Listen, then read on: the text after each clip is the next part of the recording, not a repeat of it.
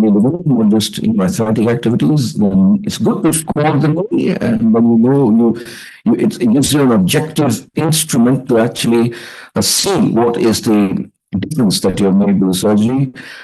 Well, if it has to be tri-compartmental involvement because there's something less than that, then there are other options which you can offer.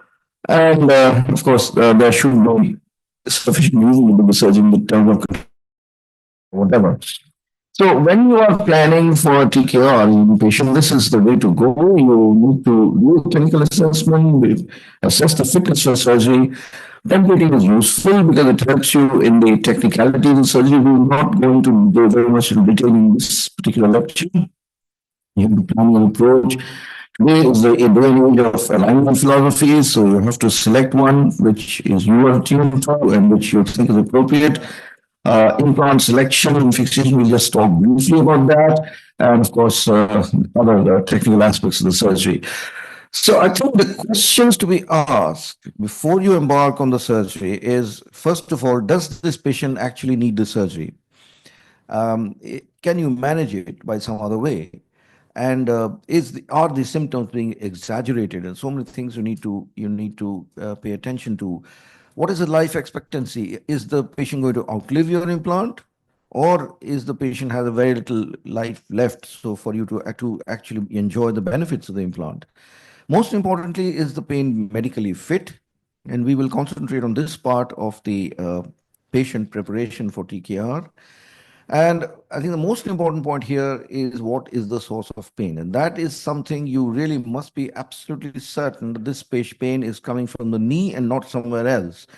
Many of the time, you see, these elderly patients have coexisting neurological conditions such as dementia, Parkinson's disease, and these compromise treatment. And they need to be detected, and the patient needs to be appropriately counseled on this. And of course, what is the result of conservative therapy? Now, there are other sources of pain. It can emanate from the lumbar spine as may present maybe a presentation of a neuropathy or a radiculopathy or a neurological claudication. The pain may be due to vascular claudication. So you have to have a look at the peripheral vascular system. There may be inflammatory causes of pain, which may be septic or aseptic, maybe cartilage injury, or it may be one of the autoimmune arthritis, which you don't really need to do a TKR. And of course, you have to do a psychogenic assessment of this patient. So this is, of course, how you assess the patient when you're preparing him for surgery. Look for deformity shortening, what is the range of motion, because all these are important when you counsel the patient. They say that the movement which you actually achieve at the end of surgery, it depends to a large extent on what's the movement which exists before the surgery. Previous surgery scars where you need to plan your incisions. What about the distal pulsations? Look at the other joints, and of course, score the knee as far as possible. Counseling, again, I think is a very important preparatory step, and you have to tell them what you are exactly trying to achieve, what are the benefits, what are the complications, and I think you really need to be very, very realistic about what you are offering the patient. And it's been well documented that one of the reasons for dissatisfied patients is because you have promised the sky and you have not been able to deliver. So I think one should be very, very realistic in that. And of course, you have to tell them that this may not be the last surgery. You might need to have a revision for whatever cause. These are the routine preoperative workup. And I think the peripheral vasculature needs appropriate attention. You need to see really whether this patient has varicose veins or a tendency to DVT or atherosclerotic peripheral vascular disease. So you need to stop aspirin and drugs like clopidogrel, anticoagulants. You need to manage it until the PT is normal. Urological dental procedures should be given preference, and medical conditions must be brought under control. Look for obvious signs of infection. So the normal x-rays that we do are the standing AP and lateral of both knees. A scanogram is very useful because today it will help you to decide the alignment. The varus valgus stress views will tell you the condition of the soft tissues. And of course, you need to look at the lumbar spine and the pelvis, because a lot of the time, pain in the hip can be referred to the knee, and these will not respond with knee surgeries. Templating seems to be a little less popular now, but I think that it does help you in many ways. You can know exactly how much of bone you want to resect. With computerization and with robotics, I think perhaps templating is not as rigid today as it used to be. It'll help you size implants, it'll help you position implants, whether you want to dial in a little bit of varus to sort of reduce your soft tissue releases. Most important, I think you will need to decide the zones of fixation. So we know that the theory of zonal fixation for longevity of the implants, whether you want to do metaphyseal fixation or diaphyseal fixation if your epiphyseal region is much too destroyed. So those are things which you need to plan. And of course, you have to do the plan the level of constraint, and that's where your stress X-rays become important. You need to plan your approach. Most of the time, it's the approach that you're familiar with, and most of the time, it is the medial parapatellar classical approach. In valgus knees, you might want to switch to lateral parapatellar if you are planning to do significant lateral releases, or if you want to do something to the patellar or the quadriceps mechanism, because it's not a good idea to incise on both sides of the patella. We may devascularize the patella. So if there's a significant soft tissue releases to be done on the lateral side, it's maybe a good idea to plan a lateral parapatellar approach. Some people like to do mid-vastus and sub-vastus. There are protagonists. And of course, sometimes you might need to do extended approach, particularly in stiff knees, which include a quadriceps snip or a typical tubercle osteotomy. Implant selection. Well, it depends on the age of the patient. These are the days of non-cemented implants. So if you have good bone stock and in a relatively young patient, you could opt for a cementless implant. If there's a discrepancy which you might want to make up with either implants or with bone grafts, bone deficiency you need to address, and of course, the requirement of a constraint. So coming to the main part, medical optimization, and what are the cardiovascular issues which you must look for, and very often they may coexist. Ischemic heart disease, so you have to take a history of whether this patient has a stent in the past or has had a CABG. And these patients need to be counseled adequately. You need to take a cardiology opinion, and certain extra investigations may be required, such as a stress echo or even a stress-induced echo, or even a CT scan, that is a vascular CT scan of the heart. So cardiomyopathy is again a problem because these patients can have low blood pressure after the surgery, and particularly dilated cardiomyopathy, I think, is a relative contraindication. I wouldn't like to touch these patients. If there's a patient with a history of heart failure in the past, the chances are that may happen after surgery, after the stress of surgery. Generally, heart failure patients are not good candidates for surgery. Aortic stenosis is again an absolute contraindication because these patients are highly at risk of getting a sudden cardiac arrest. Peripheral vascular disease, I have myself suffered with this. If there may be a dislodgement of a plaque, which may block the artery distally, giving rise to distal ischemia. So if you see a calcified popliteal artery, I think one should be very careful about these patients. It's often a good idea not to use a tourniquet in these, and you should be very careful when you're hyperflexing the knee because you can dislodge an atherosclerotic plaque. And I can tell you there's nothing more terrifying than having done a good knee and at the end of the procedure you find that there's no pulse distally. So all hell breaks loose after that. So peripheral vascular disease, you really must take a lot of care about. Respiratory diseases, COPD is fairly common, but the thing here is you have to decide whether you want to go ahead with the surgery or you want to treat these patients beforehand. Interstitial lung disease, very common in rheumatoids, and they have an extremely poor prognosis. The problem is that these don't actually respond much to chest physiotherapy and incentive spirometry. They just remain the same. So you need to counsel these patients. Sorry, this is not OSD. This is, yes, this is obstructive sleep apnea. So that is again very common, particularly in obese patients. These patients need more observation and monitoring of the SpO2 after surgery. So you might want to keep these patients post-operatively in a monitored bed. Bronchial asthma needs to be treated. You have to make sure that these patients are in a relatively good state of health and not going into any allergic reactions. Diabetes almost universal. The HbA1c cutoff as of now is about 8. So if somebody has more than 8, then you probably need to postpone the surgery and control the diabetes. Otherwise, they may go in postoperatively for hyperglycemia or complications such as ketosis. If this patient has been a long-term diabetic, then look out for complications, peripheral neuropathies, vascular complications, eye complications, renal complications. So that you must document very clearly and counsel the patient. Uh, Hypothyroidism, look for all these. And those patients who are not under control, I think you need to defer the surgery and get the thyroid into reasonable control. Hyperparathyroidism is another thing. These patients come with extreme pain. So you may actually tend to overoperate on these. And these patients also do not do very well postoperatively. And there is a higher incidence of implant loosening in patients with hyperparathyroidism. Hepatorenal issues, all chronic liver disease, these patients tend to do very poorly postoperatively, I can tell you. The liver has ramifications into practically every metabolic pathway in the body. So when the liver itself is damaged, I think one really should be very, very careful, and perhaps surgery best avoided. They have higher infection risk. They have a coagulopathy. They tend to go into DIC much more frequently, and they tend to bleed. There's poor wound healing. Post-operative dialysis may sometimes be needed in patients with CKD, and all of them have very poor bone stock. So it makes your surgery difficult and your long-term results questionable. So hepatorenal issues, I think one really should be very, very careful.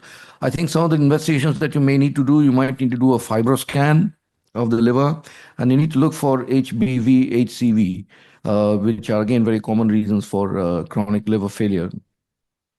Nutritional issues.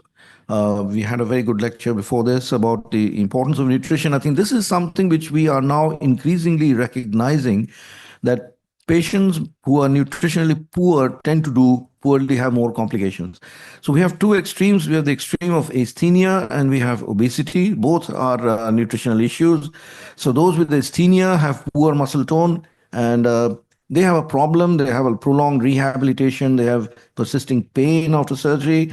Um, Hypoalbuminemia is something I think which we have started doing routinely, and if it's very low, then you need to correct it before you actually go for the surgery.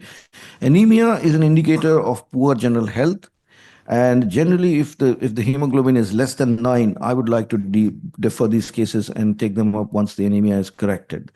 So the problem, they are all increased chances of infection, prolonged rehabilitation, and poor wound healing and wound complications. So nutritional issues are very, very important, and there is, of course, today a place for nutritional supplementation before and after the surgery.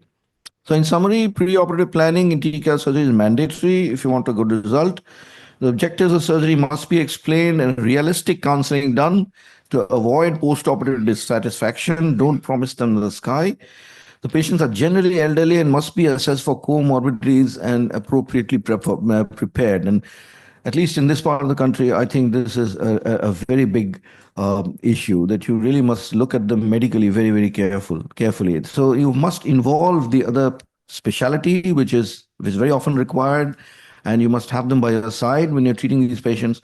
And the surgery may have to be occasionally deferred pending medical optimization. I thank you for a patient hearing.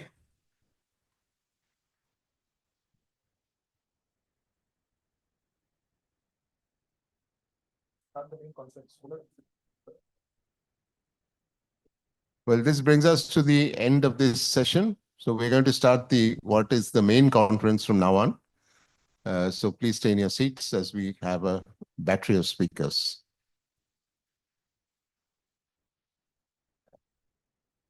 And there are two mementos to be given to the two speakers, Dr. Arindam Banerjee and Dr. B.D. Chatterjee.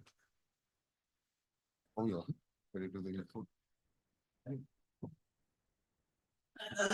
They will same anyway.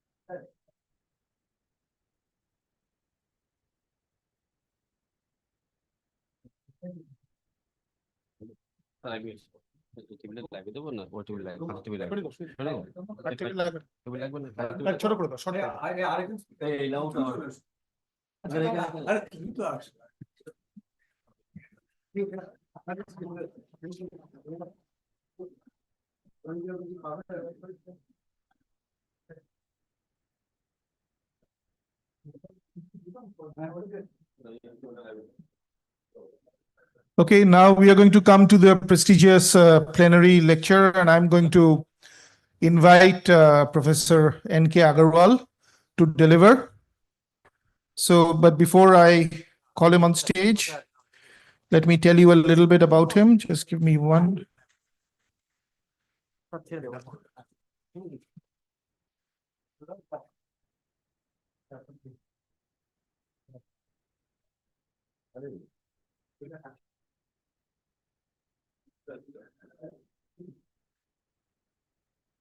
Okay, so Professor N.K. Agarwal is from Ludhiana, and he has done his MS Orthopedics from Banerjee University and his MCH Orthopedics from Liverpool. He's been an international expert in Afghanistan. He's worked in UK and in USA as well as Europe. He's ex-professor of arthroplasty and traumatology of DMC Ludhiana, ex-professor and head of the department, CMC Ludhiana, with 50 years experience. He designed the Ludhiana Liverpool X-Fix system and several other orthopedic equipments. He's given more than 150 talks nationally and internationally, published in various important national and international journals. He's a founder president of he's a founder president elect of NAILS in 2002 and 2003, president of NAILS in 2004, 2005, and vice president IFAS 2014 and 15. So with this very short introduction, I request Professor Agarwal to please come and take the stage and tell us about your very interesting talk, which you will, I will leave the title to you because it's quite a new topic. Thank you very much, Arindam. Thank you for the introduction and thank you very much for getting me here. Can we put this on? You have the doctor. Doctor है इसका doctor है Apple doctor.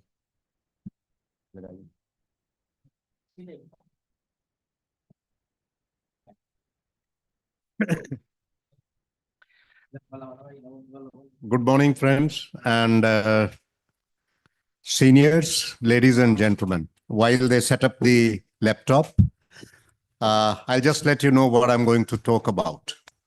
I'm going to talk about osteoarthritis of the knee. With each passing year and each passing decade, osteoarthritis of the knee is increasing. The workload, the load of this disease is increasing in orthopedic practice. Already today, I'm sure you will all agree that this has become the most common orthopedic patient in our outdoors. So we are going to talk about orthopedics of the knee, how we are managing them, what is happening with our management, and what we need to shift, how we need to pivot our management to be able to give the patients a better life. Are we okay?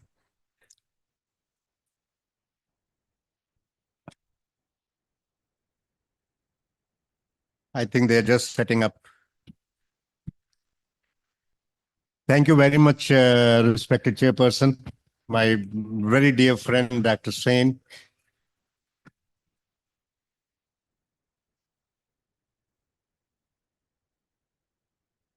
कहाँ गया? Oh God.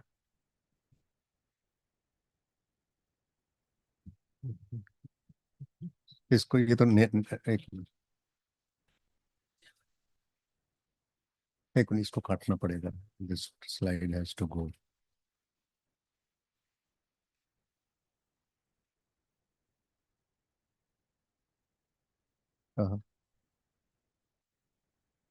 Yeah. Are we okay? Okay.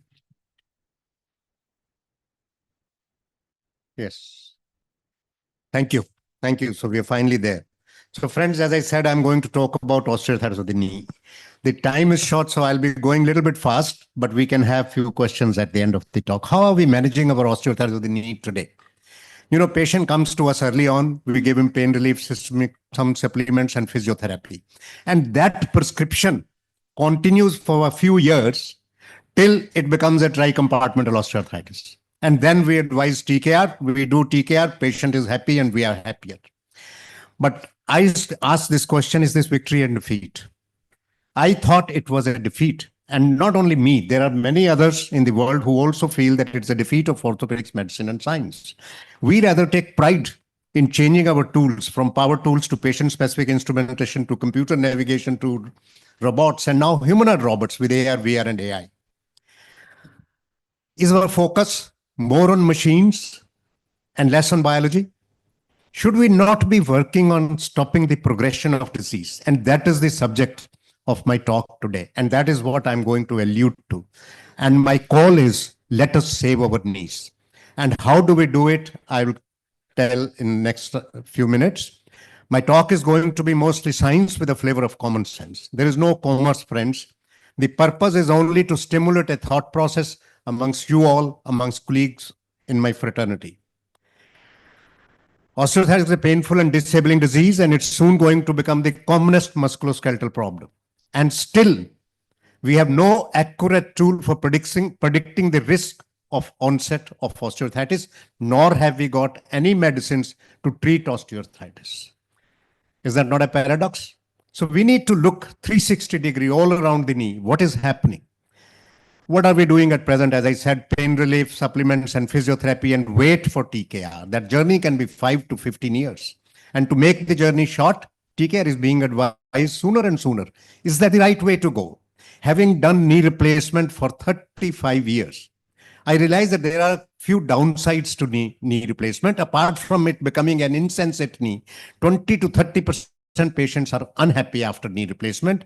And the two pandemics which are waiting to happen is periprosthetic fracture and revision surgeries, with increasing incidence, decreasing success rates, higher complications, and higher mortality. Few months back, I came across this book, The Unhappy Total Knee Replacement, the 800-page book from the West. So I'm not the only one thinking about this. There are people around the world concerned about this issue, unhappy total knee replacement.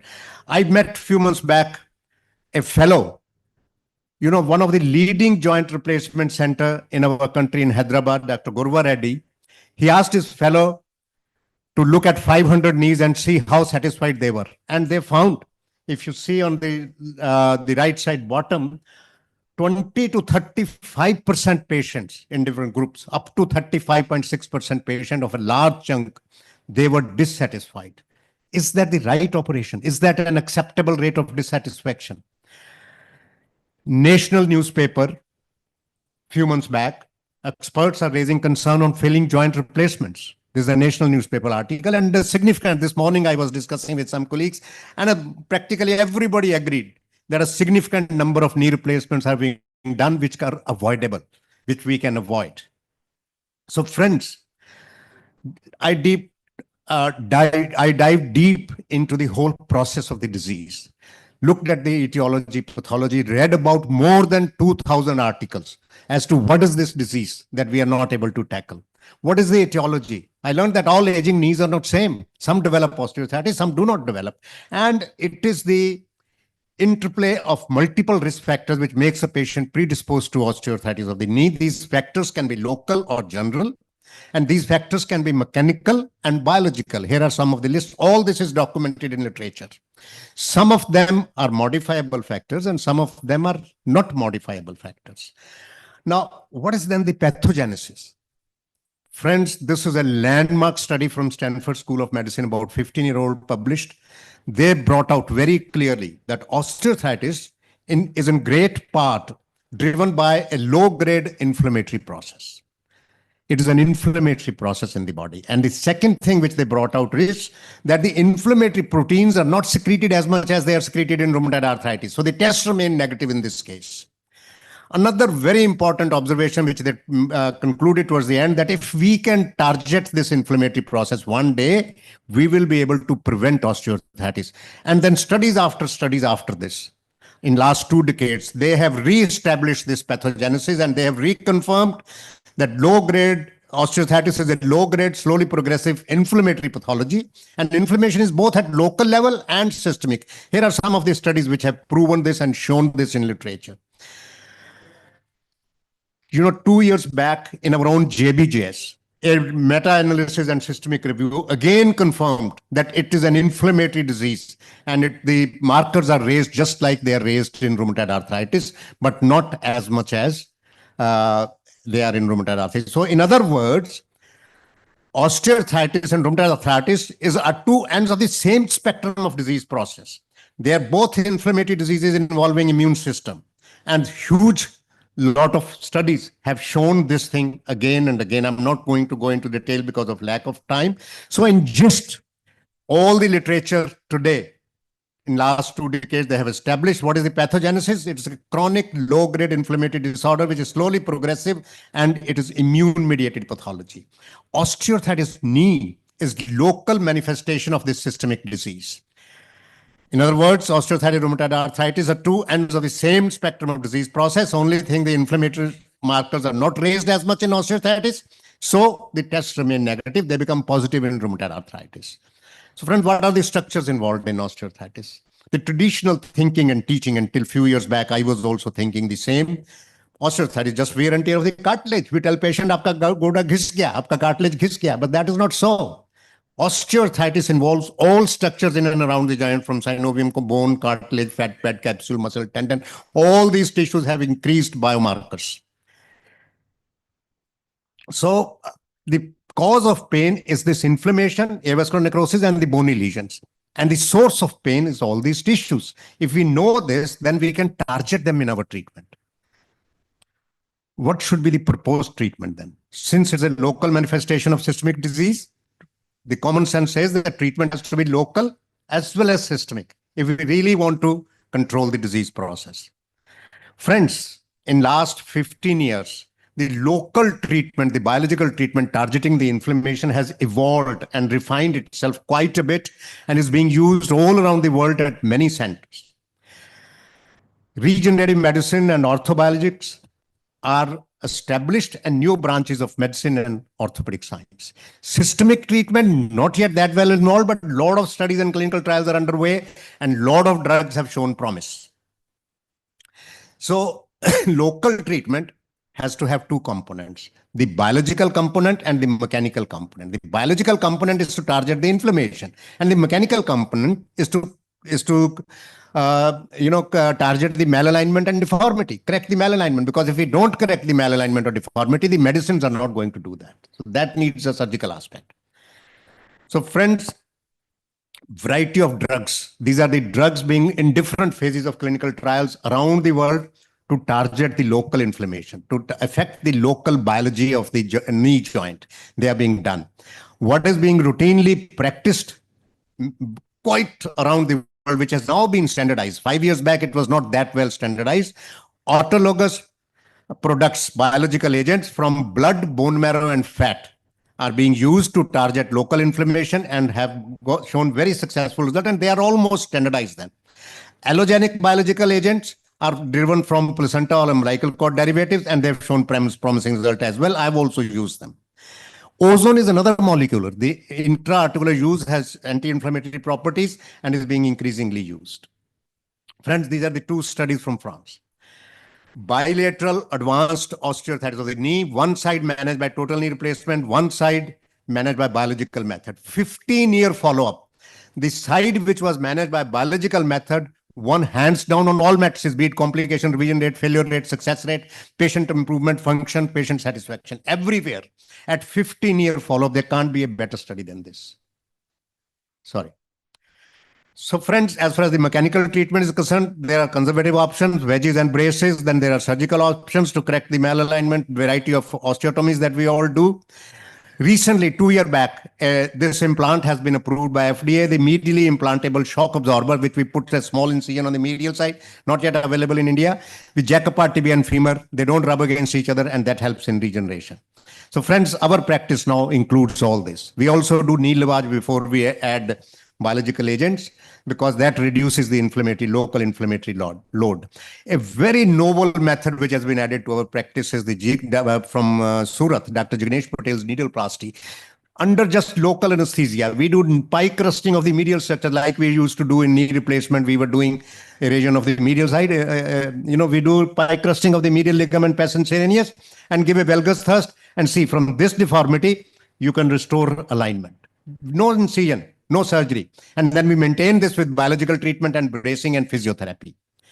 Systemic treatment has to target systemic inflammation. And of course, metabolic imbalance, osteoporosis, comorbidities, and lifestyle changes are a part of systemic treatment, and they have to be a part of systemic treatment. Friends, 2 years back in our JBJS, a study was published where they figured out that a group of 300 patients of blood pressure who were given non-selective beta blockers had 54% less chance of undergoing TKA when they compared the similar patients, another 300 patients. So it means there are some drugs out there which can reduce the progression of osteoarthritis. We only need to rediscover, and repurpose them. So this really set me thinking. That is what made me study around. These are all the drugs which are being tried, different clinical trials, targeting the systemic inflammation for osteoarthritis, showing varying degree of success. Friends, inflammation as a therapeutic target in osteoarthritis, a literature review was published just a few months back, late last year. And they found variety of DMARDs have been shown to be effective, all these studies, and all these DMARDs effective in osteoarthritis, well proven, established in literature. Friends, it has been the lack of positive diagnostic tests in osteoarthritis which have deprived the patients of appropriate treatment, and TKR industry has pushed TKR. Osteoarthritis is amenable to a wide range of DMARDs. We already know that. Only thing which is not yet published is the exact dose, frequency, combination, duration of different medications, and exact regime and its safety. Not yet been published. But having said that, a very close friend of mine, Dr. Roop Mukherjee, who was with me in Liverpool, over the last 3 decades, he has perfected a systemic treatment for osteoarthritis, low dose, low frequency DMARDs, followed by the mitigating agents so that they don't show the side effects, and then treat osteoporosis and give general supplements and comorbidities and lifestyle changes. We have used it for the last couple of years with wonderful results. Hundreds of colleagues in the orthopedic surgery in our country have already adopted it, and they are showing good results. With this regime, this is basically the regime: low dose, low frequency, alternate day, and then followed by mitigation, and then additional supplementation. This needs to be personalized and customized depending on the stage of the disease and the age of the patient and the symptomatology. So our philosophy, systemic treatment, we give this. We treat metabolic imbalance, we give low dose, low frequency DMARDs, and we give general supplements. We have to counsel the patient that, like any other chronic condition, treatment for osteoarthritis should also be continued for life. The doses can go up and down depending on the stage of the disease. At the same time, patient must know that we can't promise miracles. We can only improve quality of life. We can't prevent aging. So that has to be clear with the patient. Our experience with Banerjee has been excellent. Counseling is required, and some compliance issues can be worked around. So friends, now if a patient comes to my practice in different stages of knee joint, my basket of treatment options is full. Local treatment, mechanical treatment, biological treatment, systemic treatment, and surgical treatments. And I customize the treatment, fit the needs as per the need of the patient, and I offer them before I go for knee replacement. Of course, if patient comes very late, there are fixed deformities, there is bone resorption, there are load of loose bodies, I happily advise knee replacement. Patients are happy, I am happy, and I add systemic treatment if I feel it's necessary to add, and the patient remains happy. Not at this. Now I will just show 2 patients here before I conclude my talk. This is a 65-year-old lady, 10 years, gradually increasing knee pain. X-ray is not that bad, this X-ray, but on wheelchair. She has been intermittently on wheelchair, and now every conservative treatment has failed. Intra-articular injections have failed, not ready for knee replacement. So we offered her our protocol. After 2 years, no surgery, complete regeneration of medial joint space, correction of deformity, absolutely asymptomatic, forgotten the wheelchair, running up and down the stairs, doing all work, household work. It was unimaginable till I did this. Nobody would have believed this, that yes, this is possible without any sort of surgery. Another patient was on bed for 1 year, very severe osteoarthritis of the knee, very severe pain, but very severe comorbidities. So anesthetist was not ready to get her operated, patient was not ready to operate. On bed for 1 year, even for going to bathroom, she needed this walker. If you can see the walker here on the side. I asked her to show me how you walk without walker. She was not ready. Very reluctantly and on great reassurance, she started. Just a few steps she took. And then she said, I'll fall down. And this was her X-ray. And then we offered her our treatment. Within 6 weeks, she started walking. She said, I'm pain-free. I'm going to kitchen. I'm cooking for my family. And I'm doing all my household work and I don't need any painkillers. And she has not come for a long time. So I called her. I said, you've not come. He said, I'm going on holidays. She has been on bed for 1 year. So these are the patients which force you to think that something else is also possible. We should think beyond knee replacement. So friends, what is the future? Just last a bit. Friends, in future, there will be personalized targeted therapy for different knee phenotypes, intra-articular genetic therapy showing very good results. And with the help of newer lab tests, machine learning, and artificial intelligence, we will be able to predict and even prevent osteoarthritis. Biological joint reconstruction is a viable and realistic goal in this day and age with regenerative medicine. Friends, my prediction is that in next 5 to 10 years, conservative treatment of osteoarthritis will be more evolved with the objective of restoration of cartilage and slowing the progression of disease. And it will be routinely observed. And the result will be that in next 10 to 15 years, the number of knee replacement surgery are going to significantly go down, just like what happened to rheumatoid arthritis. 30 years back, more than 30% of my knee replacements were rheumatoid arthritis. Today, hardly 2-3%. And same thing is going to happen to knee replacement. So friends, in summary, osteoarthritis knee is not only aging, it's not just wear and tear of the cartilage. It's a local manifestation of a systemic, slowly progressive immune-mediated pathology. And for the first time in the world, we have put a total 360-degree treatment plan and operating procedures for osteoarthritis of the knee, which includes local treatment, biological and mechanical, systemic treatment, low dose, low frequency DMARDs with mitigation of side effects, and treating the osteobolic imbalance, metabolic imbalance, osteoporosis, and comorbidities with lifestyle changes. Targeted therapy, gene therapy, and even prevention could be possible in future. And this will help us save our sensitive knees. Friends, my message then is, can we prevent OA? Not yet, maybe in future. Can we slow progression of osteoarthritis? Yes. Can we help cartilage restoration? Yes. Can we put disease into remission? Yes. Can we postpone TKR? Yes, we are doing it every day. Can we avoid TKR? Yes, maybe if the patient starts treatment early. Thank you very much. If there are a few questions, yes, I can take a few questions. Yes. Excuse me. For invited lectures, no questions are allowed. Maybe we can have some questions because I am going after this. Maybe one question. Yeah, because I have to leave, so we can have 1 or 2 questions. The difference rheumatoid arthritis are biological. Ever since the use of biologics, rheumatoid arthritis has gone down dramatically, and TKRs in rheumatoid arthritis is a rarity now. But I just want to know, I mean, your thoughts.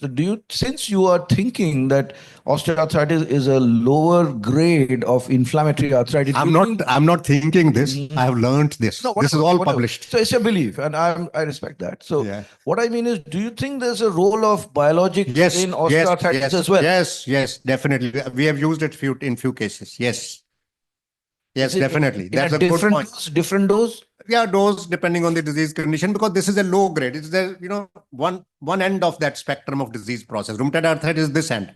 This is this end, the early stage. So the dose and frequency will be different. That is what we are working on. So thank Dr. you. Sen. No. abiding by the decisions that you have actually ignited a different flame, which probably is definitely needed in the day of today, thinking osteoarthritis in a different way. Thank you. That was the objective of Yeah. my talk. So thanks a lot, and understanding that probably the time constraints don't permit other questions. And as far as the keynote speaker, there are supposed to be no questions. So thanks a lot. It has been a wonderful new idea given by you, and I hope more people will try it out and have Thank you. No, in experience. the whole world, there are people who are doing local treatment. As I showed you, 15-year study, good results. Some people doing only DMARS, good results. But we have first time in the world put together a 360-degree treatment, local treatment, biological, mechanical, systemic treatment, physiotherapy, conservative, everything included. So thank you. That was a wonderful new insight into the business. Thank you. And now I invite you to. So I request Dr. Agarwal, please. Dr. Ramesh will give you a moment.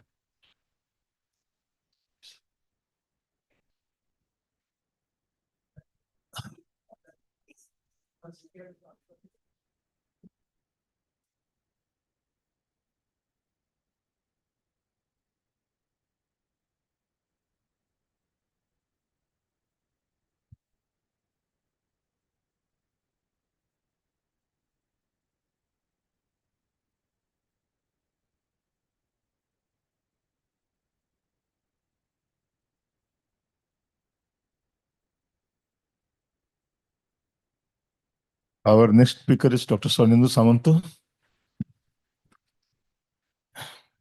He is speaking on the challenges in the management of distal femur fractures.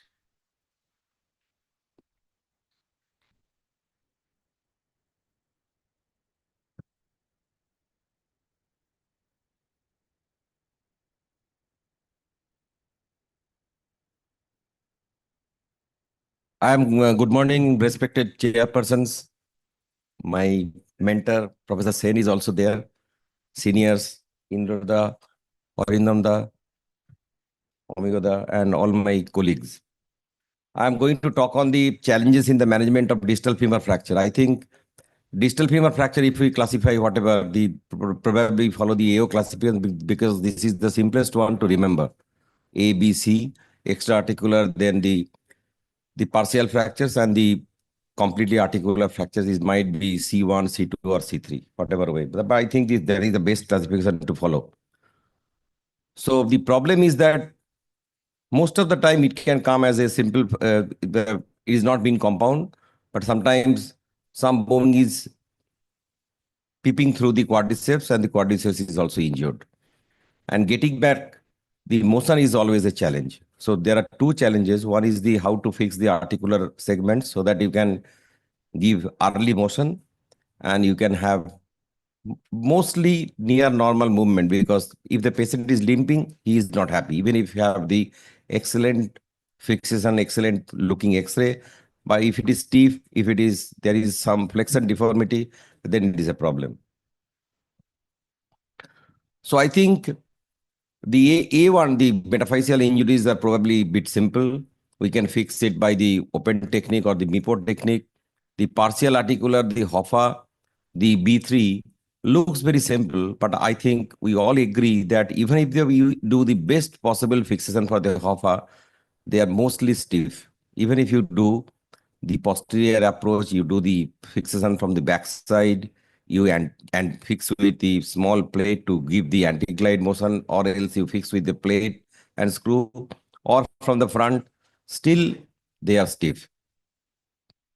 And C3 is more C1, C2, and C3. I think C3.3 is the ultimate. It has all been complex. So I'm going to present few cases so that we'll understand that I'm not going to the detail of the classification. Probably the Latin audience, we all know that how we classify this. If you see this sort of fracture, now there is also a debate that some people like the tibia, the extreme nailers for the tibia, and there are some extreme nailers even for the distal femoral fractures. So I think you can choose your implant accordingly, but the principle is same, that like your distal humerus fracture or any articular injury, whenever you fix the articular side, it has to be anatomically reduced and rigidly fixed. The metaphyseal part, you can do whatever you like with the nail or plate. It can be just the bridge mode. It is going to unite. But the problem is the articular segments. Sometimes some missing fragments, you cannot handle it. Even with the hardware screw, even with the bio K-wires, you cannot manage those fragments. And sometimes these injuries are also being associated with the neurovascular problem. So then you have to sometimes, because it is a compound injury, then you have to scan it, then you can go for the fixation. So like the proximal tibia fracture, you can think about the distal femur fracture like your proximal tibia, because this sometimes is been associated with the neurovascular soft tissue, all these complications. You see, sometimes there is some even there is some void on the medial side. Now there is also a debate that whenever you find some void on the medial side, you have to attack from both the sides, medial and lateral. And there is also some new thoughts, new classification system, new guideline when to go ahead with the medial sided approach, so that after doing the lateral side, you have to do something on the medial side, buttress it so that it doesn't collapse on the medial side and it doesn't lead to failure. Basically, it is like the bilateral, like the sandwich plating. So you see this sort of fracture, I think any articular injury, even now people are doing the CT scan for the distal radius fracture to see whether there is any articular injury. So CT scan is must for like your proximal tibia fracture. So we have to fix the articular segments like the distal humerus or the proximal tibia most accurately with rigid fixation, so that you can give early motion. That is the crux of the fixation of any articular injury. Metaphysis, you can do whatever like nail plate. Then the open wound, the vascularity, as I told you, then the osteoporotic, even the geriatric people are getting this trivial fall and they are having fractures. Even the periprosthetic fractures are also there in the distal femur. So pre-op planning is very important. We have to understand the fracture and then we have to select the approach. When we started doing the distal femur fracture, probably we all started from the lateral big approach on the lateral side and flip the patella on the medial side. We see all the articular segments and then we fix with the small screws or 4 mm screws, 6 mm screw, Harvard screw, K-wires, bio-wires, whatever. The big approach. Then the MIPO came. Then the thing is that the MIPO doesn't give you the license to do some fixation where your articular segments are not being fixed properly. So I think we have been we have been educated with, because from 90s onwards we have seen these implants, because that time the classic implants, the locking plates were not available during our PG days. So we have used these Cobra sort of plates. If you see from the left to the right, this is the evolution, how we have been taught to fix the distal femoral fractures. Now the variable angle plates are available, the long plates. So we have got a lot of implants in our hand from the different sort of plates, the variability, locking implants, and the nails. The thing is then how to reduce. And I think we all do this distal femoral fracture, even in nail or plate, we put a bump on the backside so that we negate the force of the gastrocnemius, because the gastrocnemius is going to pull the fragment down so that it is being extended. You can go from the front, you can go from the lateral. Your injury pattern, the complexity of the fracture, the wound, all will dictate. We have all been learned the lateral approach. Then we have done the swashbuckler approach, the modified swashbuckler from the front. But the thing is that which is the best possible way to see all the articular segments. If the articular segments are completely been crushed, it falling into the category of C 3.3. I think even if you go from the lateral side, you won't be able to attack the medial segments. You will be not seeing the end on view of the joint. It is better to go with the swashbuckler. So I'm not going to give you every detailed step because the time has been limited. So all the armamentariums should be in your hand so that you can fix the articular segment first, because it is the building the block. First, you have to build the articular segment properly. Then, like your distal humerus, build the articular block, then connect it to the metaphysis. The same thing, same principle. Only thing is that which implant you are going to choose, which approach. I think the complexity, the type of the fracture, the wound will dictate the approach. Either you can go from the lateral approach or you can go from the modified swashbuckler or the classic swashbuckler from the front, so that you can see all the segments, all the fragments of the articular side. We can do the MIPO, but I think for C3.3, MIPO is not the way. You have to see the fragment. If it is a big fragments, only two fragments, C1 or C2, you can do it. But C3.3 is beyond for the MIPO. This is the way how you can pass the MIPO surfer. Then you can put the plate, long plates. Then whenever you check this, that you have to check that your distal fragment is not been in extension, because gastrocnemius will pull the fragment backside. So you have to put the bump. You see how the bump is been given, and then you see that there is your posterior cortical continuity of both the segment, the proximal and the distal, is matching. Otherwise, it will fix in extension. That is a problem. So this is the way how you fix and how you repeatedly check your C-arms. And if you do it properly, then you will get the best possible result. Sometimes the distal femoral fracture is also been associated with the proximal tibia. You have to attack that also. Rehab is very important, because unless you do a proper fixation, you cannot go with the early rehab. Remember, even if you get like 110-degree motion and the patient is having 5 degree of FFD, the patient will limp. So the primary goal is that you have the extension to nearly 0. Even if he is flexing to 90, he is happy. But FFD beyond 3 degree, patient will limp for lifetime. So you have to get back the extension to 0. So that is the crux of your physio. And then the medial side, how to do with some people are too adamant that whenever you fix the C3.3 or there is medial combination, you have to do it for the medial side. People agree, people disagree. But I think if there is a void on the medial side, which is more than 2 centimeters, if there is a lot of combination, then you have to fix on the medial side, you have to graft it. You don't have to wait for it. It is better to fix so that it is rigid, you can go with the early physio. You see this fracture, this has been comminuted. Then you have to go with the stage method so that you can eradicate the infection. Then you go ahead with the proper thing. Then you have to, sometimes you put the vascularized fibular graft so that is too much of bone loss. You see, this is the way how it was managed. Then you can do, you see, bone was lost when the patient came. There is loss of bone.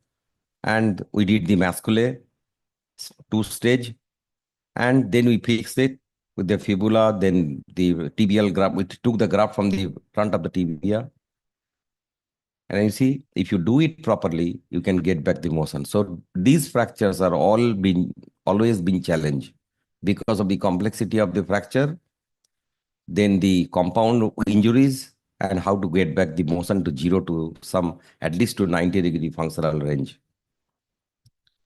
So there are many papers are there. You have to meet the complications. Dual plating, as I told you, sometimes you have to go on the medial side.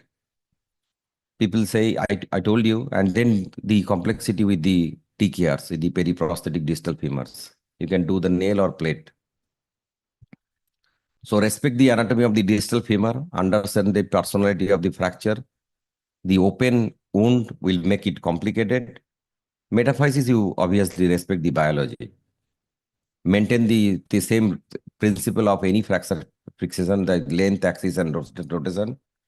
You have to do a very stable fixation so that you can go with the early rehab, because otherwise the best possible fixation with a stiff knee, the patient is always unhappy.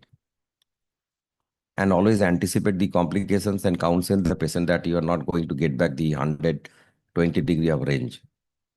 Thank you very much for your kind and patient hearing. Any question we can take, Arindam, that this time, or? So while we are setting up, I think please take one of the questions.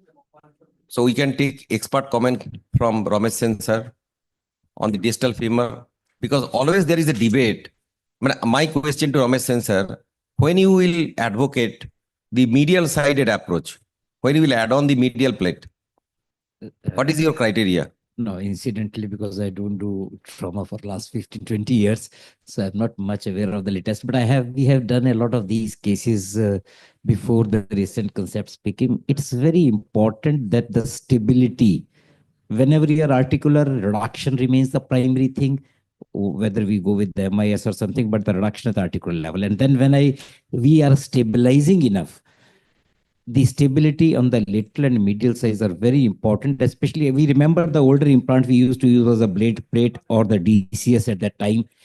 That was able to take care of the medial side. But once we have come with the newer plates also, so the stability on the both sides have become much more important. And we did use the fibula, not the vascularized fibula, but a non-vascularized fibula to support the medial sides. So whenever there is a comminution, whenever there is a integrity problem in getting the stability, we feel that there has to be a stabilizing bone on the medial side also to support it out. And that way we can have a better biomechanical stability across the fracture to give us a union. Another very interesting thing, we have found it out that because initially for the first 15, 20 years, I had done a lot of this trauma and as the distal femur trauma. So we had seen that if your articular management is okay and if your stability is reasonably good, the union invariably happen depending upon the biomechanics. So firstly, the biomechanical stability remains the key, along with whether you support it with the graft or with the kind of a block graft with the kind of a fibula and all that. Okay, thank you. Okay, thank you. So please, please.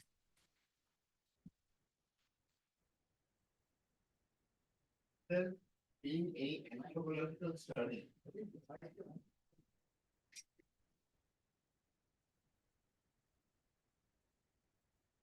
Has there been any anthropological study on the shaft condylar angle? Because most of the Indian plates that are available are not fitting on the lateral side. It's away from the surface of the femoral condylar angle.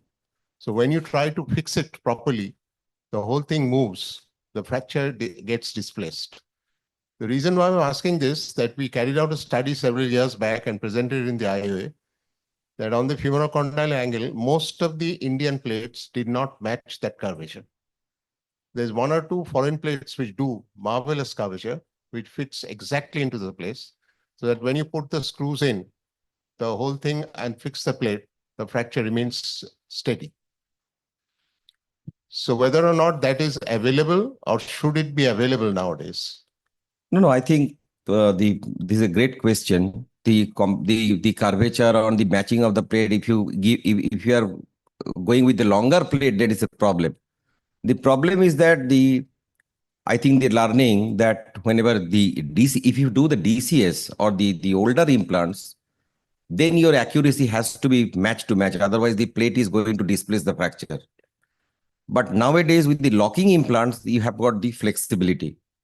Because in the DCS, the guide wire has to be your 95-degree angle, then it has to be parallel to the joint. Otherwise, that time the locking screw was, the cortical screw was only there.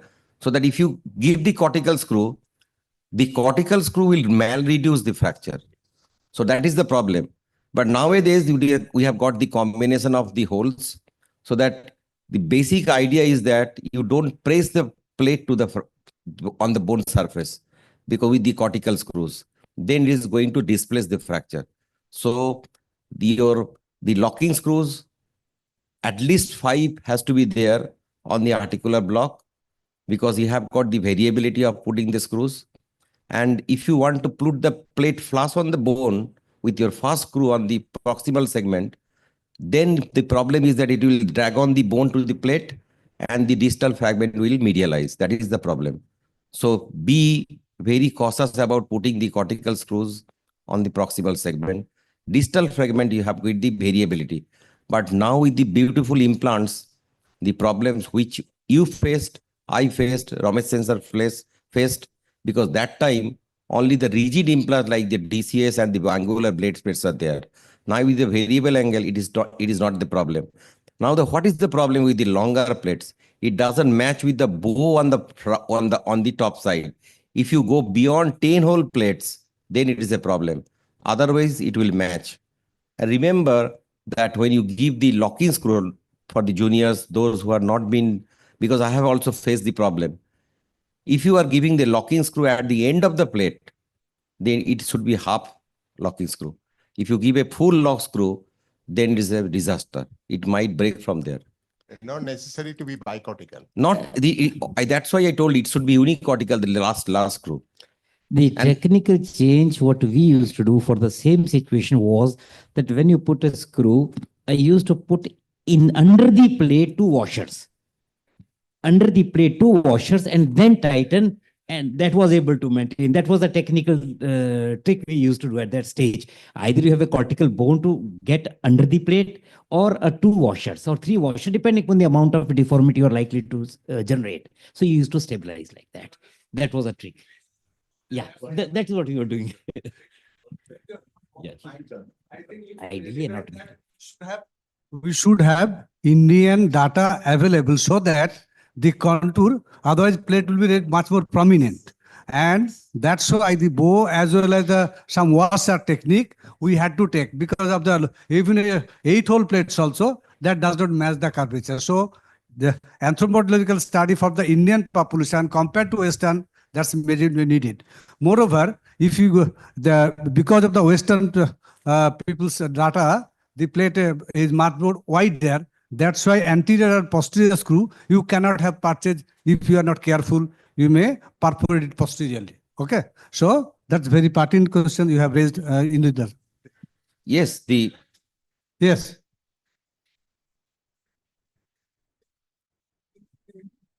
Perfect for anybody. So you have to depend on the locking screws only. And what Bera said, that posterior screws, but that you have to adjust so that the posterior screws must be bicortical. Or even after reach the other medial side of the condyle.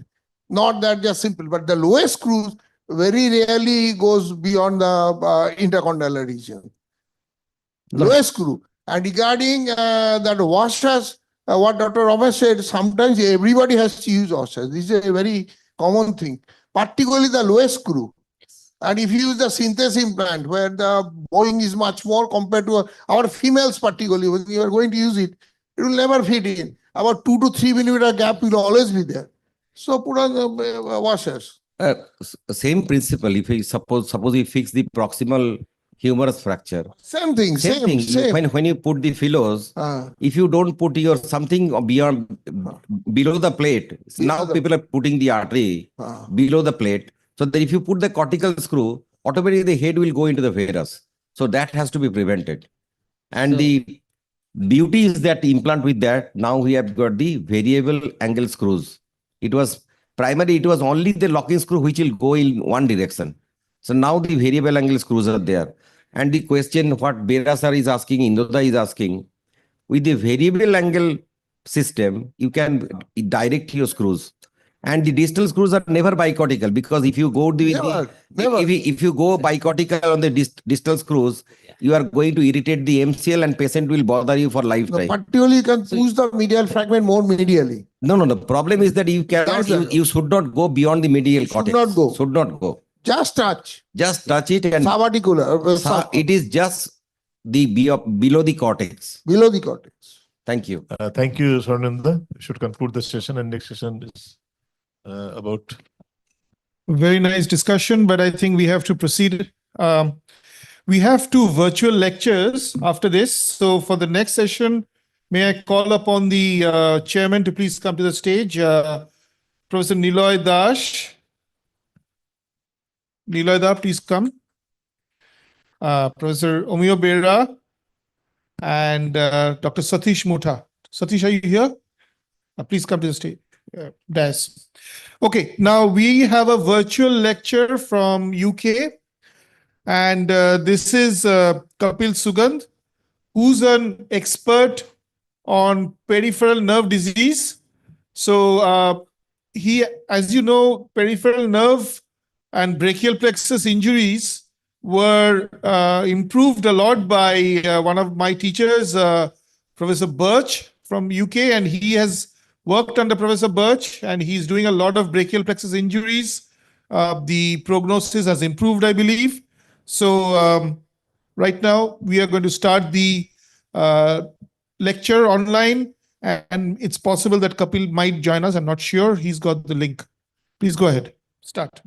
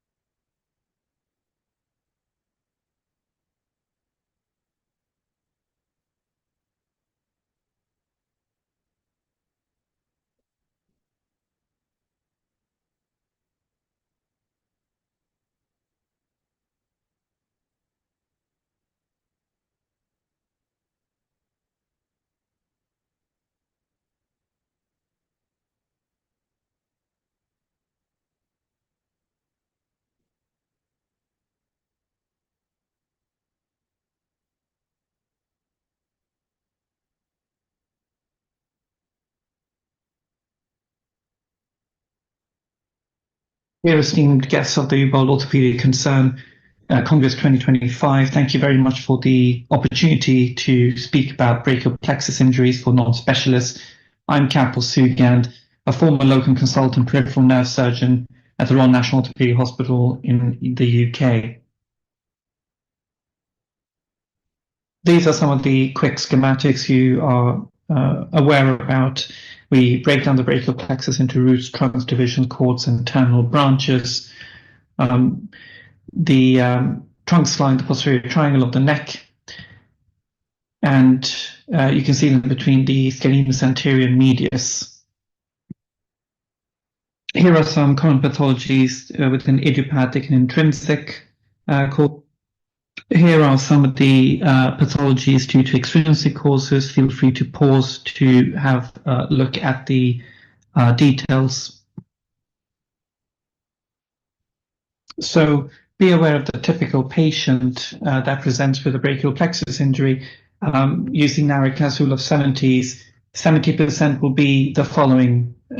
Male patients caused by road traffic accidents involving motorcycles or bicycles, having polytrauma, a supraclavicular brachial plexus injury, root avulsion injuries, plus or minus involvement of the lower plexus, and chronic pain. Appreciate the types of brachial plexus injuries, whether that is an upper brachial plexus or a lower brachial plexus, in relation to where the arm or the hand is and the abduction of the shoulder in relation to the neck.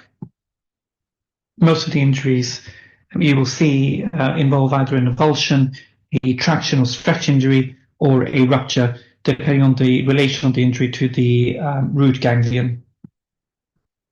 You'll be aware of several classifications, but we use a simple one that was devised at our unit decades ago, which is a Birch and Bonney. Either the lesions are non-degenerative or conduction block, or degenerative with the presence of a tunnel, for example.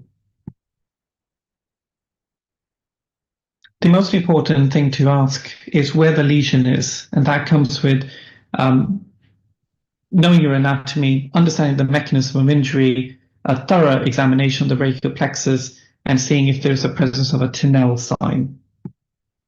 Another thing to consider is how deep the lesion is. In non-degenerative lesions, there's a conduction block without a tunnel, no fibrillations on your EMG, and a distal and patchy conduction to the site of the lesion. Now, if the lesion is not removed in due course, there can be a prolonged conduction block, which can then eventually lead to a degenerative picture, which can either be favorable or unfavorable depending on the progression of a Tinel sign and if the cause is still not removed. So as a brachial plexus surgeon, it's important to figure out the right treatment for your patient. Now, what are you really treating? Is it a conduction block or a degenerative lesion? In conduction blocks, there is no Tinel, there is presence of a distal conduction or patchy neuropathy that resolves sooner once the lesion has been removed, and there's not always neuropathic pain or it's come and gone. In degenerative lesions, these tend to be high mechanisms of injury involving high energy, a presence of a Tinel, neuropathic pain with some sort of positive signs on neurophysiological testing, imaging, and demonstration of scarring under histology with a slow recovery of 1 to 2 millimeters per day, but that is anecdotal.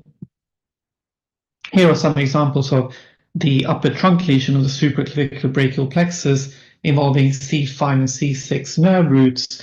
We have a medial winging of the scapula due to involvement of the long thoracic nerve, which is C5, 6, and 7. We have a raised hemidiaphragm due to direct involvement of the phrenic nerve coming from C5, and there might also be involvement of the rhomboids from the dorsoscapular nerve, which also comes off C5. As opposed to lower trunk lesions of the supraclavicular brachial plexus, where we see signs of Horner's syndrome, including ptosis, meiosis, and anhydrosis due to the involvement of the sympathetic chain, as well as signs we see in the hand that we also often see in thoracic outlet compression syndromes. These are Gilead Sumner signs, which involves atrophy and a weakness of the intrinsic muscles of the hand, involving the thenar, hyperthenar, and the first dorsal interosseous compartment that you can see on all three views. Much like many other specialities, we also use a nerve reconstruction ladder, starting from a neurolysis, which is decompression and exploration. We do a primary repair with sutures and tecials, graft reconstruction, either being autograft or allograft, nerve transfers for neuritizations. Common ones are spine accessory nerve to the suprascapular nerve, Oberlins to restore elbow flexion, and Somsax to restore shoulder abduction. In chronic cases where nerve surgery may not be possible, or there aren't any donors for transfers, then tendon transfers and fusions tend to be utilized. Common ones are for wrist drop and for a foot drop. And at the end, we also work with our plastic surgical colleagues for free muscle transfers, usually involving the gracilis and intercostal nerves as donors. Here you can see some examples of the reconstruction ladder in action. The first one being a simple neurolysis and a decompression of an entrapped nerve. 2 is a primary nerve repair with sutures and tecial. 3 is cable grafting, taking a donor nerve for grafting a long segment of an injured nerve. 4 is a nerve transfer for neuritization. 5 is a tendon transfer, and 6 is the free muscle transfer.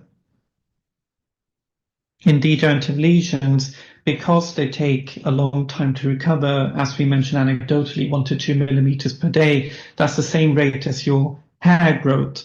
We understand that the shorter the distance the nerve has to regenerate, the better the prognosis. So we have two types of patients with lower trunk injuries and upper trunk injuries. So you either have a good shoulder and a bad hand, or you have a bad shoulder and a good hand.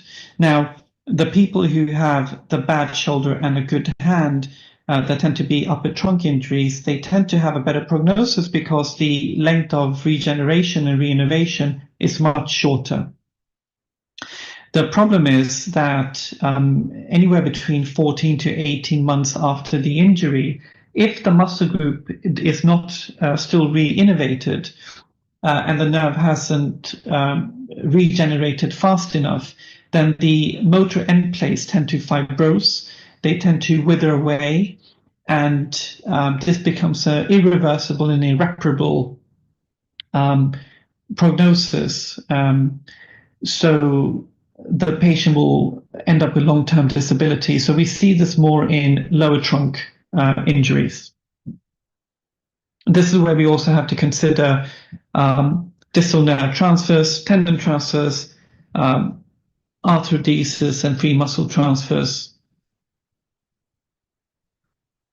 Here are some prognostic factors that involve the mechanism of injury. You have worse prognosis in high energy injuries, avulsions, which is a detachment from the spinal cord, concomitant vascular injuries. Younger patients do better, especially if there's a shorter distance of recovery. The type of nerve, if it's one or the other, sensory and motor, as opposed to mixed. The level of injury, where supraclavicular brachial plexus injuries tend to be worse off than infraclavicular ones. Upper trunk have best prognosis because of a shorter distance of regeneration and re-innervation. People with chronic pain and sympathetic loss have poorer prognosis. And the time of the surgical intervention, time is muscle, time is nerve.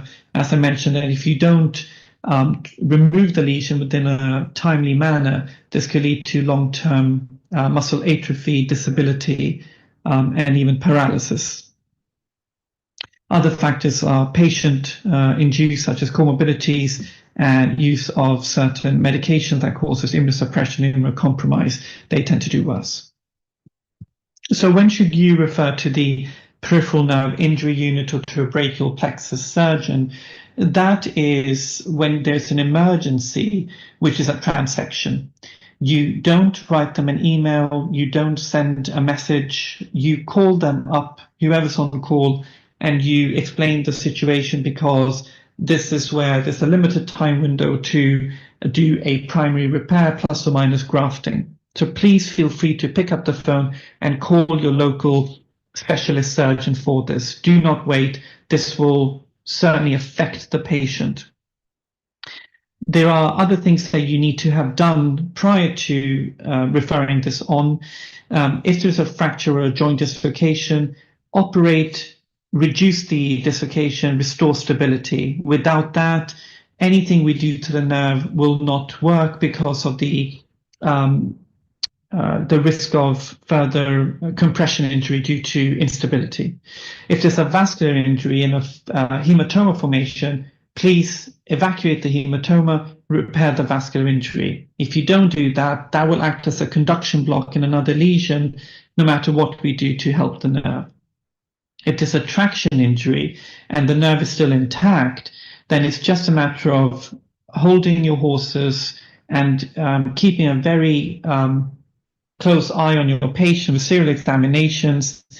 Send them to physiotherapy to avoid contractures, give them neuropathic analgesia, and you can always conduct neurophysiological testing in 6 weeks to look for any signs of degenerative lesions or non-degenerative lesions, as mentioned before.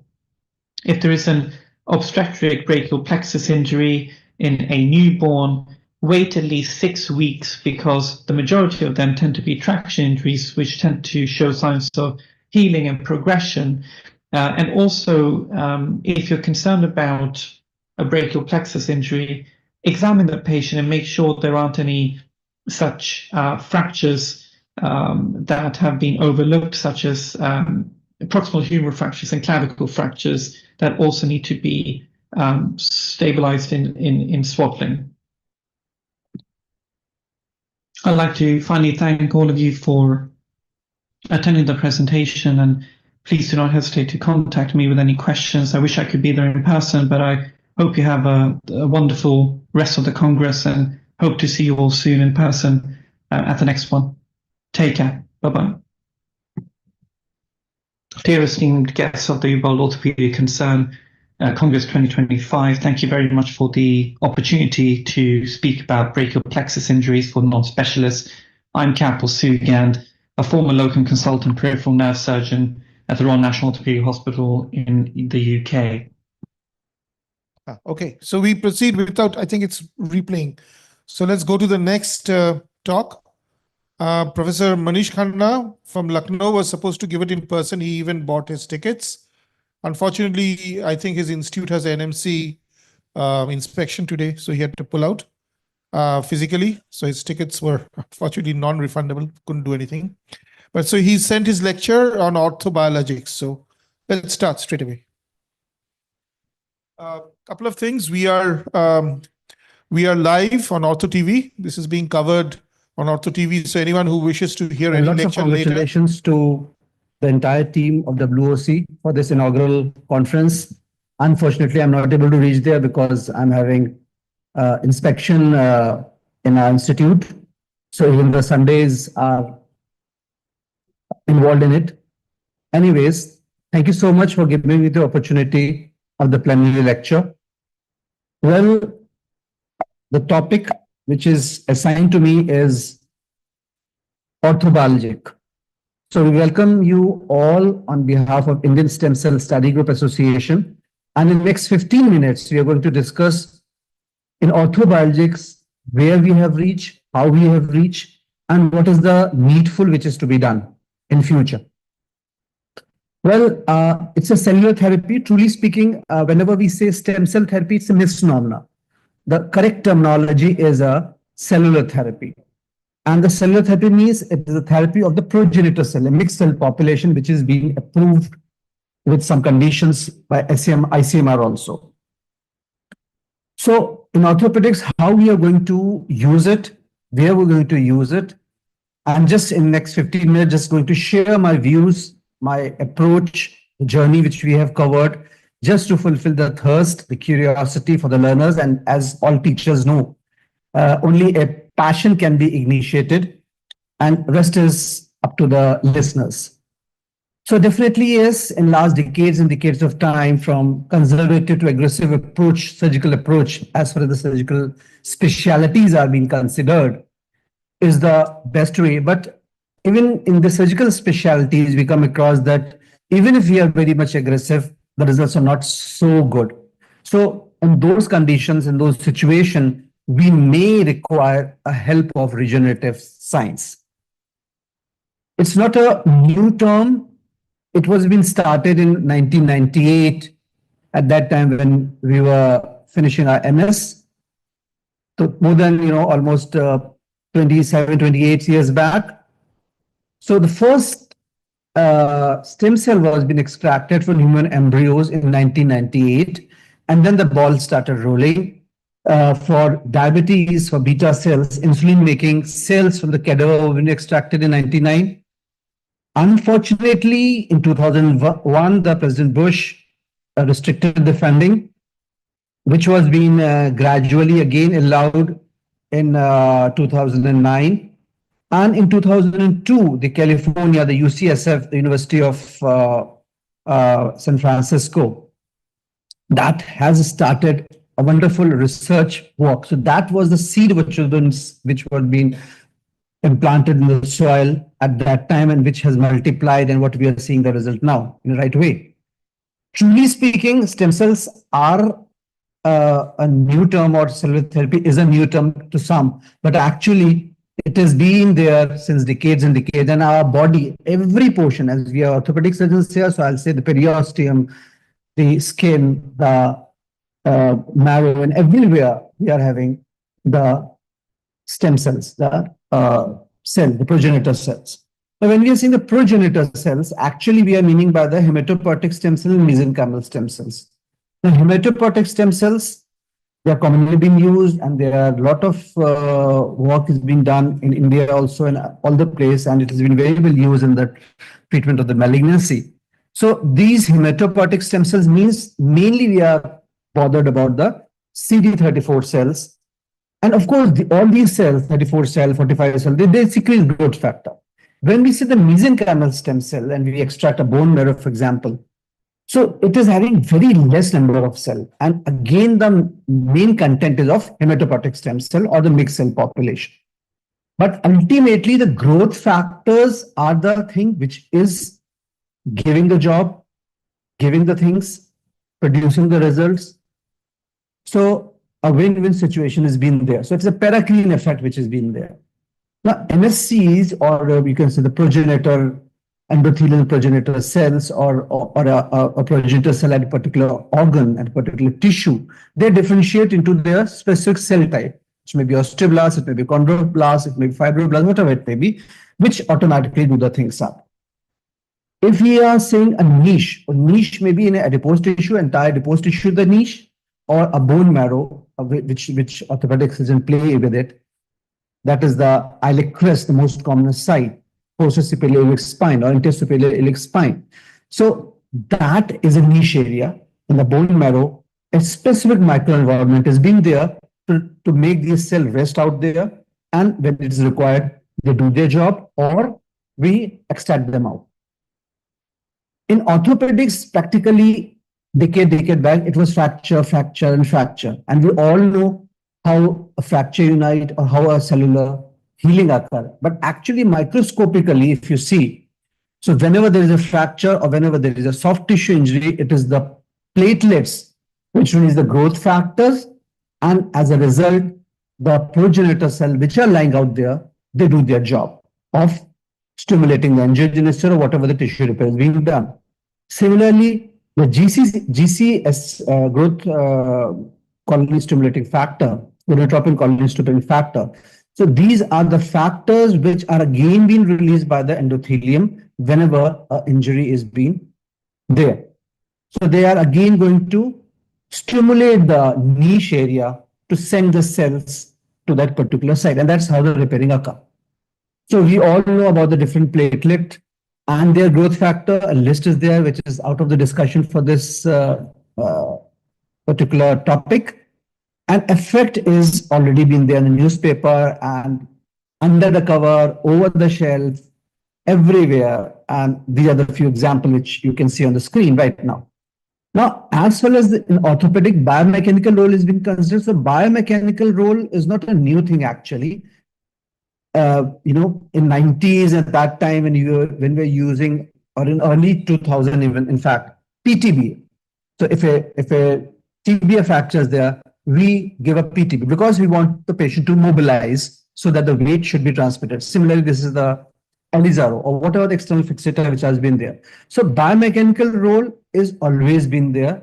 We have to understand how it is to be used or where it can be stimulated.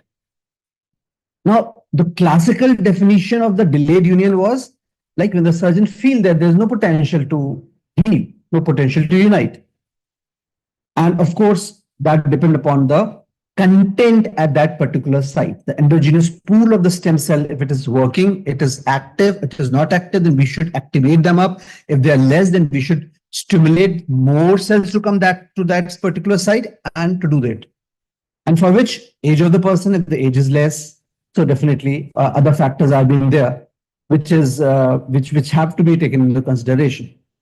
So these endogenous progenitor cells, you have to use this, you have to remember this term, endogenous progenitor cells, they are the main thing, whether we are talking about treatment of osteoarthritic knee, whether we are talking about, to some extent, avian or any delayed union or anywhere, any chondral lesion, anywhere, everywhere. It is the same thing. Now, it has been experimentally proven that by flow cytometry, that whenever there is an abnormal or a normal stress given to the particular site, at that particular site, with the compression, there is stimulation. And that is why we are seeing with the walking, a delayed union fracture can be converted into a uniting fracture. Now, this slide is important for me because I was a foot surgeon, basically doing a lot of CTV cases. Whenever we do our neglected bad cases, we come across that how they are going to change their, dimensions. So now the cellular definition of non-union is that at that site, the site where the progenitor cells are not active, they are in poor status of proliferation and differentiation, that's a non-union site, right? And there what we do? We may place a PRP, we may place a bone marrow concentrate, we may place an autologous MSC or an allogenic MSC, whatever it may be. Ultimately, the aim is the paracrine effect, the growth factor, which are going to do the job. Now, this I want to again re-emphasize that why the bone healing is better in the children, because the children, they have more progenitor cells circulating here and there at particular site also. So the union is better. And if you see the literature, they have actually 10 times more stem cells per milliliter of the bone marrow than adults. So much abundant. So that is why we are not bothered about any of the fractures in the children, truly speaking.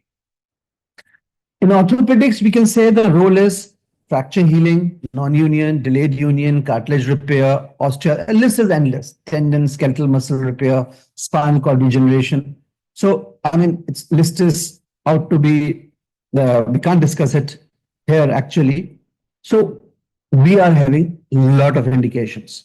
And the publication says, I mean, not from the starting of this 2002, we came across that whenever there's a negative pressure, for example, you do a Elizaro or you do a just fixator, whenever there's a distraction is being done, actually this negative pressure is stimulating these progenitor cells to multiply, to produce the growth factors, to stimulate the endogenous cells again, and to do the job. That is why limb lengthening procedures are there. Or for example, in the CTV, you can see that even if so much of deformity has been there, even the ligamentous taxis is producing a regeneration of articular cartilage. You can see a regeneration of a good remodeling of the bone is happening. How it's remodeling of bone is happening? It's all because of this. So anyway, in 2013, because of all these using gradually, what we thought was that yes, PRP and BMAC is very effective. So we created a group, WhatsApp group at that time by the name of Indian Stem Cell Study Group, and the newsletter was starting circulating here and there. Then we registered the body, orthobiologic body of Indian Stem Cell Study Group. We started the meetings with the Indian Orthopedic Rheumatology Association. I'll just move a little faster. The first meeting was being done in Madurai in 2015, then 16, and the ball was keep on rolling and rolling. Gradually, it was found that not only in orthopedics, in the gynetics, in the medicine, in the neurology, very much uses there. So we created another association, Indian Stem Cell Study Group Association, where it's a body having different specialities. The scientists, the basic scientists who are contributing to it, and the clinicians in different specialities who are using it. Like embryology, obs gynae, dermatology, everywhere. Dermatology you all know very well. 2018 was the year when we had our first international conference, and then year after year we are starting having all the conferences, third international conference, fourth international conference. Osteoarthritis is the most troubling thing, and I think we all agree that within few decades of time, it will be the most common thing. So I'm not going to go in the detail also, but publications are there because see, it is an evidence-based medicine. If you are placing a BMAC or MSC content in a joint, and if you are seeing that the articular cartilage, which is thin, has become a little grown up, or the menisci, which are degenerating, they are regenerating, and the things have been established in the literature, then it means it is working. So definitely, yes, you need a MRI for that. And in some time in, if you're doing a high tibial osteotomy, even then, at that particular compartment may be requiring a shot of BMAC or a MSC. Similarly, in ACL, partial ACL injuries, list is long, time is less. AVN, we all know AVN is wonderful in receiving the stem cell at a right stage, actually speaking. And then Indian Stem Cell Study Group, along with the IUA, we are doing a lot of webinar. Rather, we have done a lot of webinar. We are not actually into it. And this was a Nagpur conference, a lot of every year activity. So I don't have a time. And this we had a last 2 months back, the international conference at Goa. As far as the world has been considered, the globe has been considered. In Great Britain, the stem cell research has been allowed. In France, they are having less liberal policies. In Germany, they have a very strict policy, but in Asian and South Asian country like us, we have a permissive category, and it has been defined by ICMR, autologous with the proper Helsinki declaration, with the minimal manipulation. It can be worked up, and to create the evidence-based evidence, especially the level of evidences, which you can see here in this chart, the level 1, which is really difficult for a normal common orthopedic surgeon. But a common orthopedic surgeon doing a lot of cases can produce a case series, at least can generate a level 4 evidence, which will be helpful. So in the end, I would like to say that yes, definitely a role of cellular therapy or PRP is there in the orthopedics, which may be in the form of BMAC or MSc, whatever it may be. Only what we require is a right case selection, a proper clinical trial to be initiated to give the best result. We have a textbook orthopedic rheumatology, so it is available, and we have a lot of chapters there also on the stem cells. So if anybody is interested, they can type in the Google, they can have this book. It's available on all the platforms, published by JP. So what we can do, we can just continually support the initiatives for this basic and transfer research in the orthopedic and other specialty, and that is how we can contribute it. We are also having a fellowship program in interventional orthobiology and orthorheumatology, FIORA, which is now running into the 7th year, and a lot of orthopedic surgeons, young orthopedic surgeons throughout the country, I think we have till now almost 60 orthopedic surgeons are now being cleared by the FIORA. Thank you so much for a very patient hearing. I request that we should only just try to have a proper case selection where this work can be done. That is the most important thing. Thank you so much for a very patient hearing. Thanks a lot.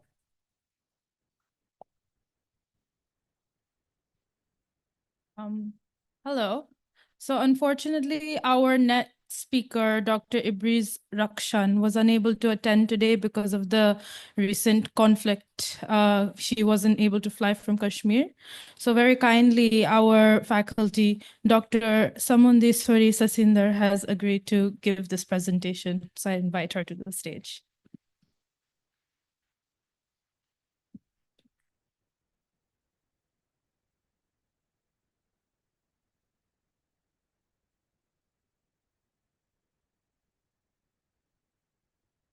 Send to the WhatsApp.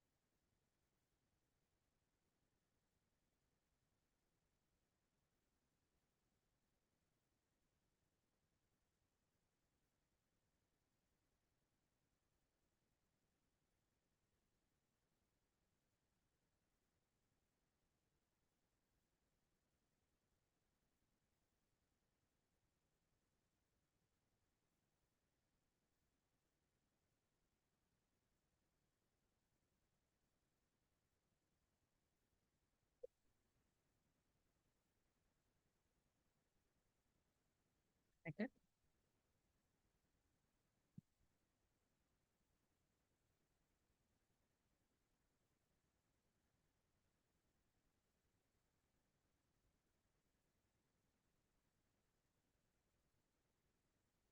Good day, everyone. Today, I thank WOC India chapter, Dr. Arindam sir, and the Scientific Core Committee for providing me an opportunity to speak about proximal humerus fractures of the elderly. myself, Dr. Samundeshwari Sasinder. I am Assistant Professor of Orthopedics from Puducherry. So we are going to see about the elderly proximal humerus fractures in the elderly. So what is the age criteria? More than 65-year-old is considered to be elderly according to the WHO classification. And United Nations says young old as 60 to 74 and old as 75 to 84 and oldest more than 85. We should also understand the core applied anatomy of the proximal humerus, the 4 parts which we are going to fix, the vascular supply and the neurovascular structures around this joint to treat these fractures well. And it is the second most common upper extremity fracture and the third most non-vertebral osteoporotic fractures apart from proximal femur and distal radius fractures. And 10 to 40% of these fractures need to be fixed surgically to have a better functional outcome. Most common mechanism of injury is trivial trauma. Like any other fracture presenting to our clinic, we need to do a detailed assessment when they have in our outpatient setup, do a comprehensive assessment according to the ATLS protocol, not to look for specific injuries, but also not to miss any other trivial fracture patterns associated with this fracture. The leading may be the pain, swelling, deformity, or any open wounds, which will help us to clinch the diagnosis. We should also look for the distal pulse, motor sensation, and range of movements, because there may be an associated cervical spine injury or a vascular thromboembolism, which is, though the percentage is less, but we should not miss this kind of associated injuries. Also, we should look for the scapula, cervical spine, and other upper extremities to look for other associated fractures.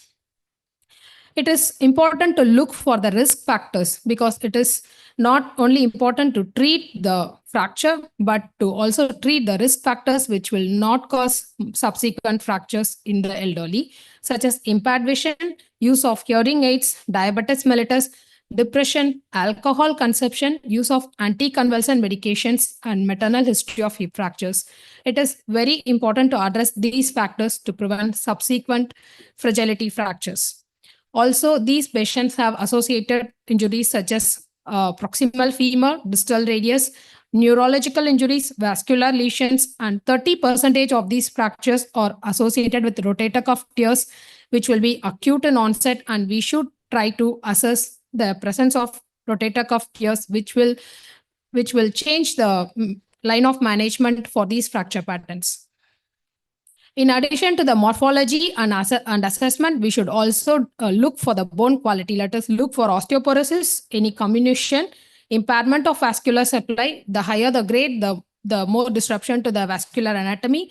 Pre-existing condition of the rotator cuff, we can elicit from the history from the patient, and also what are the patient demands. I think today we have elderly patients who are very active, who want to return to sports and have a better quality of life. So we should try to understand what are their demands and what are the comorbidities they are having. These classification systems, the NIRS classification, AWO classification we have, which will help us to understand what kind of fracture pattern we are actually seeing in.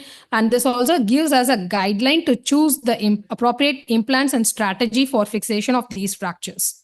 So what is the recent trends happening with this fracture pattern fixation? It is not about seeing the pattern and doing the fixation, but it is all about treating the patient as a whole. What are the characteristics of the patient and what are the patient expectations? So this should be the ultimate goal of treating these fractures. Though it is most important to restore the function of the joint, but in case if you are not able to restore the function, at least the plan should be to alleviate the pain in elderly patients so that they will have a better quality of life. So the overall factors which we were looking, while treating these patients, the decision making should always involve the comorbidities, the surgeon's experience also. Some of the surgeons are familiar in doing plates, some of the surgeons are well in doing nails, but as far as we are able to restore the alignment and restore the biology, any technique should be fine. We should explain the pros and cons of each technique before we plan the treatment. We should not only treat the fracture, but treat the osteoporosis so that no more fragility fractures are going to happen. There are few pattern of fractures such as surgical neck fractures, which are like in contact and no instability, isolated tuberosity fractures, and fractures of displacement of less than 1 centimeter. These are certain indications for non-operative management, which can be treated with simple sling and swath or a shoulder immobilizer or a collar and cuff, arm sling, abduction brace, whichever is available at that point of time. Also, it is important to understand the rehabilitation protocol for these patients. There are literature which says we should start the rehabilitation as early as possible to avoid stiffness. The rehabilitation exercises should include the pendulum exercises, which can be started as early as 2 weeks, followed by pendulum exercises with lean forward. And at 6 weeks, active assisted range of movement exercises should be started, followed by strengthening at 3 months, which will give the better range of movement for the patient. So when there is an advanced like complex fracture such as fracture dislocation or a head split fractures or a head depression involving more than 20% of the humeral head with excessive varus or valgus displacement, then we should consider operative management. This is a X-ray of the humerus, which shows the various radiological parameters which we should consider for fixation. So what is the literature evidence says? Though for certain fractures, we do fixation, but in compared to non-operative management, the outcomes are comparable. And the two major technique which we use for fixation of this fractures is nailing and plating. And the literature evidence says that this plating or nailing doesn't have any superiority over other techniques. But intramedullary nailing may be a better choice because it has less chances of screw cutouts and pulling of the screws. Regarding with the approaches, which approach to choose, whether open or minimally invasive approach, when you are more familiarized with the technique and well-versed, you can try using WIPO because it has less risk of stripping of the soft tissues and better preservation of the vascularity and better healing. And deltopectoral approach is better than deltoid split approach. Again, it comes with the experience of the surgeon. So what are the few recent advances which are available to improvise fixation in elderly patients?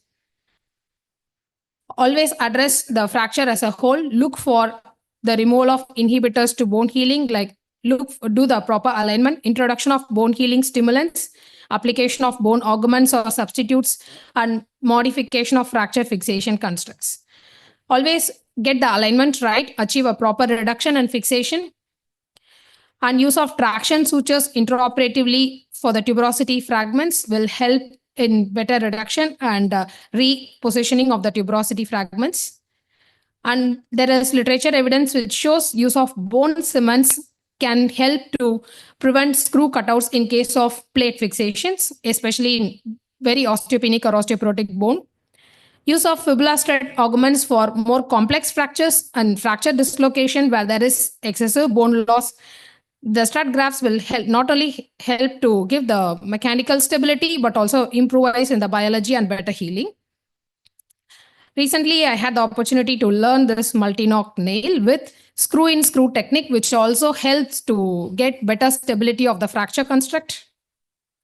And there are certain fracture patterns, such as head depressed fractures with fracture dislocation, and patients who are very old, fragile patients who need a faster healing and better quality of life. Arthroplasty is recently gaining more evidence, the fracture RSAs. So these fracture patterns, we can consider doing a fracture RSA, which can have an immediate better quality of life for the patient. These are literature which shows that TSA or RSA has better functional outcomes over hemiarthroplasty. And we should also not fail to address the psychological and social factors at 3 months post-operative, because treating these associated factors will have a better functional outcome rather than treating only the fractures. So the take-home message is, while treating proximal humerus fractures in elderly, we should not aim focus only on fixation strategies, but also to consider the overall improving the overall patient quality of life and treat the associated comorbidity and the predisposing factors. Thank you, one and all.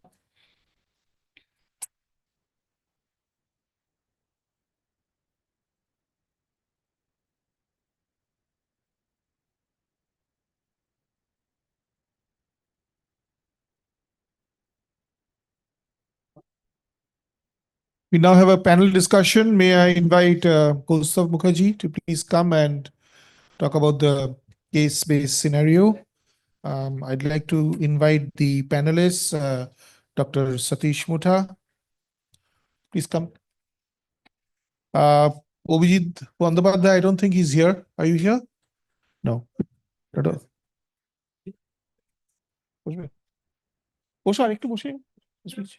is the last. This is the last one. You must be. You might be. Give me 2 minutes. 2 minutes. We are just get this organized. Abhishek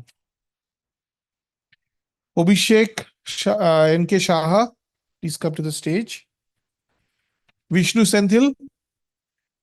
Vishnu. Satish, please come.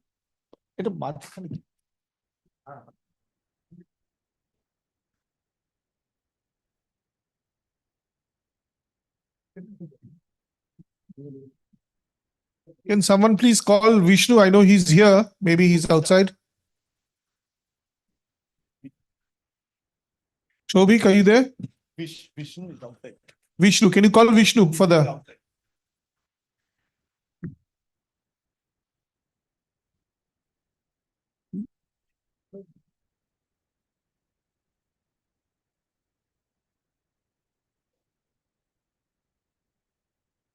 Okay, sir, I will take it from him. Not issue.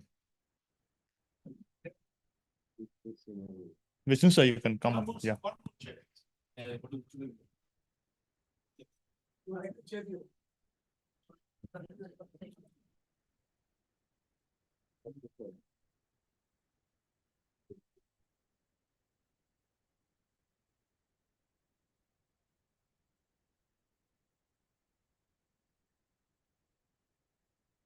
So we have 20 minutes for this. So we have 3 cases. So we'll discuss 3 cases, interesting cases. So let's come to the first one. So, 65-year-old lady sustained slip and fall at home on a flexed elbow. Known diabetic on medications, 5 days old trauma, initially went to a traditional bone setter in a village. And now he has presented to the outpatient department for further management. So there is no deficit and the skin condition is reasonable. So taking from the X-ray. So before this, I want to say one thing that I might not be able to show all the necessary investigations because most of these patients have a thing with them and they have to do it in low age socioeconomic status. You have to do the cost cutting and all. So based upon this X-ray, so what is your take on this? So Abhishek. So yeah. So how first thing will be definitely the control of the diabetes and that as a first so that's concern, control. And we did a FBS, we did a HbA1c. It's controlled diabetic. And the second one is the skin condition. Yeah, skin condition. Skin condition is perfect. Perfect, and that. So no role of a CT scan, I think, because you already mentioned and that's over. So yeah, so I think this is a pretty big fragment, so we can make out the thing from the X-ray. So what is the diagnosis now?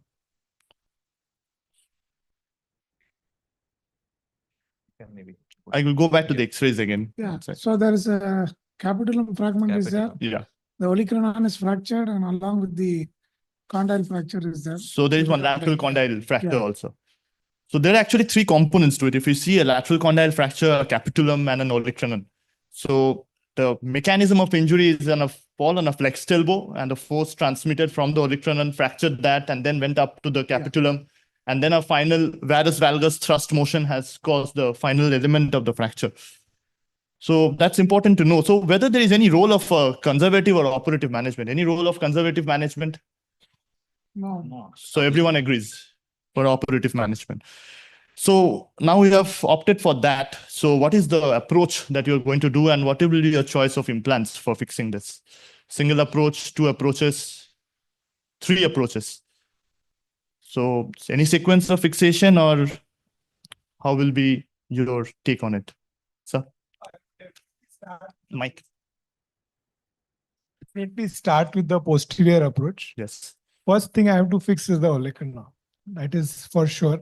Okay. Once the olecranon is fixed, something like a void, I can see the lateral condyle there. Okay. It seems to be a full thickness fragment. That's a full thickness fragment, yeah. So probably a couple of CC screws or 1 screw of wire or something. Now, once that is done, this very unlikely that there will be a lateral capitulum, the capitulum and lateral condyle separate. I mean, we need to do a CT and C. It's unusual that the 3 will be separate. So you want to fix the olecranon first and then? The olecranon, lateral condyle, if it's a type 1 capitulum, I would even excise it. There is no problem. Okay. Type 1, type 2, in a 65 lady with all these, you can excise. So you want to do a single posterior approach, or? Yeah, single posterior lateral condyle and excise the capitulum. If it appears to be big on the CT also, then maybe I can add a lateral. To use the window of the lateral condyle and then go anteriorly and then take it out. Yeah, you can just go from there, or a separate coccus kind of thing and remove it from. So 2 approaches. Just one thing I'd like to emphasize: we should always insist for CT in this case of. I agree, sir. I agree. Whenever we plan operation, definitely it may cost 3,000, but without that we should not proceed. More in the elderly, because there may be coronal fracture and other fragments. Definitely. Which are and most there might be an extension into the trochlea. So that is the general message we should always convey. Look. I mean, I think. But sir, these are different scenarios. Part of the preoperative investigation. That's the first thing I said, that CT should have been done, but no CT, no operation. So that nowadays even the district subdivision hospitals are there. So we should spread this message clear. No CT, no operation in this kind of complex intra-articular fractures. Agreed. So anything else, sir? Nothing. As Satish Mudasa told, we can go to posterior approach, and with the condyle window, we have a window, we can go anteriorly. Depending upon the capitulum fragment, you can fix it with screws and do it sequentially. Yeah. Okay. My take will be other. So through the olecranon posterior approach, I will fix the lateral part first. That will avoid any separate incision. Yes. And then I will proceed for the olecranon. Okay. That's my other approach. That's another approach we can take. Okay. Okay. So let's come to this. So we utilize something called the fracture window technique. So we use a simple posterior approach. Already there is a olecranon fracture, that is your first window. And if you just elevate it, you will get the second window, that is your lateral condyle, because that was a big chunk. All these chunks were entire big, large fragments. And so we just used the bone hook to indirectly reduce the capitulum, and then we fixed it in the posterior anterior screws. So the fixation is from the front. First capitulum gets fixed, then the lateral condyle gets fixed, and then your olecranon comes into a TBW. So minimal cost of implants, you don't need anything else, just screws, Herbert screw, 1 cc screw, and K-wires. So we kept the cost to the bare minimum.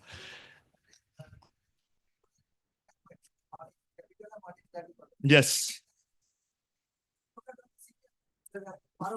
Because sometimes what we could have missed it, if the capitulum fragment was big and it was going into the trochlea, then it would have been very difficult to fix in this way, and then would have landed in a surprise intraoperatively. That's why CT scan was absolutely necessary.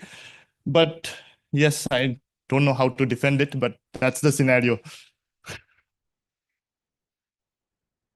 We mobilized, I'll come to the next slide. That's what. So we started mobilizing them from 3 weeks onwards. So this is the X-ray at 6 weeks. So the flexion had around 5 to 110 degrees, supination reasonably good, pronation also reasonably good. And she is doing very well. So 6 months X-rays, she had a very good functional movement. She could do all the things of a daily activity. So this below is the pictorial depiction of what we have done. So first window, if you see, is the olecranon, and the second window, second picture is the lateral condyle window. And then you just pass a bone hook, reduce it anatomically. It is very easy if it is a big fragment, but if it is multiple fragments, very difficult to do it by indirect reduction. So the latest thing that I want to show is there is a classification that has come up for the coronal shear fractures of the distal humerus. So if you see the type 1, type 2, and type 3, type 1 is a big chunk that is involving only the capitulum. Type 2, capitulum extending into the trochlea, and type 3 is a multifragmentary. So this has come up. But what actually made me think about doing this initially, I thought I will use a dual approach for fixing these fractures. But what made me think is this case report, which was published recently in the Journal of Orthopedic Surgery, where they found out that we can use the olecranon window, we can use the lateral condyle window, and you can use it in a single incision. You can go around and fix all these fractures.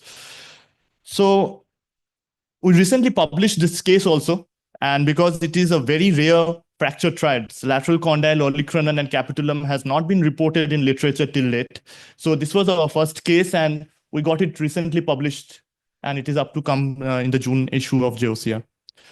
So what I want to show is the understanding the pathomechanism of the injuries, the coronal shear injuries, is that when you land on a flexed elbow, the force transmission first goes and fractures the olecranon, and then it goes on to transmit into the capitulum. And the final movement, when the patient goes into a valgus or a varus thrust, it causes either a lateral condyle fracture or a medial condyle fracture. So we have proposed this classification, the injury mechanism. So yeah, that sums up the first case. Any comments? Sorry? Yeah, if you don't have a olecranon fracture, then you have to use the lateral approach. Otherwise, you cannot go. In the AO classification, there is also already mentioned of the coronal fractures, and that's in the AOTS we had also a detailed discussion on that. That's a well-known entity. Okay, yeah. And that needs separate approach, right? Okay, so we'll move on to the second case then. Sure. So second case, a young male in the early 30s presented with inability to walk for the last 3 years. There's a history of tibia fracture, which was operated at a native place, and has been complaining of a pus discharge for the last 1 year. So for that, he underwent nail removal again outside 2 years back. Since then, he is complaining of pain on and off, skin condition not great. So these are the 2 x-rays that I could retrieve from the patient, old x-rays, first trauma in 2019. So it was a closed tibia fracture, so which got nailed outside, and this was the x-ray in 2020. So what's your take on it, Abhishek? This patient has a discharging sinus, right? Yeah. Okay. So from the he fracture, had when from the fracture side? From the fracture side. And the nail is still inside. No, he underwent a nail removal. So yeah. Still he has a discharging sinus. Yes. So this is the thing he has come with now. So he's not been able to walk. He's using PTB support for that. He's using on and off. He's limping. Skin condition is not great. Occasional pus coming out. Yes. So if you are looking at osteomyelitis, infection, that will be the first thing. You will have to do an MRI. You will have to locate wherever the infection is. If there is infection, you'll have to radically, mercilessly debride it, bring down whatever bone has to come out, and then you manage the defect, whatever it is. If it's a small defect, you can acutely dock it and fix it. If it's a big one, then you can, if you're good at Elizero, you can transport. If not, you can use a tibia cement spacer or something like a mascale and then take care of the defect. Yeah, But patient is like, I want minimum setting approaches. I mean, doesn't want multiple operation. No, I don't think he's in a situation where he can ask for it. Okay? I mean, you can definitely debride and put a cement nail and all that, but you cannot guarantee that's going to be his last operation. So if you have to do the right thing, then this is a cement nail may work, an antibiotic coated nail, but now there is enough literature to show that in delayed presentations, antibiotic coated nail may not give you the desired outcome. Result. Yeah. Amir sir? One step, one operation solution is simple. Elizabeth. Definitely, that's a well noted. If you have the expertise with the Elijarov or with the LRS, it can be done. You can do it. Though patient compliance is very important factor. Education, And how to patient compliance. He has to come So and you have to visit. counsel beforehand. Yes. So him if he is prepared, and the skin condition must be shown before presenting this, because with the local skin condition. Regarding the first thing, go back to this. So there is a term without even the magnitude of the fracture, you can see that shows high energy trauma. So internal degloving occurs. Yes. So there is the chance that even infection and sloughing occurs in this. So we should be very much cautious about the skin. So ISS, injury severity score, to be or other things should be measured very well. That's the most important point before. And in this case also, I think what we've got, that means the day one, I won't say that day one failure, but you can see there is a lot of distraction. Three, there are too much of distraction. That some telltale stories, and there should have been 3 screws also in the distal fragment. You can see. So there are the things, I think, and the nail is proud. You can see at the proximally. So all those things points. The operation was not done in a competent way. Okay, there is much to be improved, and that would have altered the prognosis of the patient. So it's not always that in spite of us, many times fracture unites. Okay, the 2 comments I'd like to make. Okay, sir. And regarding the other thing is that definitely 2-stage procedure is very well established compared to one thing. So thoroughly debridement, exercise, give the intermediary antibiotic nails, indigenous thing, and then take it out and then do the renaling or the ESR CRP is enough to guide even without MRI, because the MRI interpretation in most of the time is not so much like the PET CT, which is much more. So there might be a subacute infection, which might much more predictive of the subacute infection, which is not at our disposal. There are the few comments I'd like to make. Yes, sir, the same thing as such. Okay, so let's go to what's done. So this is the X-ray. I think everyone unites with this is a non-union, probably infective non-union. ESR CRP was done, were found to be elevated. So what we did was a single stage procedure. We went for an Elizarov. When intraoperatively, we had to remove 8 centimeters of the bone. It was full dead, thick cortex, nothing inside. And we had to debride it thoroughly. And then we put on the frame, then started distracting it 1 millimeter per day. But the problem here next, what Amir sir was telling, that if you are doing Elizarov, it's very important for patient compliance. And this patient was traveling far off to me for the OPD checkup. He failed to show up multiple times. And he took the advice from someone that if you turn it more, then your treatment period is getting short. And then you will be in a phase where you can graft it, and then you will be able to walk again. So now comes the real problem. If you see the third picture, so he's 1.5 months before the expected time, because if you see the gap and if you calculate it, you will get the days, how much time will be the distraction phase. Now the problem is the regenerate quality is poor. Now how to deal with this? Now we have done a grafting, because patient is like 3 months, I have accumulated 10,000 rupees. Now I am in a stage to do the operation. You have to do it now. If you don't do it, I will be difficult for me to do that again. So the real problem with Elizarov is to educate the patients about distraction.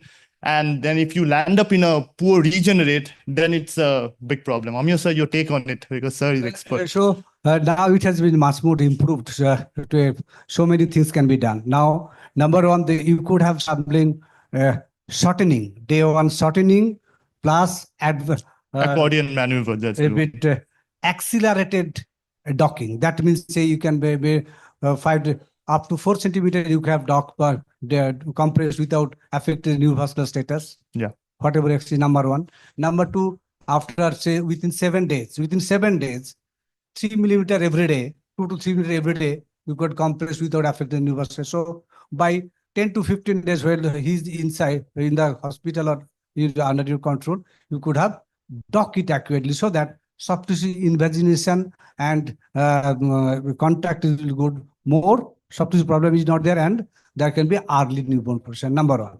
Number two, if you do the multiple osteotomies, trifocal osteotomy, you could have there is distally enough length, you could have that. Also, the sequential then you can shorten the period of distraction. Okay, so instead of one side, you could have two side distraction. So these are the things which is very much readily possible. So we can train the regenerate. Putting a nail, putting a such simple stains like thing that would avoid that translational or angulation problem of the transported segment. Yeah. These are the very the things. And lastly, you could have after say a period of sort of expected lengthening, you can up to 2 centimeters, you can accept shortening, you could have fix a plate. Yes. So that the period of in the frame is over. So much more improved things have been come. Okay. So what is recommended at this stage, sir? He has a regenerate which is not satisfied. It's very simple. It's very simple. You just reverse. You just compress it again. We can compress it, sir. We can go back again. You just and compress then it few days. Compress it few days. That'll be enough. So a lot of things have come up. We have the accordion maneuver. We go up front, so, go back. You just go back for some time. Yes. Yes, sir. Sure. Mike. Why I am not satisfied with the regenerate? Yes. Yeah.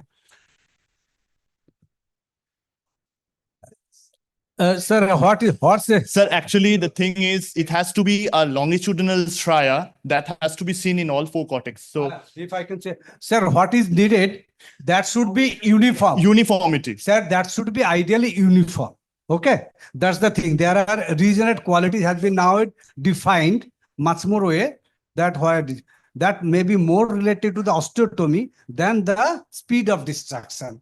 Okay, that tells that if that would be the speed, then there would have that type of longitudinal throughout. That means here some periosteal as well as soft tissue as well as endosteum has been disturbed. That's why there is less bone formation compared to the posterior aspect. Okay, that's more not with the speed, rather with the technique of the osteotomy itself. Okay, so that's not simple. However, that is also acceptable regenerate if you continue with it. We can do a conservative wait for some time and see how the regenerate is behaving, because most of this time this fibrocartilage can form into bone when you start weight bearing. So that's how the bone starts forming. So it's not always necessary that if you see a poor regenerate, you should go in and do something then and then. So you were saying in it something. No, just the tilt which has happened in the transport fragment, that can be prevented like one. We can do, sir. We can do that. Yeah, because this case was done very, very early when I was started doing. If you use a drop wire and take a. We can now. We have half pins, sir. So we can put in the half pins and we can do that. Then, yeah. So that's there. So we're running out of time. So poor regenerate. How to deal with this now? So the patient became impatient. That's the first thing. So he turned the rings faster than he was supposed to do. And regenerate quality is poor. And unfortunately, our patient is also poor. So we can't afford to do something fancy at this stage. So what are the bailout options we have at this moment? So you reduce the rate of distraction, try accordion maneuver, stop, reduce distraction rate, start early weight bearing in a frame or in the splint, and start biologics. You can also do that. So what we have done is we waited for that. We waited. And then I think the frame was removed after a long period of time, and we were lucky to put him on a PTB cast, and he got the regenerate quality that he needed. And he was able to walk again. And I think we have a video of him. He just sent me some few days back. So he's walking unassisted. He has some amount of shortening, 1.5 centimeters of shortening, but he's okay, but because he didn't walk for 4 years. And he's able to walk again on his limb. So that's the most rewarding point of a reserve surgery. So even if you are stuck in something of a poor regenerate, they usually go on and heal well if you try to protect the regenerate over time. So that's one thing of Elizarov that is a great thing. So last case, I think we are running out of time. Quickly, we will go to this. So this is an open shaft femur fracture. So a young adult in the mid-30s sustained an open injury, history of an RTA, two-wheeler versus four-wheeler. So a long horizontal wound over just above the knee, approximately 20 cross 5 centimeters. No other associated injury. There is no deficit. Everything is fine. Okay, so the same thing happens. I cannot give a CT. So yeah, so I will just try to quickly tell what is the scenario. We took him to the OR and he found that the complete quadriceps was cut just above the patella. So there was a big trochlear fossa chunk, the lateral chunk. And we had 24 hours from the time of injury to the time to the OT is 24 hours. There is no gross contamination. So how will you plan, sir? Will you go for a definitive fixation? You will debride, wait, put on an X fix. Yeah, that's two independent chunk, one big chunk, another very small, just a cartilage chunk. Yeah. Patella is fine. There is nothing in the patella. There's only a quadriceps thing. From what the wound picture that we can see, it seems to be a relatively clean wound. So yes, maybe you can fix those two tiny fragments with some wire or screw or something. Okay. Close the wound, tag it, and just put a retrograde nail and stabilize it. There is a complete quadriceps cut from the patella. You have to repair it in any case. Yeah. Okay. So you will still not mobilize. So you can fix the femur through a retrograde nail and do the soft tissue work, whatever you want to put a retrograde nail. Okay. And for the tendon repair? Repair the way we repair it. If the tendinous portion or the muscular portion, but it will be an end-to-end repair if possible, since it's an acute injury. Okay. Sure. Amya, sir. Okay, Vishnu. Yes. Yeah, as sir said, the same thing is the damage control principles have been done. It is a clean wound, then we can fix the fracture. So acute sitting fixation. Okay. Acute fix anyway, have to stabilize the femur and fix the trochlear fragments. After that, depending upon the intraoperative condition, you can do the tendon repair. Okay. And anyway, you can post-operatively, the patient will be immobilized depending upon the post-op protocol slowly. And so immobilization, how will you do it? What's your way of immobilizing? You put on some long neck knee brace. Fine. Abhishek, anything extra? I think if we do a good debridement initially and so that's the key. So you have to do a very good debridement initially. Which so if you are fixing something acutely, a very good debridement initially. Go for a welcome nail, like like this thing. After that, choice of nail is yours. You can do antegrade, retrograde. That's fixation over there, like whatever will be there, or maybe we can. Okay, Amya sir. So in femur is much more tolerant. Day one fixation is acceptable compared to tibia. Though 24 hours, 4 hours delay, we should keep it in mind. So thorough debridement should be there. And in femur, it's very much possible. Number one.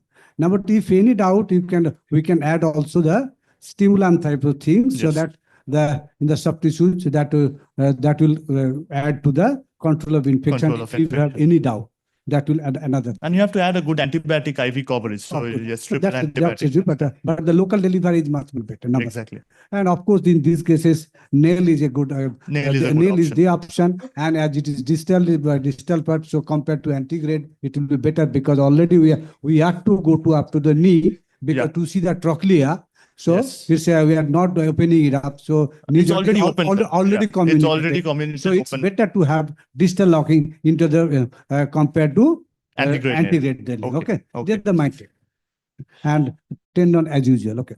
Okay. So I have a small video. Let's see if it is playing. So intraoperatively, the entire quadriceps was cut.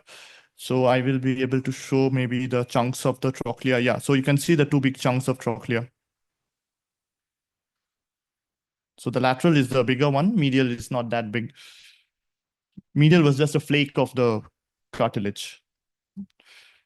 So what we did is a transpatellar repair. We'll drill holes through the patella, take ethibond sutures, then take it out. Standard repair of a quadriceps tendon as you're doing.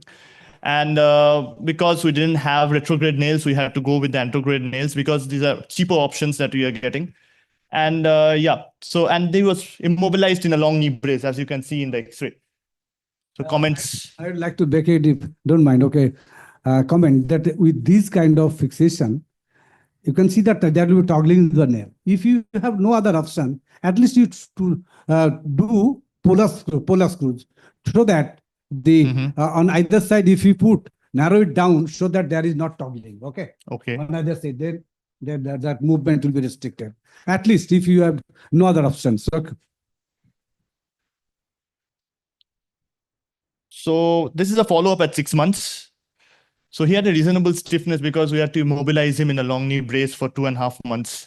So after that, at 6 months, he has around a knee flexion of around 80 degrees. He's walking unsupported. And if you see the skyline view, we had to put in a Herbert screw for one of the trochlear chunks. Otherwise, he's painless, mobilizing. Fracture is showing consolidation. And if you see at 1 year X-rays, we were able to get a knee flexion of 90 degrees, but he was able to do all his household activities. Only thing he had problem is he couldn't sit down and squat, but he's able to ride his motorcycle, going back to his job. So he's happy because he have a full flexion. So no FFD, and he's able to have a knee flexion of around 90 degrees. So did you nail first or did you? No, I did the debridement first. I did the debridement, thorough debridement. I did the repair first, then I closed the wound. So quadriceps repair you have to do in flexion. Otherwise, the stiffness will come. If you are not able to satisfactorily flex it on table up to 90, then you are heading for stiffness. Okay. So you have to fix the femur first, stabilize the femur, then repair the tendon and final fixation in flexion so that you can give some kind of mobilization early into the rehab. Like 2 months how is your long leg knee brace means it is going to be stiff. Yeah. So how long, like how early you mobilize them, sir? So depend on table how much. Ideally, I would like to tighten it in 90-degree flexion. Okay. Because the quadriceps tendon is quite strong. You can take that. At least 30, 40, 50, but in extension, definitely not. But you are just repairing with ethibond sutures, sir. That's what I'm asking. If it's transpatellar, yeah, ethibond, fiber wire, whatever you like. But in extension and then immobilizing means it is going to be stiff. Yeah. So any take on this from the floor? Shanendu, you would like to make any comment?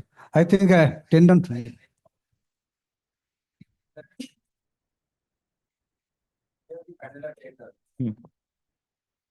Before fixing the patellar tendon, you have to fix the femur. Okay.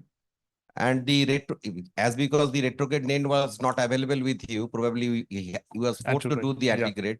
But it is another one because you are opening on the top. There is no point in that. But ideally, it should have been the distal femoral nail. Okay. And completely agree with the comment that you have to fix the quadriceps at the end in 90-degree knee flexion. If you do the same thing on the inferior side also, you do it in 90-degree flexion, because on table, if you don't fix it 90, you will end in 90. That is the problem. Okay. And mobilize as early as possible, like once the wound is healed, like 2-3 weeks. After 7-10 days, even you can start the CPM. Otherwise, you will get the stiffness. And as I mentioned during my talk, the main problem is the FFD. Yeah, there's no FFD, sir. So no, you are great that it's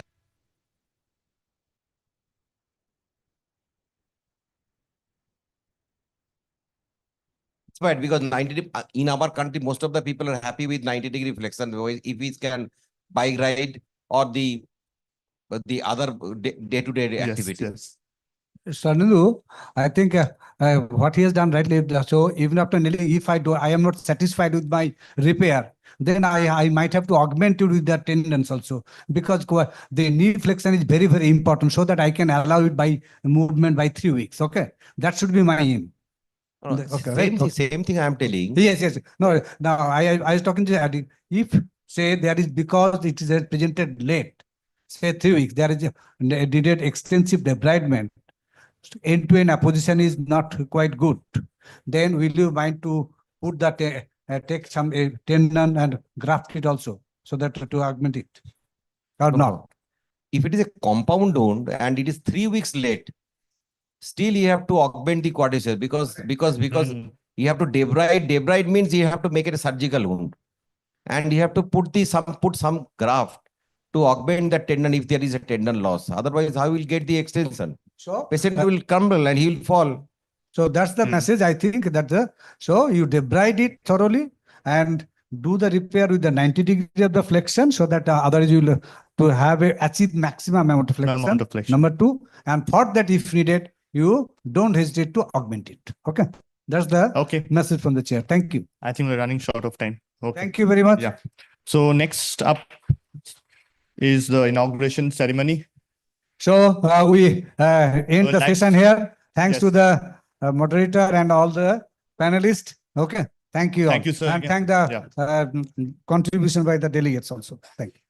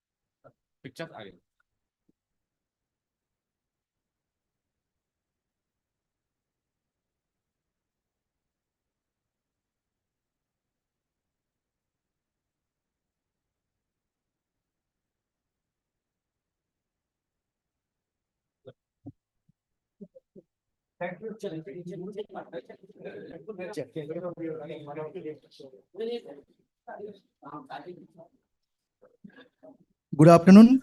On behalf of World Orthopaedic Concern India chapter, myself, Dr. Chinmay Nath, Honorary Secretary of the WOC India chapter, and the organizing secretary of this conference, welcome you in the inaugural annual conference of this organization, which is newly revived, WOC India chapter. We are running actually 1 hour late in this conference, so without much ado, may I start the proceeding of the inaugural session by welcoming Dr. Arindam Banerjee, President of the organization, and also the President of the WOC International. Dr. Shashindar Shanmukha, he is the Vice President of WOC India chapter on dais. Dr. Siddhant Goel is the Treasurer of WOC India chapter, and Dr. Gigi Kaur, Dr. Gigi Kaur goes here. Dr. Gigi Kaur is the President of West Bengal Orthopedic Association. Dr. Ramyo Bera, past President of West Bengal Orthopedic Association, and our Guru of Orthopedics and past President of WBOA and many other organizations, Dr. Indrajit Sardar. May I call upon stage all these, all of them to without wasting any time, may we proceed to the inaugural function. In our Indian tradition, every occasion of knowledge sharing and the enlightenment, we light the lamp of wisdom, and may I request all the dignitaries on dais to proceed for the lamp lighting ceremony.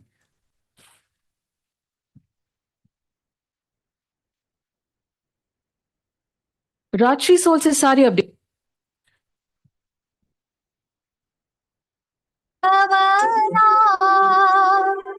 या शुभ्रवस्त्रावृता या वीणावरदण्डमण्डितकरा या श्वेतपद्मासना या ब्रह्माच्युत शङ्कर प्रभृतिभिः देवैः सदा वन्दिता सा मां पातु Saraswati Bhagwati निःशेषजाड्यापहा।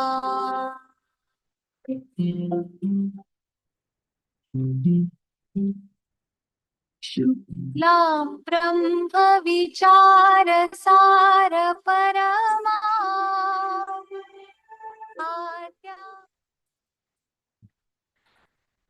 So now there will be a welcome sung by our Dr.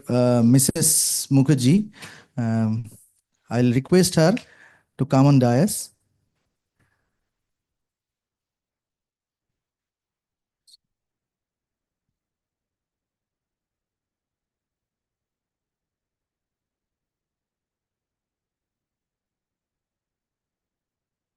She's Dr. Indrakshi Mukherjee. She's a pathologist, assistant professor, and she's wife of our EC member, Dr. Kaustubh Mukherjee. Thank you. Good afternoon, everyone. I am going to sing a Rabindra Sangeet, so if kindly please join. আগুনের পরশ মনি ছোঁয়াও প্রাণে এ জীবন পূর্ণ করো এ জীবন পূর্ণ করো এ জীবন পূর্ণ করো এ জীবন পূর্ণ করো দহন দানে এ আগুনের পরশ মনি ছোঁয়াও প্রাণে আমারি দেহ খানি তুলে ধরো তোমার ওই দেবালয়ে প্রদীপ করো নিশিদিন আলোক শিখা জ্বলুক গানে নিশিদিন আলোক শিখা জ্বলুক গানে এ আগুনের পরশ মনি ছোঁয়াও প্রাণে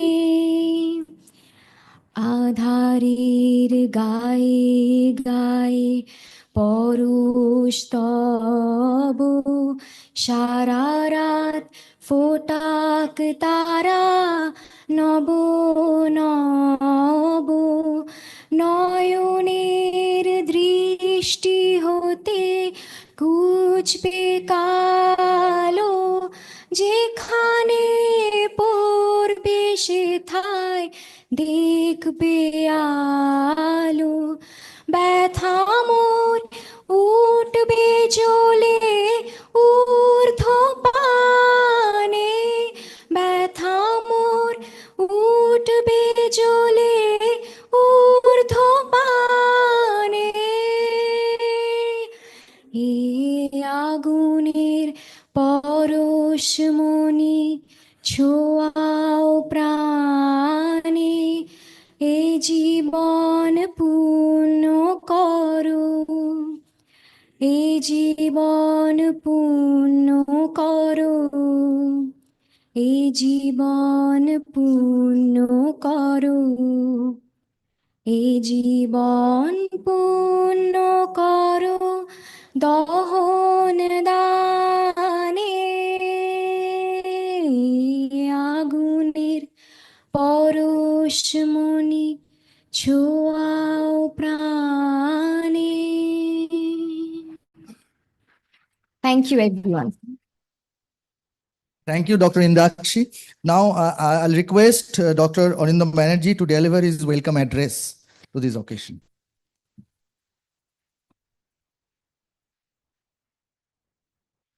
Good afternoon, everyone. This is not going to be a formal welcome address, but just a few words. We have been trying our very best to revive the Indian edition of WOC, and we have registered it in Kolkata. Unfortunately, as you know, nowadays it's very difficult to register new organizations, and there are a lot of rules, and one of the rules is that you can't use terms like Hindustan, or you can't use global, world, etc. So we were unable to do that. So the nearest name which they agreed to was so it's been registered as Empathetic Orthopaedic Concern, but it is the Indian chapter of the WOC International, as we have given it full recognition to be our Indian chapter. Now, as you know, building any organization from the scratch is very difficult, but I have been very lucky that I have been supported by a group of very young surgeons who we will call to the dais in a few minutes and to felicitate them. And they have been very active, and we have been able to do this conference in spite of several problems. Just remember, we were at war last week. Everything nearly came to an end, but I'm pleased that we were able to hold the organization, take it forward. But a few speakers could not come because of the situation, especially from the Northeast, from Kashmir, etc. So I would like all of you to please note our organization, be part of it. We have a lot of plans. We plan to set up fellowships, a lot of training courses, a lot of virtual seminars, which we've been participating in. And I would request all of you to please become life members. The next conference we are planning for WOC will be around the same time, perhaps in June in Chennai. And the following year, perhaps Mumbai. Satish is here and Vishnu is here. Sasindra, I think, is a bit tied up. So they're taking we are trying to organize this as an all India grouping so that all parts of India are represented properly. Now, Chinmay, we won't spend too much time on this, so I'd request you to start the next point. So now it's time for felicitation of the executive committee members of WOC.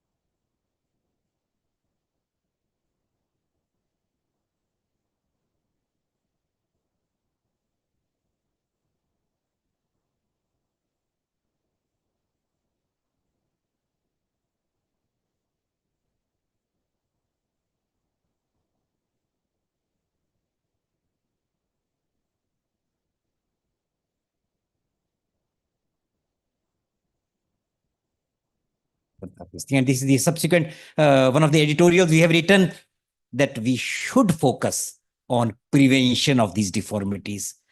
Whenever we have a pelvic displacements, we do early care and then subsequent management that we are able to take care so that we don't fall in that carry of a neglected trauma.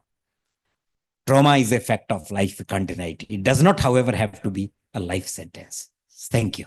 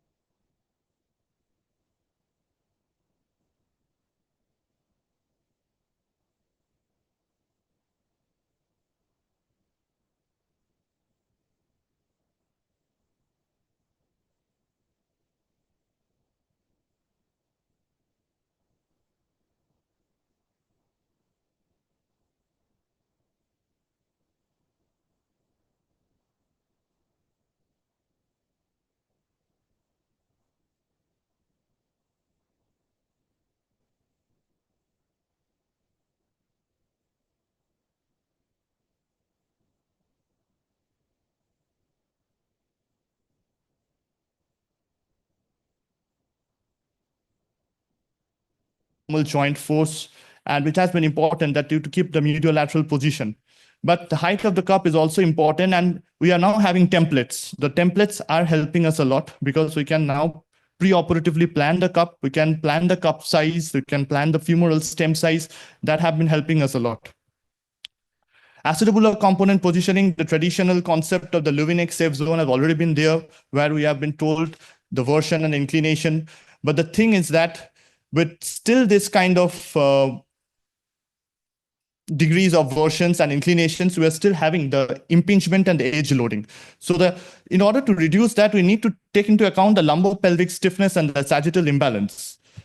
So this concept of functional safe zone have come up. So the functional safe zone, this was an article which was published in Arthroplasty, and they have given a concept of a combined sagittal index. The combined sagittal index, they have started doing it, and what they found that out of the 292 patients, 14.2% of the hips were outside the Leeuwenhoek safe zone when the patient were sitting or standing. And these were the hips that were at a considerable risk of dislocation, even when we are keeping the version and the inclination to the Leeuwenhoek safe zones criteria. So acetabular cup positioning in the primary total hip arthroplasty. So we have the things are changing a bit. So you are taking into account the pelvic mechanics, the pelvic incidence, the lumbar lordosis, all have been taken. And the most important concept that have come up from this paper is the change in the sacral slope. So there has been a classification for that also.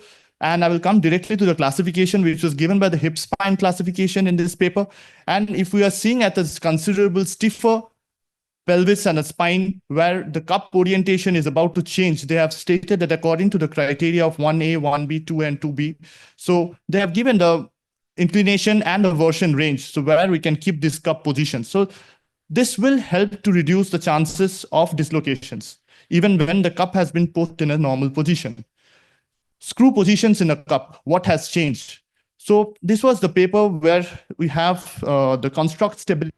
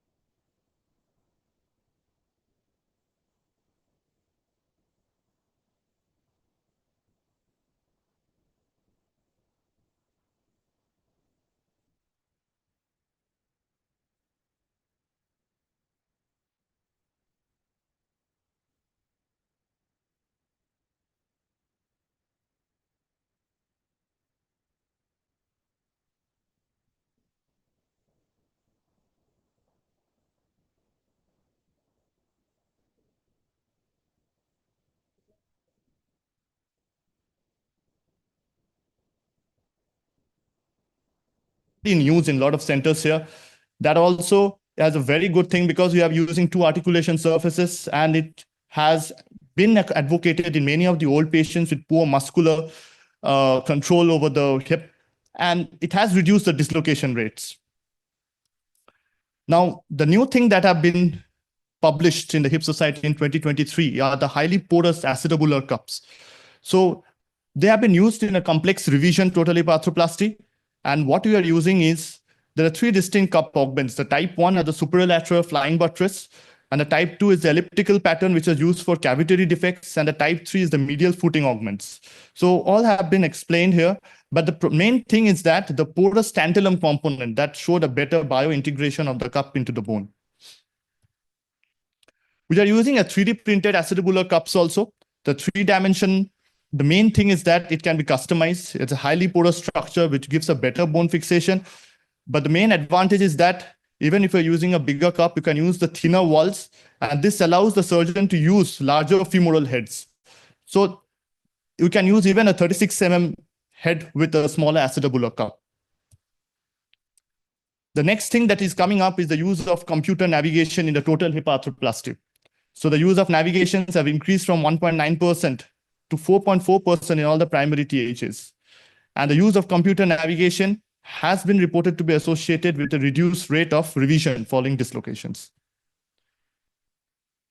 But the accuracy of the acetabular cup positioning was done in a CT-based evaluation in a robotic-assisted total hip arthroplasty, and this study also showed a very good outcomes of the patient with reduced revision rates, reduced dislocation rates. Imageless navigation have been doing the study. A lot of things have been coming up, and this is something new in the specter of the hip arthroplasty. So imageless navigation, CT-based navigations have all been there, and they are doing pretty well. They have increased the accuracy of the acetabular positioning and have reduced the leg length discrepancy and have good outcomes. The femoral stem in arthroplasty have also evolved over time.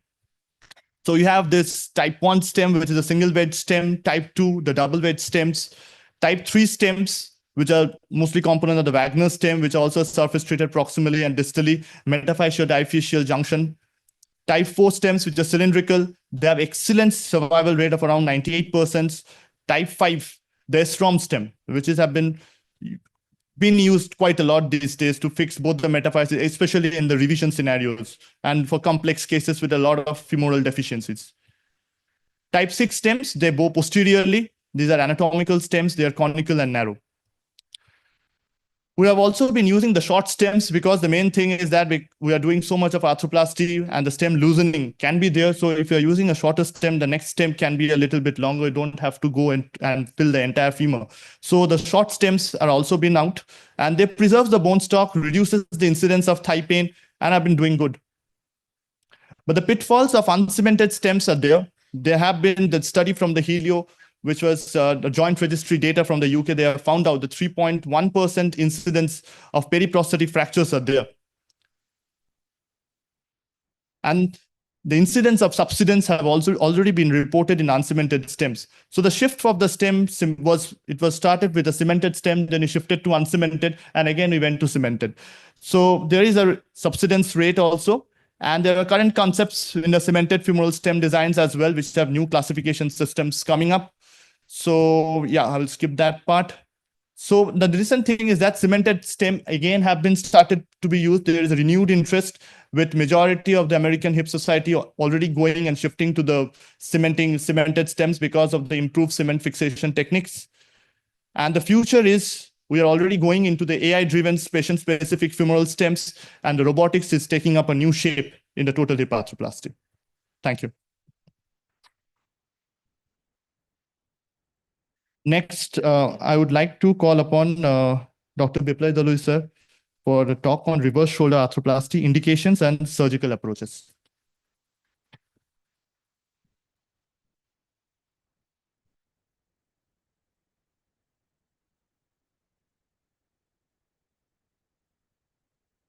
Thank you, Chairperson, sir. We have heard a lot on hip replacement. There are certain similarity between hip replacement and shoulder replacement. Reverse shoulder is not a salvage procedure anymore. There are certain selective situations where you have to choose this option as primarily. The most classic indication is the cup tear arthropathy. When there is long-standing deficiency of rotator cuff, the shoulder joints gets degenerated. This is a classic indication for reverse shoulder. In glenohumeral osteoarthritis, we usually prefer anatomical shoulder, but when there is severe bone loss on the glenoid side, then you have to opt for reverse shoulder rather than anatomical shoulder. Another classic indication is four-part fracture or fracture dislocation, where reconstruction is not possible, or because of severe osteoporosis, chances of failure is high. Then you have to think of reverse shoulder. If your anatomical shoulder or hemiarthroplasty fails, also post-fixation of proximal humerus fracture, you need to think of reverse shoulder. If your fixation fails. There are certain other situations like chronic dislocation.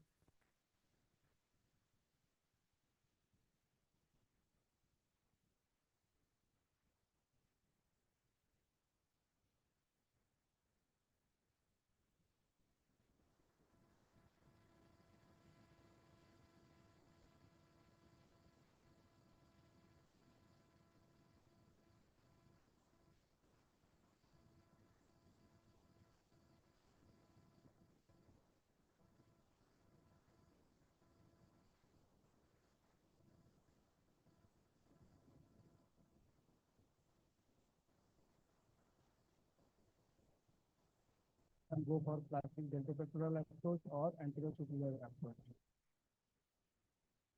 This is a 77-year-old male presented with carpal arthropathy. You can see there is proximal migration of the humeral head, almost touching the abdomen, and abdomen has become like an acetabulum. That means there is no rotator cuff. In this case, if you opt for reverse shoulder replacement, we did CT scan. CT revealed there was no glenoid bone loss. It was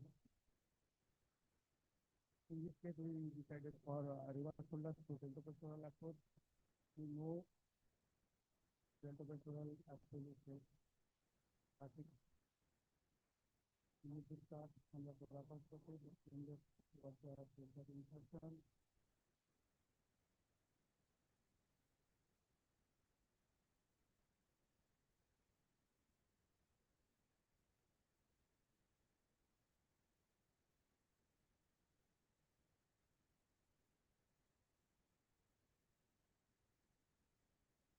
Need to inside heavy pectoral pressure inside.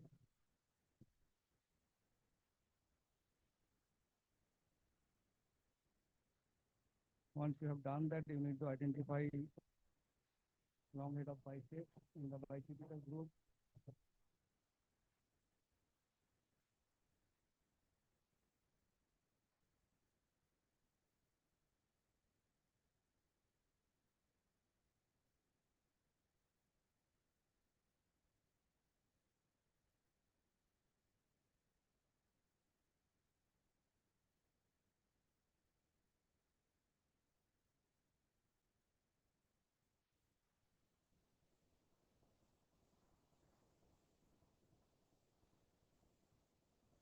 Shoulder and bring out the humeral head and go ahead with the surgical procedure.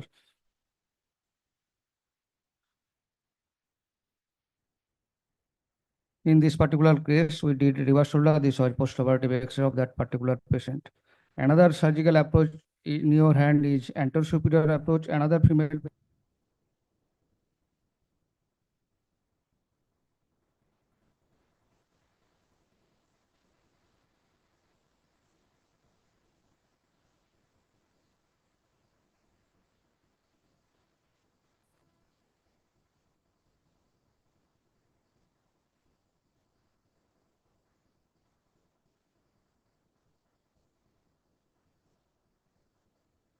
Beyond which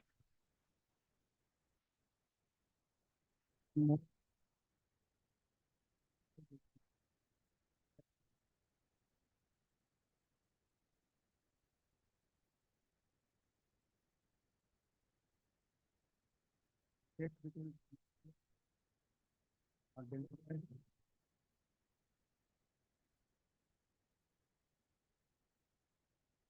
again, we need to go bicep stenotomy. In this approach, you do not need to do subscapulary stenotomy. You are preserving subscapularis. That's why you will get a more stable.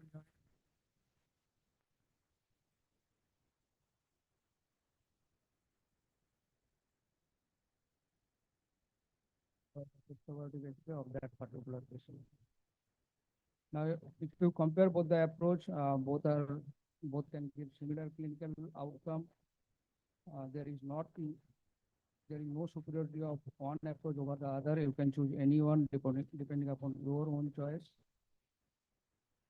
This is a case of four-part proximal humerus fracture. Patient was very elderly. There was severe osteoporosis.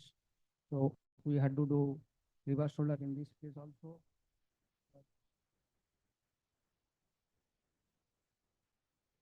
Another case where proximal humerus fracture was fixed with plate, but the surgeon failed to recognize there was persistent dislocation of the femoral head.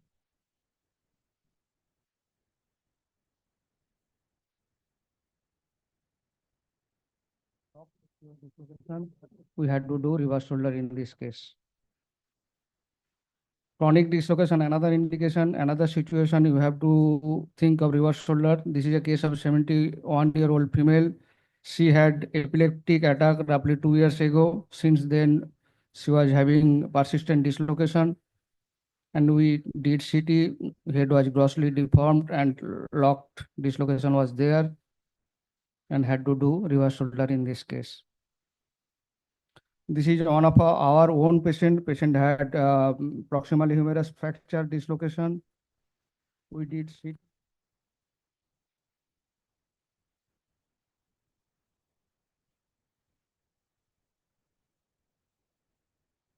We are trying to retrieve the head because of fear of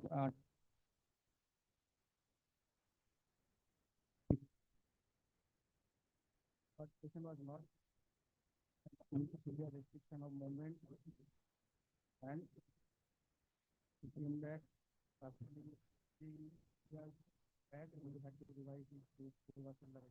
so in conclusion, there are multiple indications for reverse shoulder, not only restricted to fracture scenario, all your failed fixation or failed hemi, you can revise with reverse shoulder. Indications are gradually expanding.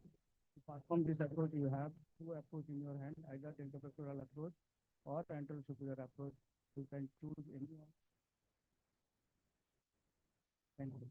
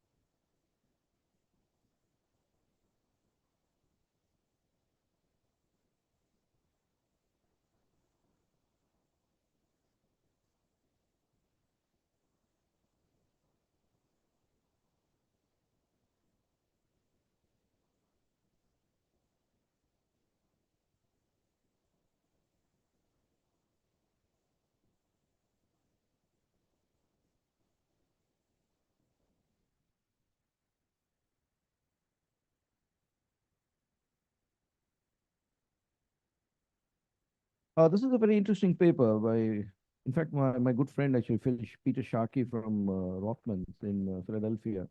So this was published in 2002, and you can see that the commonest cause of failed TKR was polyethylene wear. Now, we all know that the polyethylene was the weak link in the chain, and that was rectified once the polyethylene underwent changes and we started getting the highly toxic polyethylene. Wrote another paper in 2012, and there the commonest cause of failure was instability. It was no longer PE well. So that's an interesting finding. Now, so we look at some of the factors which influence failure.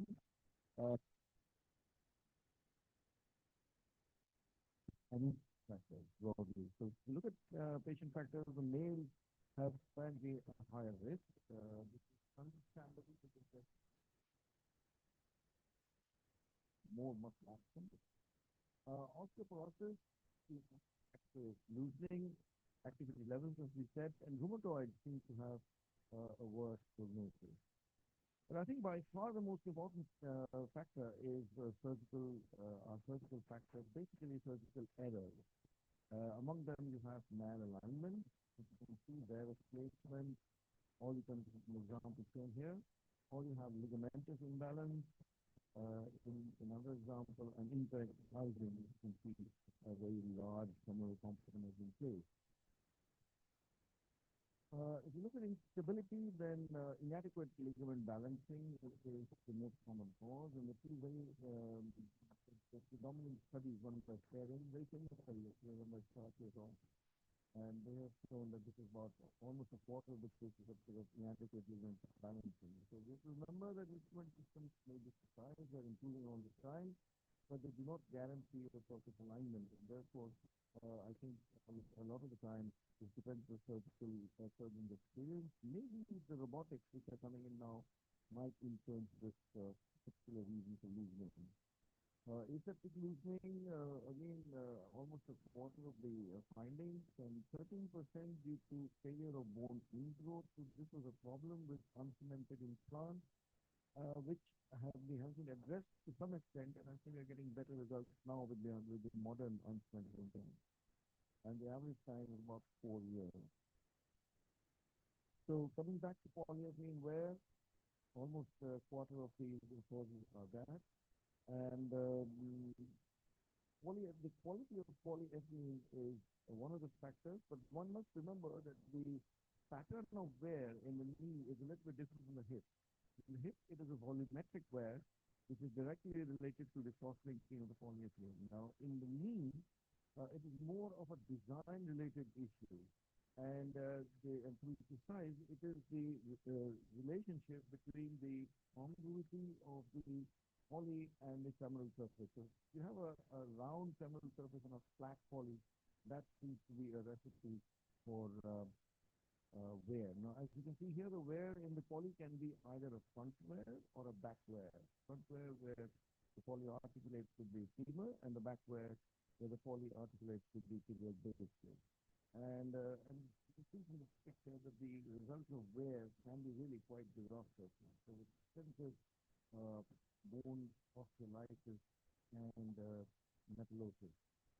So this shows the other there that when you have a flat poly, this was the trend some years back, where the poly was very flat. And the reason for that was that this gave very good rollback. So the designers thought that they went in for this because the rollback was good, the flexion achieved was good, but then the downside was that caused extreme.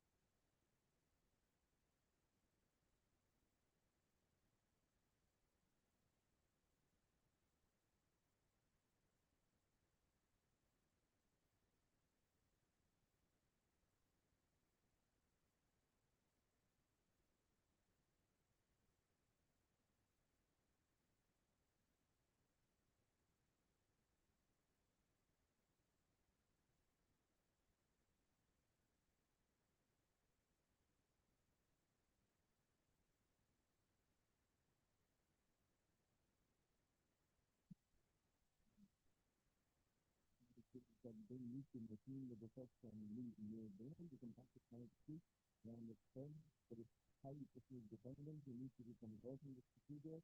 If you have a bone bank, you can use massive allograft. This example is because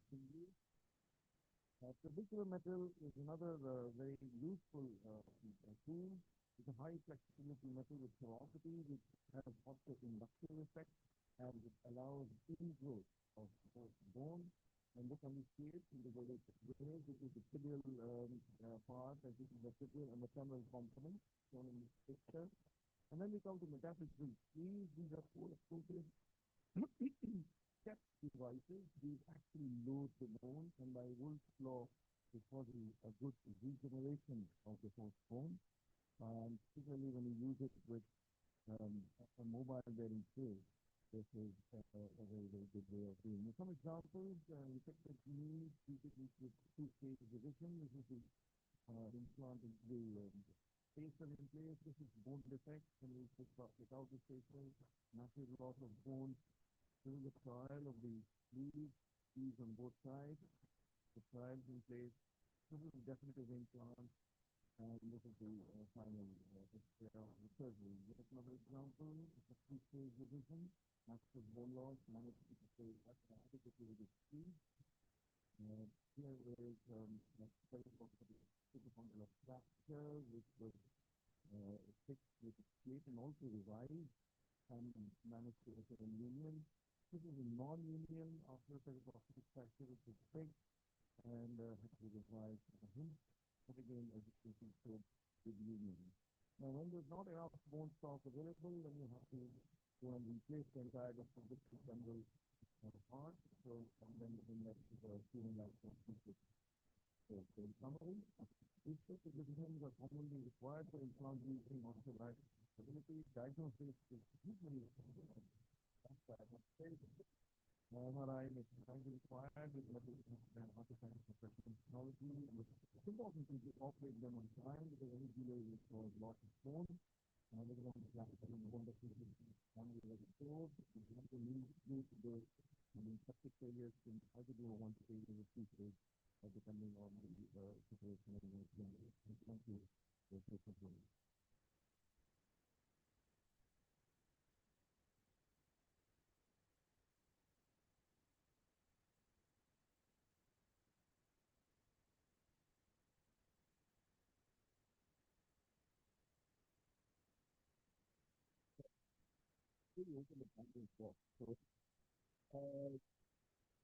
It used to be very simple.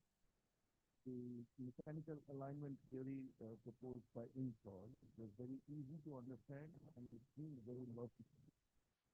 That everything is straight, 90-90, and it was easy to replicate.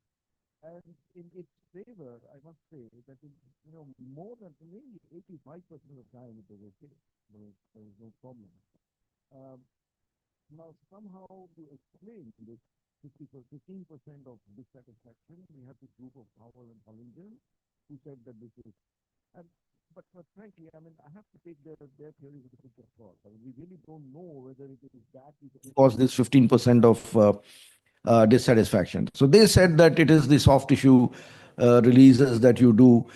But I think it gained ground more with the publication from Australia, which came out with the CPAC classification. So the message from that was that all knees are not the same, and they've classified that there are 9 types of knees. Now, the majority of them, if you bring all of them into one alignment, then you may be okay in 85%, but you don't, but you may have a problem with the 15%. So people are now talking about, the customized alignment. Now, coming to revisions, it's again very interesting. So mechanical alignment, properly balanced, in fact, has a low rate of revision. Now, when you look at revision rates after unrestricted kinematic alignment of Howell, then there are 2 important papers, one Nakamura from Japan, and other is the Dorset's paper from US, where when you have an unrestricted mechanical alignment, the moment you cross about 5 to 7 degrees of varus, the results are disastrous. So there's no doubting that, theoretically the kinematic alignment may be very, very scientific, but it has its margins, it has its limitations. That's why then people started talking about restricted kinematic, and then they have this, where again they've brought in boundaries so that you can do kinematic alignment, but you have to be within this place. So it's a sort of a combination of tilting the implants and at the same time doing a reduced amount of soft tissue release. So it's a sort of a compromise. So I would say that I think if you have aligned well, and if you're, I think the most important thing is balance. It's more than alignment, it's the balance. If your coronal and sagittal balance is good, that knee will last, even if it is slightly off the vertical.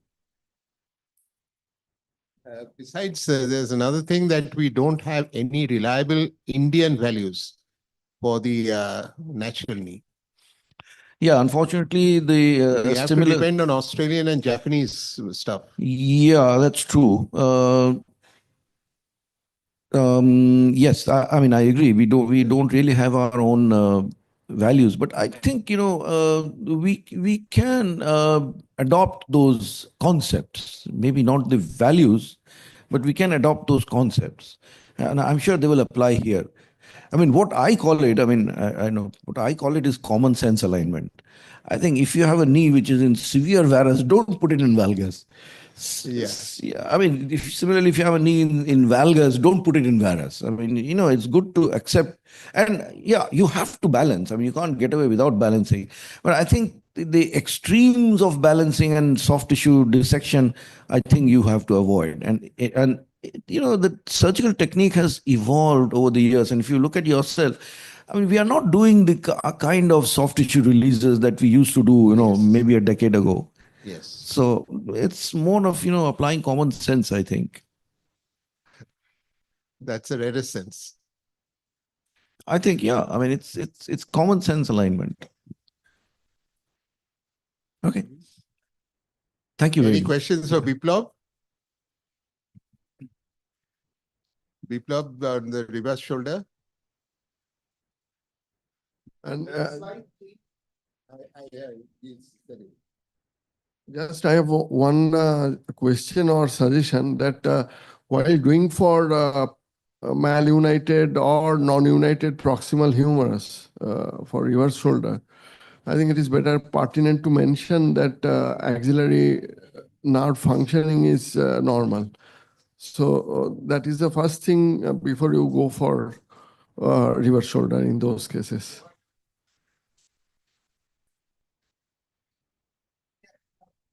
I know there are many arthroscopists around, but what do you mean by an irreparable rotator cuff tear? I know these people can do wonders with the arthroscope, but even without an arthroscope, if they do a mini open, which was demonstrated earlier and which is much easier to do and done very well by many others, do you think that that is a thing to be followed up? There's nothing called an irreparable arthroscopic repair.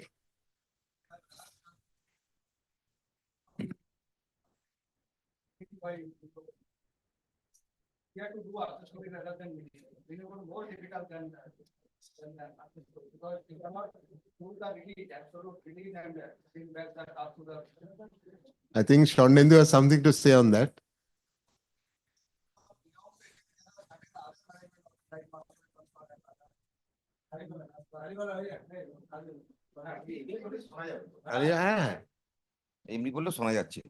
I think the question what Indroda asked, the whether the calf is irreparable, any calf. There are a lot many criteria on that some cups you just cannot repair. One is the first, easy to remember is if the calf is retracted up to the glenoid. So that is not going to come. Second point that we have to remember is the type 4 fatty degeneration of the either supra or the infra or the subscap, whatever, the Guttelier classification. So this is beyond that. And the indication of what Biplab is mentioning to is not the reverse is indicated for the irreparable cuff. There we first will try with the tendon transfers. It is not the first choice of the option. And the calf or the reverse is the best indication for the reverse is the calf tear arthropathy. When it has gone up to the acetabulum, and that is known as the acromion, that is known as the acetabulization of the acromion. This is a false joint between the undersurface of the acromion and the humeral head. So there is no space left. So there, even if you do the tendons transfer, it is not going to function. Because if your three of the tendons, subscap, supra and infra, all three are gone, then the deltoid is only the functional muscle which is going to act. So that's why I think Chandan mentioned one point that if you want to do a reverse, you must have a EMG and NCB to prove and document that your deltoid is functional, not the clinical aspect. If your deltoid is not functional, it is a day one failure, and it is a, I think, a unjustified decision to undergo revision this RSA. RSA is not indicated at all. Who is going to function? Because deltoid is the only muscle which is going to function in RSA. Just, I was coming to say what Sharnendu winded up. The workhorse for this RSA is deltoid. So deltoid should be worked properly, and deltoid had two types of fibers. So EMG, NCB will tell you about the contractibility and the power of the fibers of the deltoid, which will actually let the thing go. And another point is you should do a little bit of nowadays CT scan of glenoid. If you need a backup, you can do an augmented glenoid in this case. Yes, yes. Even more important than MRI. My point is that if you have been destroyed, what do you call glenoid, Yeah. you can have, now the things are available, you can have an Augmented backup. Another thing, in cases of the proximal humerus fracture, suppose if we have to choose between the reverse and the hemi, it is better whether the tuberosity is repairable, then hemi will be probably the better option than the reverse shoulder. Because after the reverse shoulder, what if it is fails, then what will do you have to think? That's like your hip replacement. When you choose hemi arthroplasty of hip and a total hip replacement, the age is the factor. If the age is young in shoulder proximal humerus fracture, then you need to think of hemi. If the patient is less than 60, go for hemi.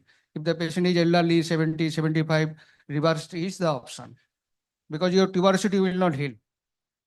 Rotator cuff tear with the cuff arthropathy. If the patient is elderly, 70, 75 years, that cuff will not heal. Re-rupture rate of rotator cuff is roughly 20-25%. If you are repairing in an elderly patient, then your re-rupture rate would be much higher, maybe 40%, 45%. I think what we are discussing about the reverse and the hemi, the take-home message and lot many papers are there. The age is the main important factor, and I think if you read the maximum papers, they have given the guideline that is 50 year or it is less than 60. The result of the hemi is much better than the reverse. If it is more than 70, then the reverse is probably the choice. Otherwise, if you put a reverse in a 50, 60 year guy, this is a problem, because this is not going to last more than 10 years. Even the 15-year data is just coming. So the 10-year mark we should take off. Fine, I think we've gone through this. We are not having the next session, which Chinmay will just say this. May I request the presidents to, chairpersons to stay there, and we have to felicitate 2 or 3 of our EC members whom we could not felicitate in the inaugural session. Dr. Shovik Dash, please come.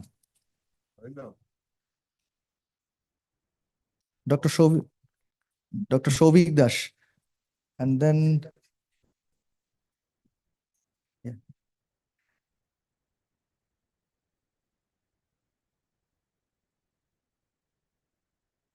Dr. Shashinder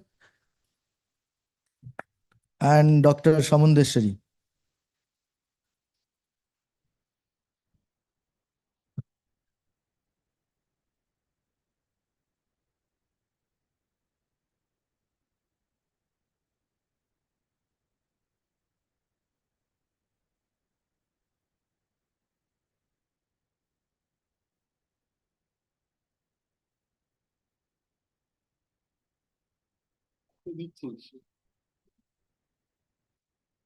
May I also request Dr. Arindam to felicitate the chairpersons, Dr. Arindaji Sardar and Dr. Chandan Patak, with a memento.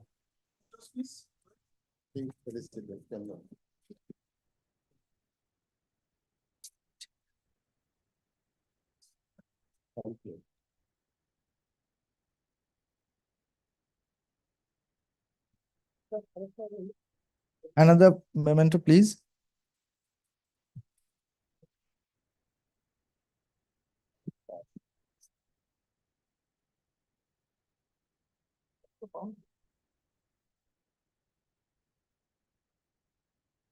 Now there will be slight change of program. May I request there will be a presidential oration by Dr. Arindam Banerjee, and may I request Dr. Amitabh Mukherjee and Dr. Biplab Duloi to chair this session.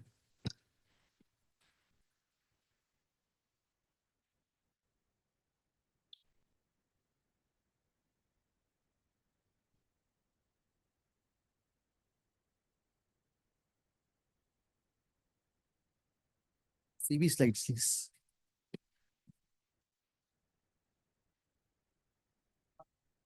Doctor.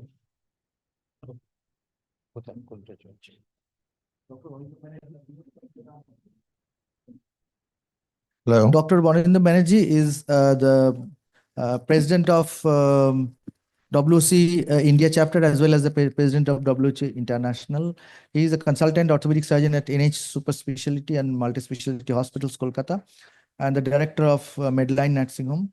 Already I told he is the president of SICOT, of WOC, and he is the examiner of the SICOT and a former chair of the SICOT Education Committee and Education Day Committee, and he is the former president of NAILS and AOTS as well, and he is a valedictorian, University of Vienna, and senior iOS fellow in 2008, and he is the Indo-Bavarian traveling fellow in 2016, and is the editor in chief of major research work from Springer Nature, and he will deliver his presidential oration. May hand over the session to the chairpersons, Dr. Amitabh Mukherjee and Dr. Biplab Duloi. So with this, I will request, I would say Punky, his used name, long association, Arindam Banerjee to speak about. It gives me a real pleasure that I am 30 years old member of original WOC. So this WOC is again taking a good shape in the hand of Arindam. That's a really pleasure for us. Arindam, please go ahead. Yeah. Can we have the slides, please? And Arindam is from National. No one has mentioned it. I can remember his, college days. Okay, so I've been working in orthopedics since 1986. So this being 2025, it's 40 years of working in one subject. So what I would like to do is draw some lessons about what is in and what is out in orthopedics. Especially, I'm just going to talk about trauma today because the entire orthopedics is a very broad canvas. So the first thing is that there are very few laws and facts in biological sciences. We generally work with hypotheses and theories. Most of our views are based on statistics and probabilities and not on something like the laws of physics or mathematics. Therefore, our old ideas are constantly being replaced and being challenged, revised, and what was the gospel maybe 3 or 4 decades ago may stand discredited today. And sometimes the theories change so much that there is a 180-degree change in the concept. So let's just spend a minute trying to understand what is theory, what is hypothesis, what is fact, and what is a scientific law. So if you're sitting under an apple tree and the apple falls on your head like it fell on Newton's head, then you can have a hypothesis that the apple fell because of gravity. If the apples keep on falling regularly, then that hypothesis will become a theory that every, we might have a concept that this is what normally happens. It's a theory. And it becomes a law when we realize that every object which is falling from above to below, it becomes the law of gravity. So these are the basic concepts.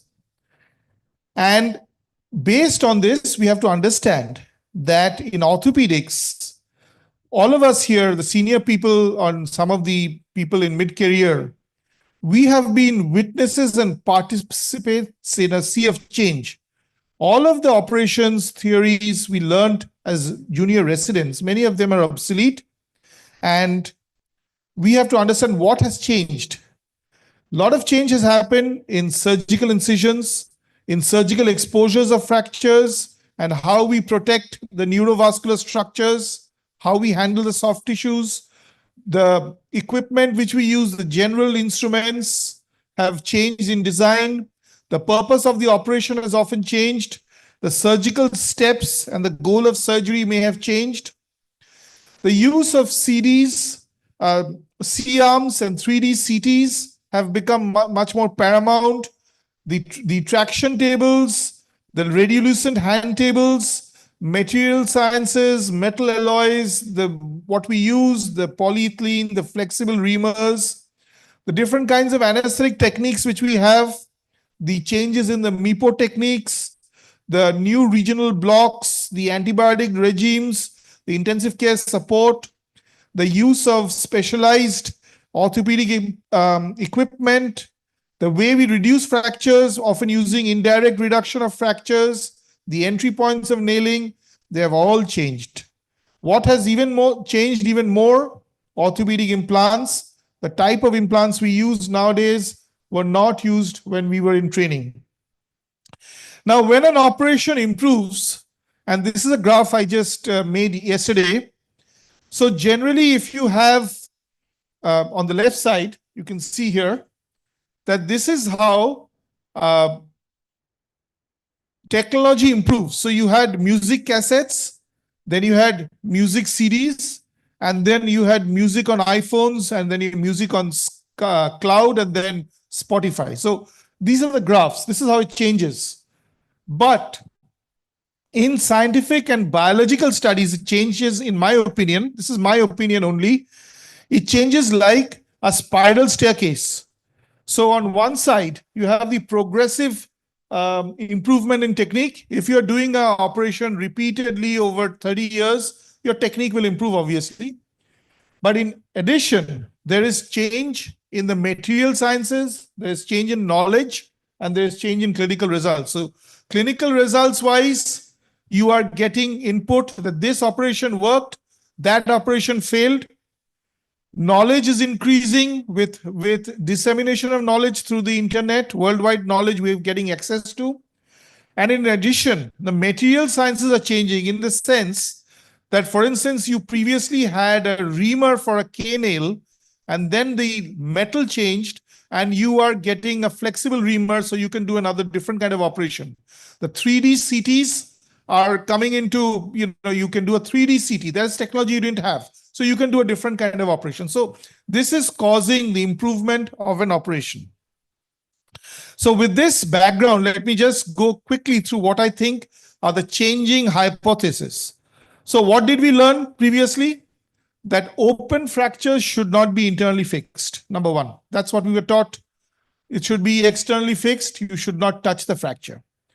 Open fractures need immediate debridement within 6 hours. That is what we were taught, that you have to get up in the middle of the night and do the debridement.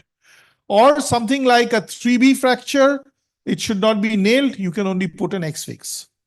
So all these theories are out. So what's in? So the thing is, internal fixation can be done in open fractures if you do adequate debridement. Now, you should not do it for every case. Obviously, if you have a biologically contaminated wound, you should not do it because that would lead to a surgical disaster. But anything short of that, practically with adequate debridement and with repeated debridements, you can do an internal fixation almost everywhere. Now, coming to the 6-hour rule of debridement, we have realized that this original hypothesis was based on the study of guinea pigs, and it was a paper in 1898 done by Frederick, which made people get up in the middle of the night and do a debridement. That now has changed. That doesn't mean you can do it 7 days later, but definitely you can do it within 24 hours. But what is important is the quality of debridement. So you need to do it in a way that the debridement is adequate. And if it is not adequate, revisit the patient and do it again. And finally, 3B, fractures can be nailed. It has been shown by the Edinburgh School very adequately that 3B fractures can be nailed by the fix and flap technique. And in fact, I think we were one of the first groups in Kolkata to do this in West Bank, what was West Bank then. And we have done many cases with colleagues, with plastic surgeons. And we had two very good committed plastic surgeons, Dr. Monish Ghosh and Dr. Anupam Gulash, who helped us. And we've done many of these cases very successfully. Now, why has this practice changed? The reason this practice has changed is that the firepower of antibiotics has improved.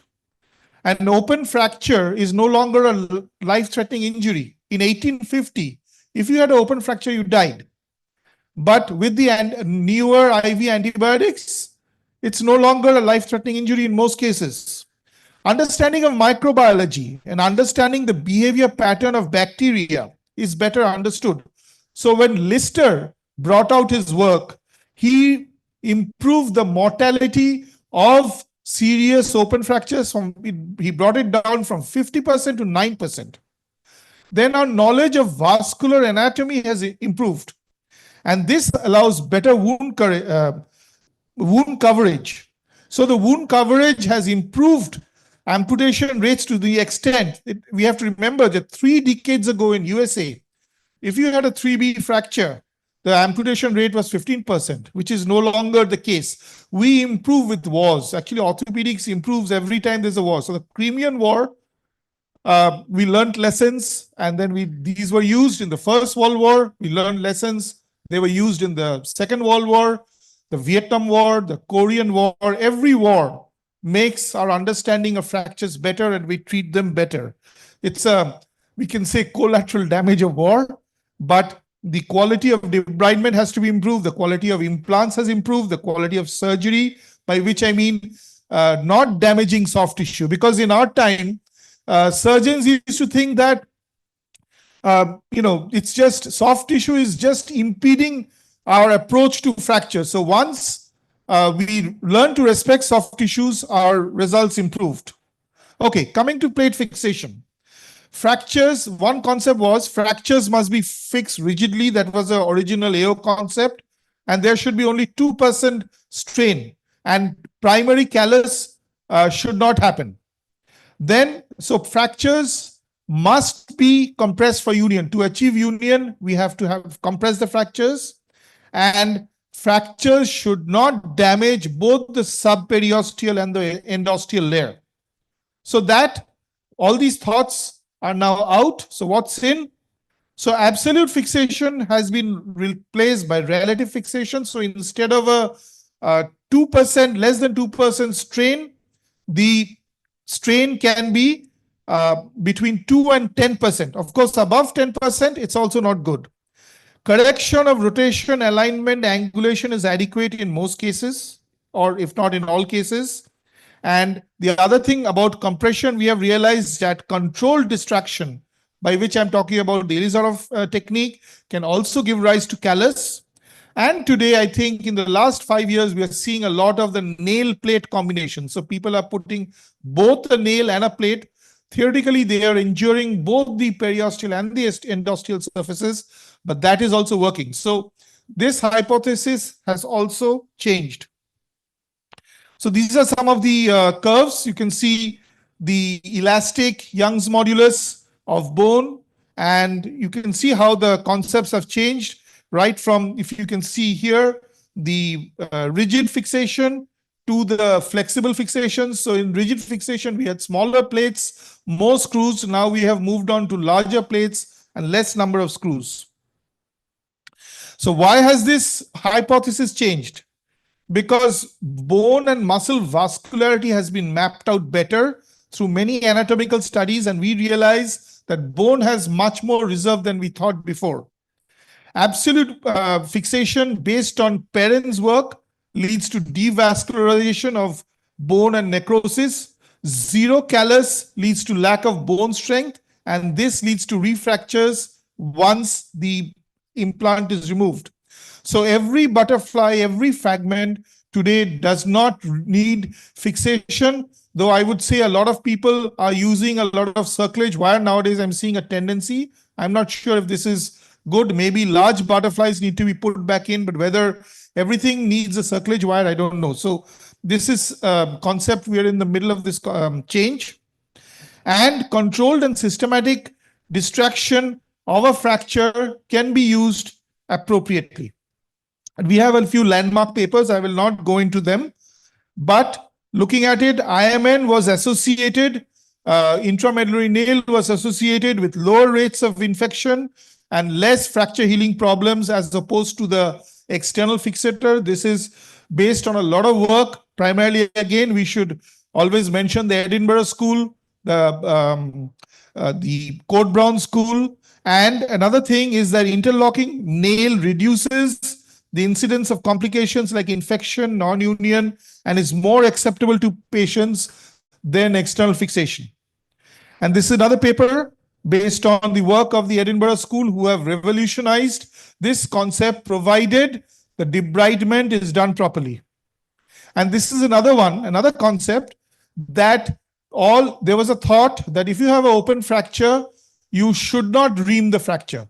So with the SPRINT trial and multiple other trials, it has we realized that there is no need to use, you can use ream nails. You don't need to use unreamed nails because unreamed nails are fragile. They easily break and the size is less. So it leads to more instability. And if you used ream nails, then you have the chances of non-union come down. Changing hypothesis, again, nail fixation. So what's out? So one of the concepts is that you just need to align the fracture in some way. Put something through the proximal, put something through the distal, and you get a relative fixation. Then there was a concept that reaming destroys the endosteal vasculature. And finally, do unreamed nails, as I just mentioned some time ago. Now, that is out now. So what's in? What is in is that there are many more options now in nailing. You have more options of locking. You have polar screws. And the newer generations give an extension of the fracture scenario. Reaming initially destroys the endosteal vasculature, but given a few weeks, it comes back and the chances of union actually improve. And as I mentioned, unreamed nails are rarely used nowadays. We put in a thicker and stronger ream nail. So you can see here the previous concept. Just put something proximally, distally, put it together with screws on both sides and you're done. Well, the job is not done nowadays. So you have the options. You have lots of locking choices. And as you can see on the right side, you have the nail and plate, which you can do for a specific unstable case. Why has this hypothesis changed? The hypothesis has changed because we have better understanding of nail entry. So we've studied all the different types of nail entry points. We have better cutting tools which are sharper and therefore they actually do less trauma. The nails are better designed. The better techniques of reduction are understood with the use of the shank screws, etc., where we don't actually have to violate the fracture to reduce it. Now, RCTs have been shown, as I've shown you, that ream nails do better. And extended indications of nailings can be used for complex fractures and even radical ideas, things which we would think are very radical, like a supracondylar nail. Even these concepts have come out. We used to think that it's a crazy thing to violate the knee joint and put a supracondylar nail, but the proof of the pudding is in the eating. It does work. So that's why supracondylar nails are being done frequently. Another thing, pediatric hypothesis.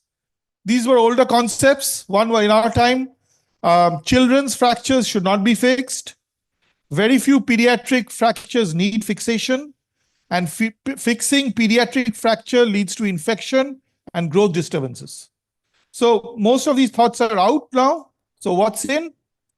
Well, pediatric fractures can be fixed, should be fixed if required, and we can do it if we protect the growth lines. Many fractures have better outcomes with less residual deformities. So pediatrics fractures which were not fixed, longitudinal studies have shown that they were left with residual deformities. They had life of deformity. So nowadays there are better options. You can fix them. Of course, it is again important that respect to anatomy and growth lines is essential. And the other thing to remember is that the implants must be slightly less, must be designed a little more differently than from adult fractures.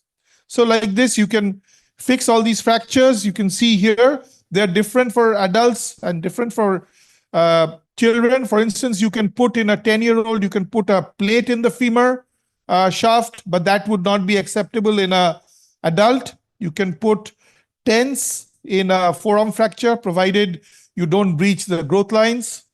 You can, it's often better in some cases than just opening up everything and putting a plate. So why has this hypothesis changed?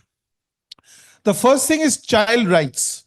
Children have many more rights than before. So previously you could make a child stay in bed for 6 months or a year, and it was perfectly acceptable. Now children and their parents may not accept it, so you have to find another way. The quality of the life of the child also matters. Prolonged inactivity, going away from sports is no longer acceptable. Third thing is that pediatric orthopedics is a subspecialty and implants designed for children are available. We have to remember a child is not a mini adult. So the shape of the bones are different. The implants have to be different. And follow-up of children's fractures show that they are, if you fix them, they are not associated with any kinds of infection or growth retardations, provided you follow the rules. And good fracture fixation, if done properly, is associated with less deformity and less mobility. So other current beliefs, I've not tried to cover everything, but I've tried to cover a few points. An implant is not a reducing tool. So the reduction has to be achieved independently, and the implant is merely a holding tool. Number two, nail plate combination is acceptable nowadays for specific fractures. Number three, perfect reduction of a fracture is expected. Now that is something we always talk about, that this fracture, this fixation failed because the reduction was not perfect. So we did a neck of the femur, we left the fracture in varus, and our fixation failed. So nowadays there's a lot of emphasis on a perfect reduction of fractures. Some fractures respond well to a lot of rigidity, others to relative rigidity. In children's fractures, over reduction in torus fractures is sometimes desirable. And as I showed you earlier, plates should be longer with lesser number of screws. Soft tissue damage should be kept to a minimum during surgery. Blood supply of the fracture should be preserved at any cost. Wherever possible, a close reduction should be done.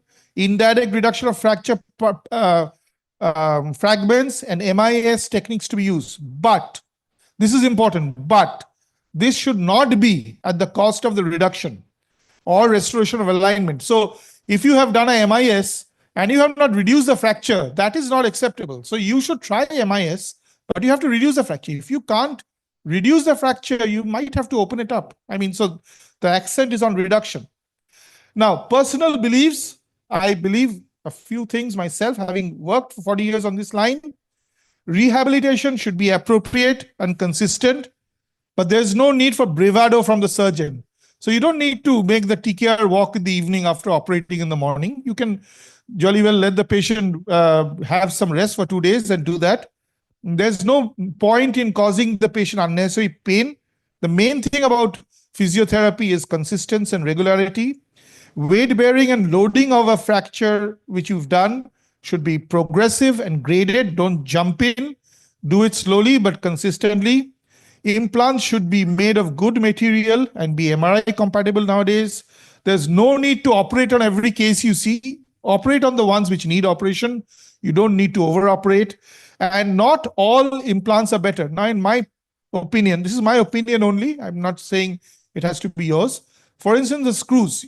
I think the hexagonal screw, for instance, was a better shaped implant than was a better for the screwdriver than the current star shape, because I think the star shaped has lots of problems. So this is just a thought, because I've been, we are doing a lot of star shaped screws nowadays, and I think the hexagonal was better. So in the next 20 years, there's going to be a lot of debate on this. Who is an orthopedic specialist and who is a subspecialist? I'm already facing this problem. I think we've become like general surgery. We are going to become general orthopedics soon. And then there are going to be individual subspecialties who will work on different bones. So that is coming. It's already come in my generation. AI and robotics will play a big role. Drugs will play a big role, and diagnostics will play a big role. So thank you very much. I think I tried to summarize all the changes which have happened in the last, this is not exhaustive, this list, but I think this is the tendency and this is the direction we are taking. Thank you. Thank you very much.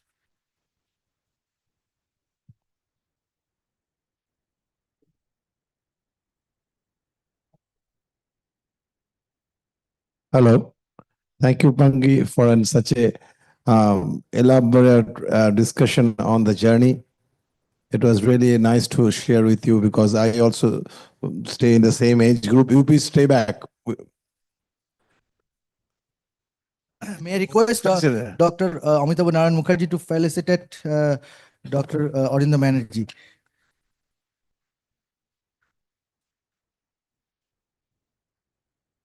It was a long journey. I think you remember or not, in National, once Usha Uttup was banned, then she was called up for the first function. Do you remember? That was the time when I met him. He may not be remembering. Long journey. Nice to share this with you. I'll put it on.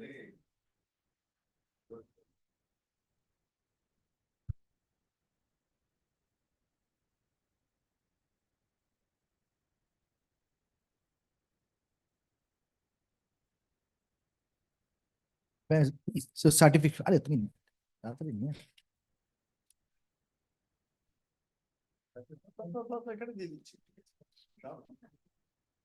So let's give a big clap. This goes the certificate of honor to Arindam Banerjee.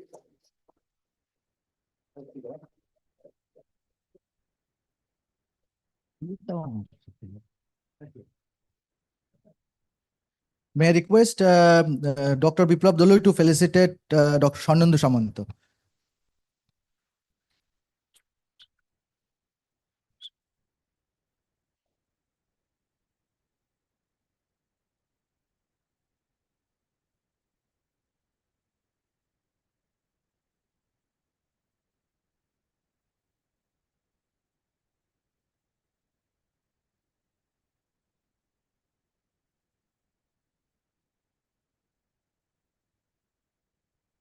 Now it's time for the panel discussion, which is moderated by Dr. Arnab Karmakar. And the panelists are Dr. B.D. Chatterjee. I'll request Dr. A.N. Mukherjee to stay there as a panelist, because Dr. Indrajit Sardar, I think, sir, has left. And I'll request Dr. Swarnendu Samanto to be in the panel. So, Dr. Biplab, please. Dr. Joydeep Mukherjee is there? I don't think. Let's see, left. Okay. Right.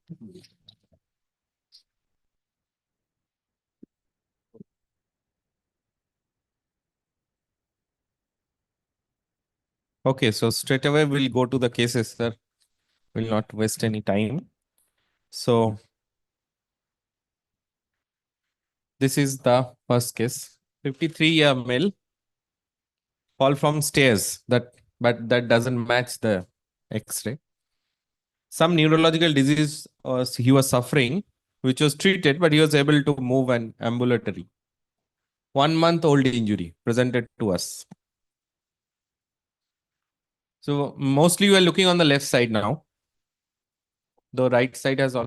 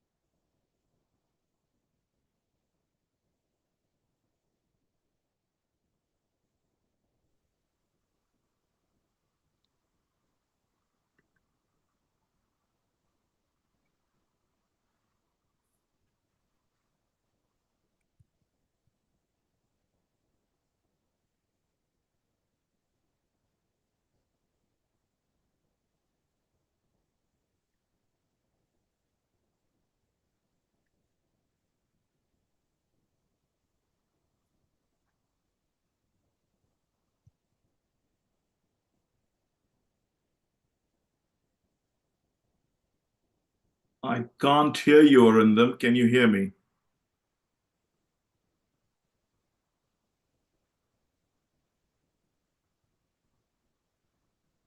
Hi, Arindam. I can't hear you. Can you hear me?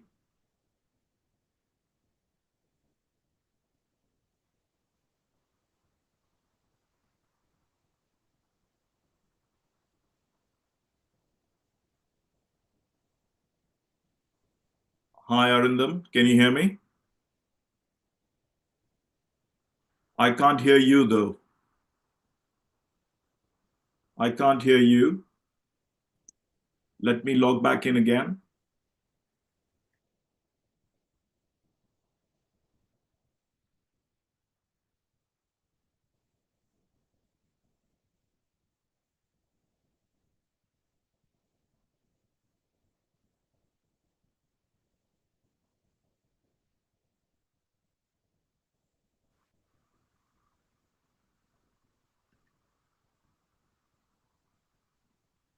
Hi, Arindam. Can you hear me?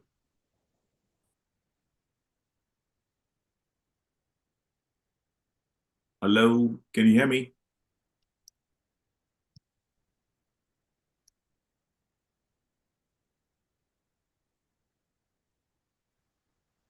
Hi, Arindam. Can you hear me?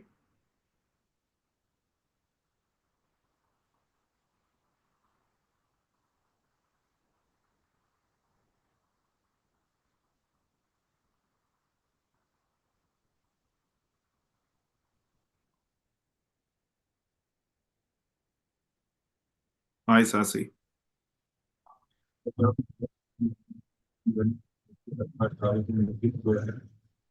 Okay, thank you. Okay, got the message from Sasi over the phone. You can hear me, but I can't hear you. So I'm going to Now we crack can on. hear.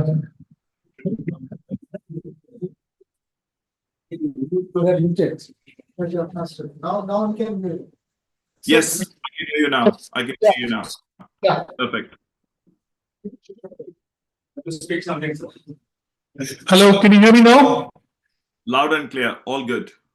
Thanks. Great. We are looking forward to hearing what tips you have for us. What tips for all the audience.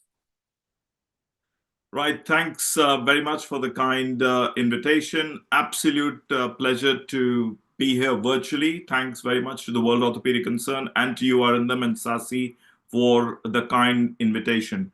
I bring you greetings from our biomedical campus in Cambridge, which is ever expanding and would be delighted to host you if you ever wanted to visit. It's an important year for us because we celebrate the 35th or the choral anniversary of the first hip arthroscopy being done by my mentor in this institution, in fact, in the UK, Ricky Willer.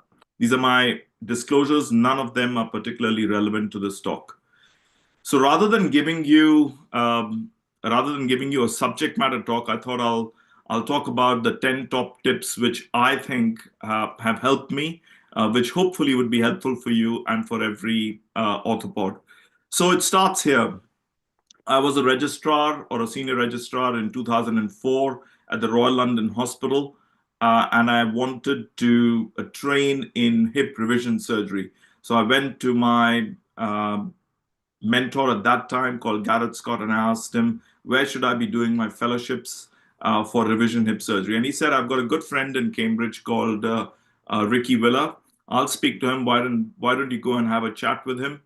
And he was doing the maximum amount of bulk allografts in the country and maximum number of revisions at the time.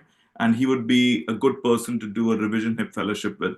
So dutifully, I went along with the advice and saw him in 2024. He did an interview and he said, okay, fine, you come back and see me in 2006. You've got the fellowship 2 years later, and we'll start the fellowship. Suddenly, in 2005, December, I get a text from him, 0630 hours at Wellington Hospital. Now, Wellington Hospital is in London and not Cambridge. So I'm wondering, why is he actually calling me at the Wellington Hospital? Anyway, I go to him at the Wellington Hospital, and this guy is going through a midlife crisis, and he's moved his whole practice from Cambridge to London. And basically, for that whole year, I traveled from Cambridge to London. after actually moving my own house from London to Cambridge and moving my kids' schooling, etc. And it was the other way around. More importantly, what happened was that we did not see a single hip resurfacing or hip revision arthroplasty that year. And all we did that year was young adult hip arthroplasty and a lot of hip arthroscopy, over 450 hip arthroscopies that year.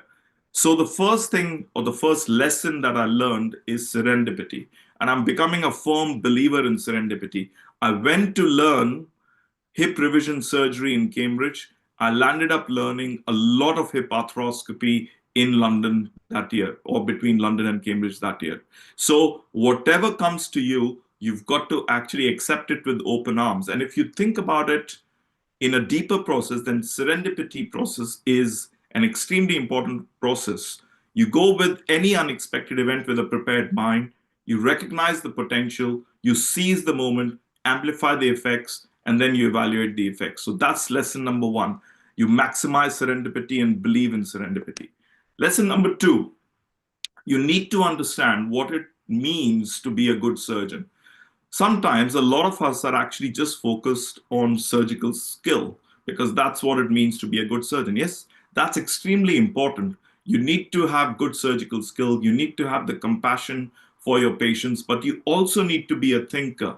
You need to be a researcher. You need to be a good writer. You need to be a good orator. You need to be a good teacher so that you can actually push your students forward. And then eventually you need to be a good manager and a leader. And all these attributes, if you look at any surgeon that you admire around the world, you will see that a lot of them actually have these attributes. So don't just focus on surgical skill and compassion and communication, but also focus on all these attributes because all these take to be a good surgeon. Now let's focus on surgical proficiency. How do you actually achieve or attain it? I can see the desire in every Indian postgraduate student to have instant gratification at the moment, but it does take time. You know, surgical proficiency, ideal thing is you do your postgraduate degree, MS or DNB, whatever you're doing, you spend 3 years in a busy department. Then you spend 2 to 3 years in a subspecialty of your choice with good mentors, actually doing subspecialty fellowships. And then you travel and see skilled surgeons around the world to pick up tricks and tricks. That's your base surgical proficiency. In UK, it takes about 15 years to become a consultant. Whereas in India, I'm seeing 3 to 5 years time, people are calling themselves as consultants. And then probably if you put up with a big case or a complex case, then you're struggling. But this is what you require for surgical proficiency. And then the next step is becoming an expert. Now, what's the definition of an expert? An expert is somebody who's got knowledge, who's got skills, who's got the experience, and who's able to apply them, okay? So either it's 10 years or 10,000 hours. That's the definition of becoming an expert. But most importantly, you need to have the experience of case diversity and exposure and to be handle complications and problems.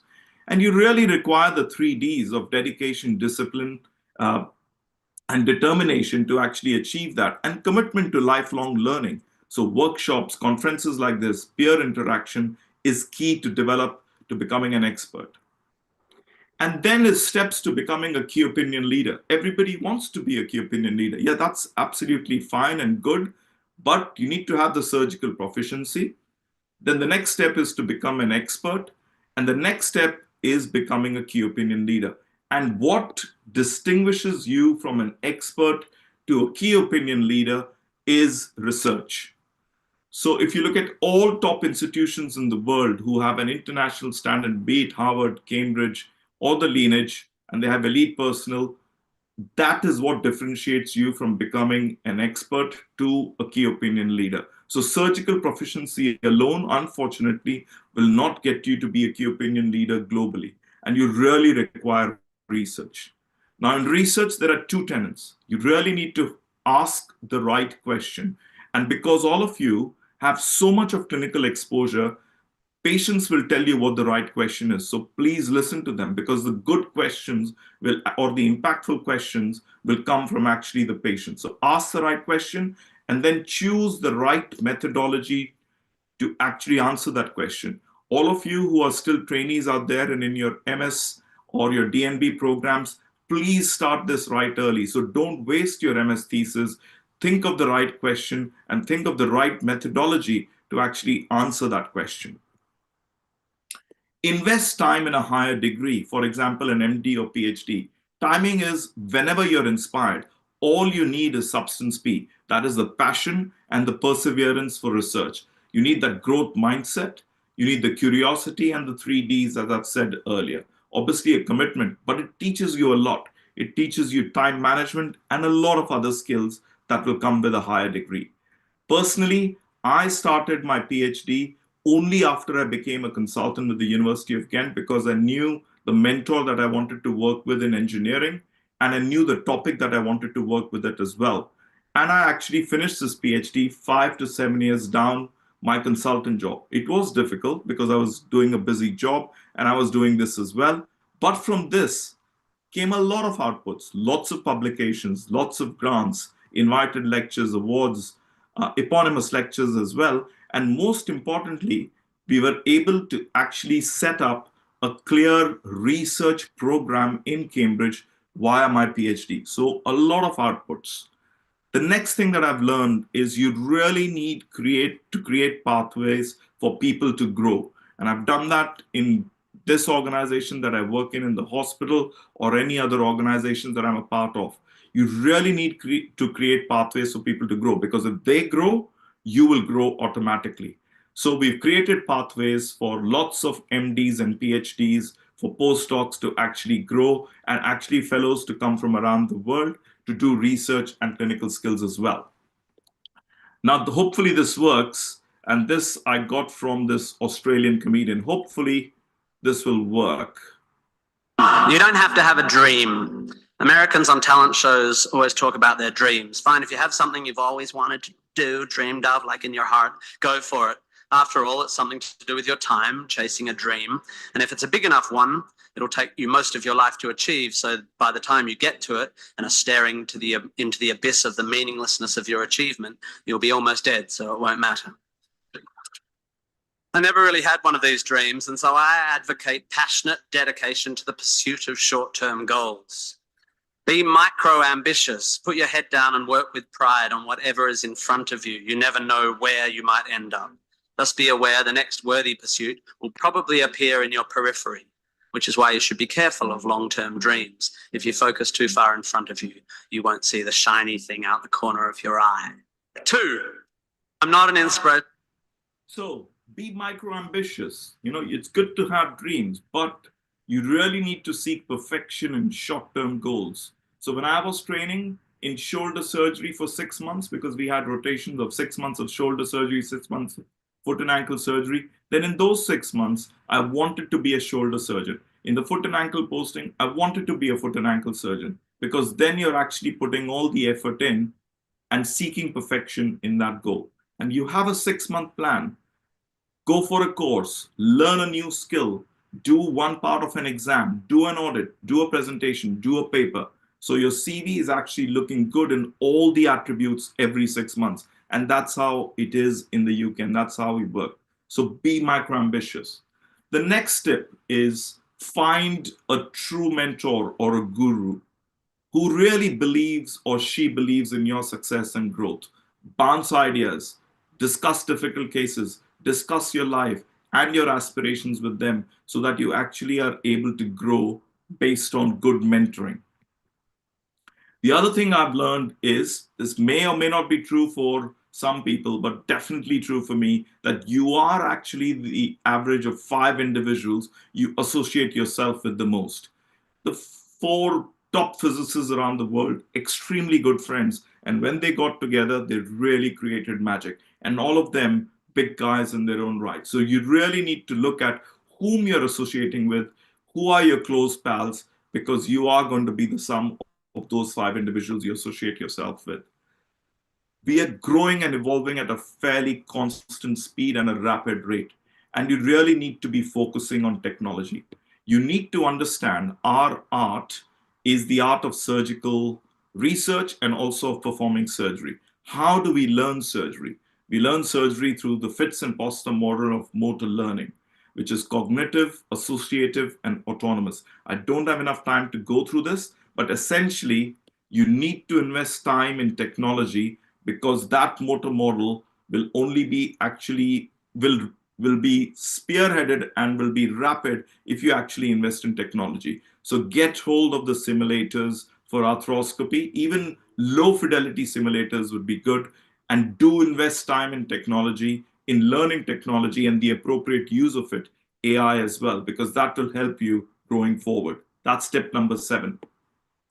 Tip number 8, whatever you do and whatever you spend your time in, rather than just running around, just try and focus on why you're doing it. What's your purpose? And I think it is important to spend some time on thinking about it, whether you are following the Japanese principle of Ikigai or you want to follow the Hindu philosophy of Karma Yoga. You really need to find out what your purpose is and why you're doing things. You will find much more pleasure and much more dedication in doing that. Success. I'm sure all of you have watched this. Hopefully this clip will work again. This scene, really, really powerful scene. किसी महापुरुष ने कहा है कि कामयाब होने के लिए नहीं, काबिल होने के लिए पढ़ो. सक्सेस के पीछे मत भागो. एक्सेलेंस का पीछा करो. That's absolutely true. You really don't need to chase success. You need to chase excellence. You really need to define. And the other important thing is, having spoken to a lot of you youngsters out there, a lot of people don't want success, don't want to be excellent. That's absolutely fine. So you really need to define it, and you need to understand it whether you really want it or not. Because if you want it, then it doesn't come easy. Everybody sweats. Everybody is spending a lot of time to actually get there. And there's no instant gratification, unfortunately. Finally, you really need to talk about work-life balance as well, because that is what is going to get you out of difficult times. And I'll leave you with these words. I worked a lot, learned a lot, and ran a lot of miles in that small space. But the world is a whole lot bigger than that. Even when I was just starting out, I knew that tennis could show me the world, but tennis could never be the world. I knew that if I was lucky, maybe I could play competitively until my late 30s, maybe even 41. But even when I was in the top 5, it was important to me to have a life, a rewarding life, full of travel, culture, friendships, and especially family. I never abandoned my roots. I never forgot where I came from. But I also never lost my appetite to see the very big world. Effortless. So do spend time with friends. Believe in your family. Orthopedics will continue, obviously. So you need to focus on that. And finally, remember that it's not about you. It is about the patient in front of you. Eventually, we do all this actually for the betterment of our patients. And that goal needs to be very clear right in the beginning and right in the end. And based on this philosophy, over the years, I've developed a good service, clinical service for young adult hips for the whole of East of England and also Northern Ireland. We've got a fairly good and well-enhanced research group with lots of PhDs, MDs, and postdocs as well now. A well-developed research program, grants over 5 million, fairly decent research output coming out of it as well. Definite textbooks in hip preservation surgery. A spin-out from the University of Cambridge called ArtioSense, which would help joint replacements, measure forces, and leadership positions in all these societies and journals, just based on these 10 top tips and philosophies that I've given you. It's been an absolute pleasure talking to you guys on a Sunday. I invite you all to join us for the SICOT meeting in Madrid from the 3rd to the 5th of September. If you haven't booked or haven't got planning for it, then do. It's going to be a really big and a fun meeting. And I'll stop there. Thank you very much indeed. Thank you, Vikas. Can you hear me? I can hear you, Arindam. Thank you. So thank you for sacrificing your Sunday morning. I know how hard you work over the week. So thank you from the bottom of my heart and from the entire WOC fraternity and the Indian chapter. So this meeting is going very well. And we hope to have you in Madrid as well to say a few words for the International WOC. So we'll be in touch, and we are trying to set up a good program for the Madrid conference. And I think at the end of this meeting or during it, we will also encourage youngsters to submit abstracts and also to try and participate in this SICOT and future SICOTs. So thank you once again, and see you very soon. Thank you very much, Arindam and Sasi, and to the WOC. Have a fantastic rest of the meeting. Thank you very much for the kind invitation. Great. Thank you. Thank you. Thank you. Okay, Ritika, continue. And in case anyone hasn't had lunch here, so just get your lunch because we'll be shutting down in a little while. So we are talking about the tibial slope. So often increases the stress and shear force on the reconstructed ligament. So it's recently recommended for individual cases if the angle is more than 13 degrees. Oh, okay.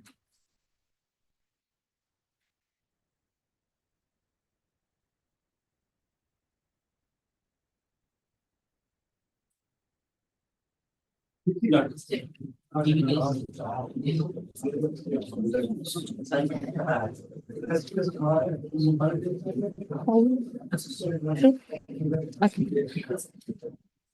this needs to be done on a case-by-case basis, the decision.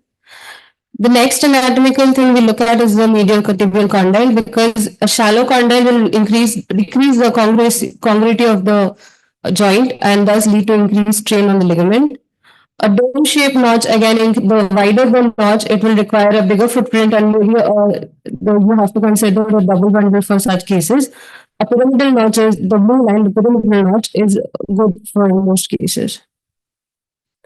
Rotatory instability is another factor which comes in, especially in patients with a high-grade pivot shift, somebody who has hyperlaxity. We might want to do an additional procedure for such patients. Meniscus repair has been much talked about, with the importance of being the solid primary fixation and needing to abrade the margins so that the biological process of cicatrization is stimulated. It will lead to some decrease in the radial length of the meniscus. However, the repair will be stout and the healing will be stimulated. You have many methods of getting a good repair. There are more versatile methods of fixation now, helping us to put circumferential compression stitches, doing a good boot repair. Ramp lesions, again, they are often called hidden lesions because they're very easily missed. 9 to 40% is the reported incidence in literature, because often in an MRI we will not detect it. If you're very aware about the contusion in the condyle, then it is reported more. However, even with a direct angiography also it is often missed. Posterior lesions, protein using it with a 70-degree scope has been found to get 100% to be able to identify these lesions. And when they are not dealt with intraoperatively, it will lead to an increased instability, both AP and rotational.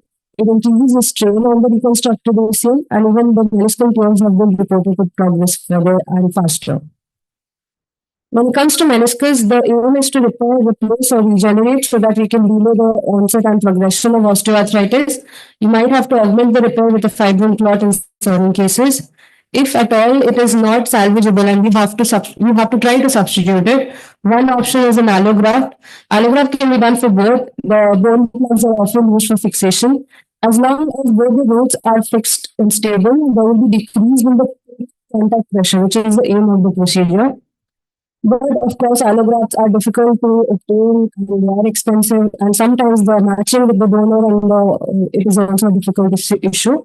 So, if there is an intact meniscal bone, and sometimes in partial cases, you might get away with putting a meniscal scaffold. These are also expensive, but they are available and they're made out of collagen or polystyrene, and they can be shaped even in partial cases. They help in the ingrowth of tissue from the periphery, and they can also be embedded with biologicals to help in the healing. 3D printing in this scenario is under study right now. Tendon autograft has also been used. It is being used mostly with gracilis or semi-tendinosus graft.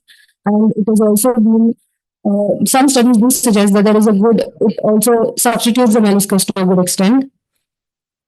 Collateral ligaments, in collateral ligament, double bundle autograft is going to help to get an anatomical reconstruction. Internal brace augmentation is used. Modified Bosworth technique is a good thing to do.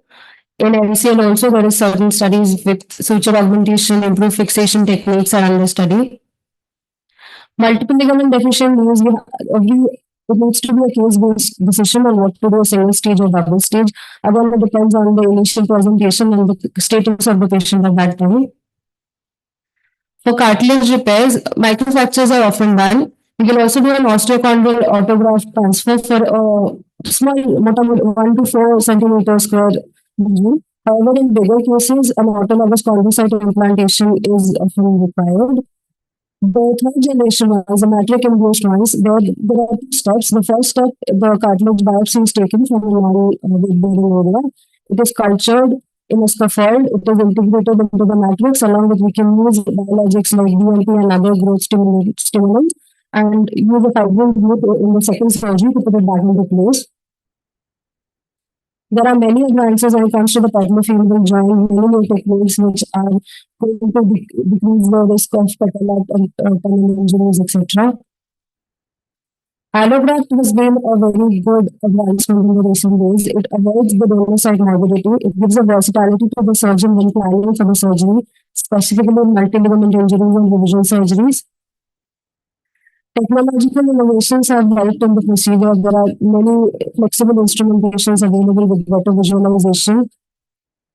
Biologics like PRP, bone marrow aspirate, they are definitely controversial. Most studies need to be done and they are being done. And hopefully they will have a better thing in the future with a very low effect of helping in the healing process of family. Computer-assisted navigation helps in precise correction in osteotomies, in individualized ACL reconstructions, in difficult revision situations also it is going to be helpful. When it comes to robotic or image-guided knee arthroscopy, there is a future scope of having robotic tools which will give us an extra degree of freedom to use leg manipulators to have better depth perceptions. Augmented reality is used intraoperatively for better visualization, and also it can help in surgeon training and simulation platforms. Post-operative enhancements, the protocols right now in place which decreases the period of immobilization, decreases patient care, and those are definitely helping the process. And remote monitoring is also one of the advantages which we can use. So there is much to be done in regards to AI using smart implants and tissue engineering. So there is a lot we can do further. So these are, to conclude, these are the things we are looking at now: ACL preservation, meniscus preservation, articular cartilage surgeries, and the other orthobiologics and direct preservations. Thank you. Thank you, Ritika, for the excellent talk. Sorry, this is next up.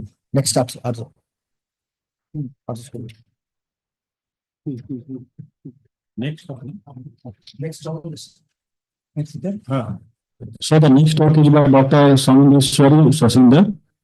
So she will be talking on new horizons in shoulder arthroscopy.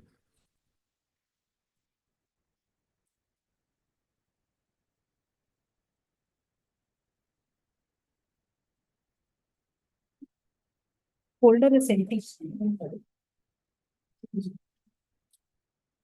Folder is empty.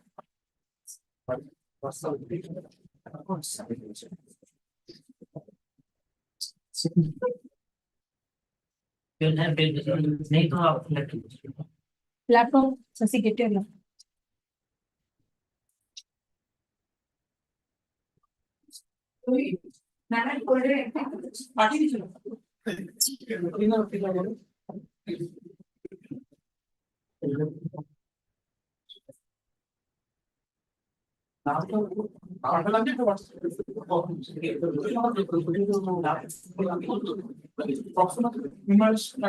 नहीं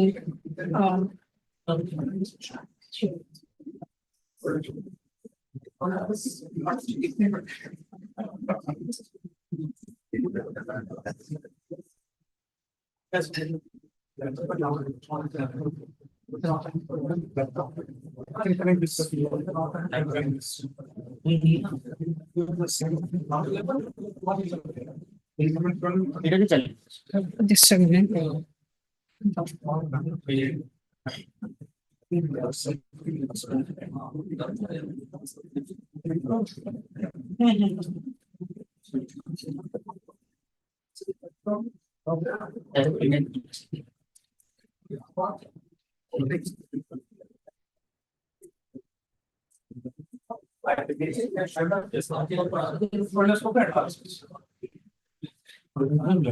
Yes, it's done.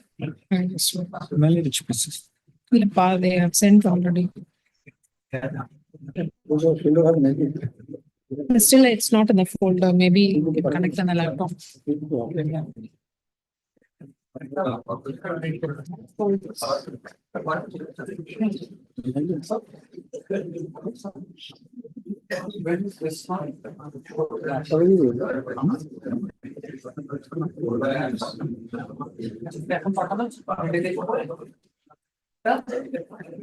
I just opened the we will present as such. This one only. Yeah. Thank you.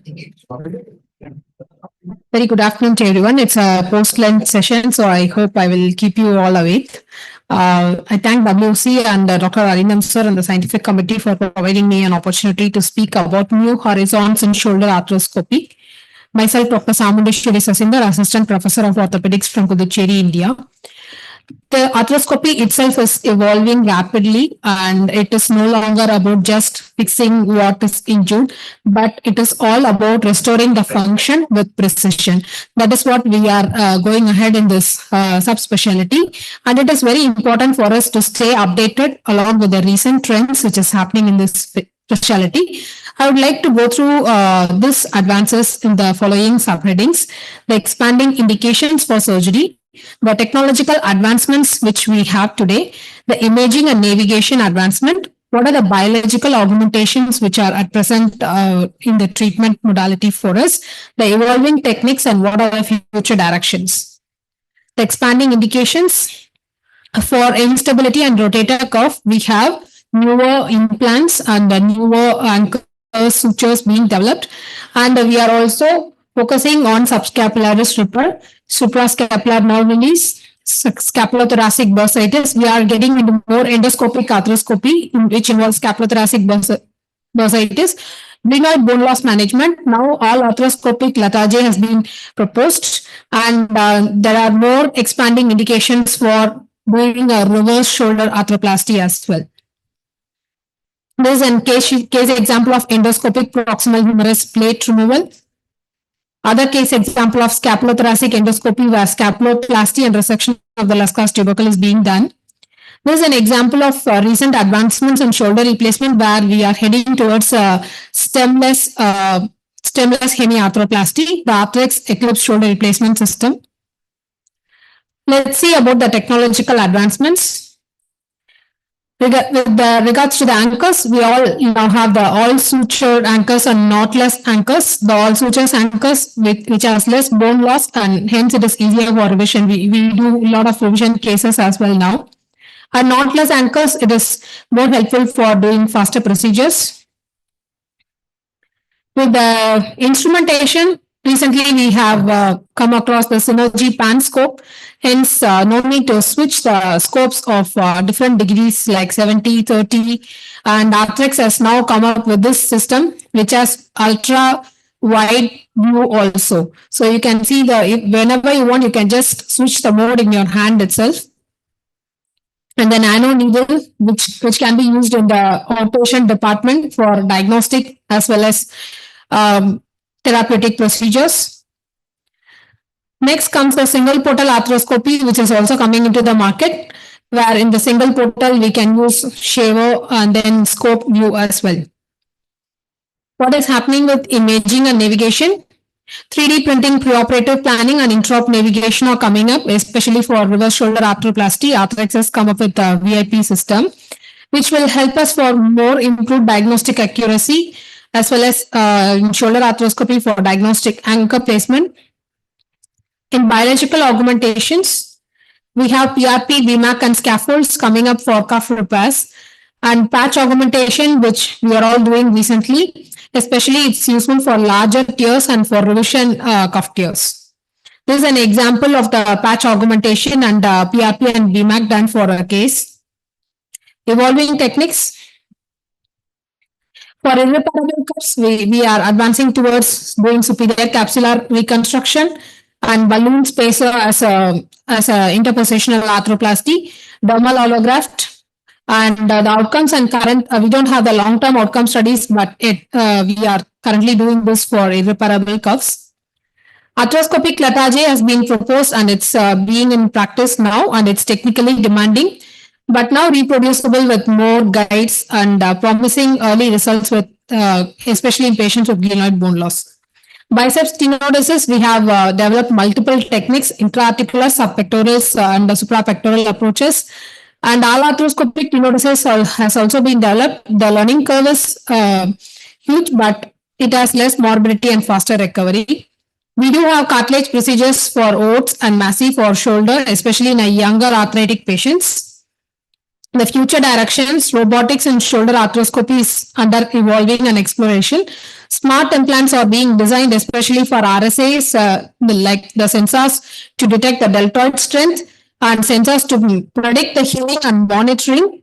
And AI in diagnostic and surgical planning is also on the way.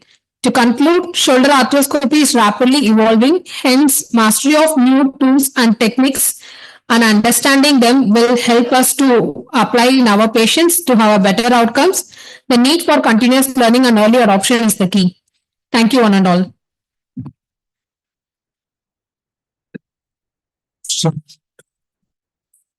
No. And I have a question. Yes. Do you feel there is much better result in ortho Latage? Too many ortho Latage in Singapore, and what is your take on that?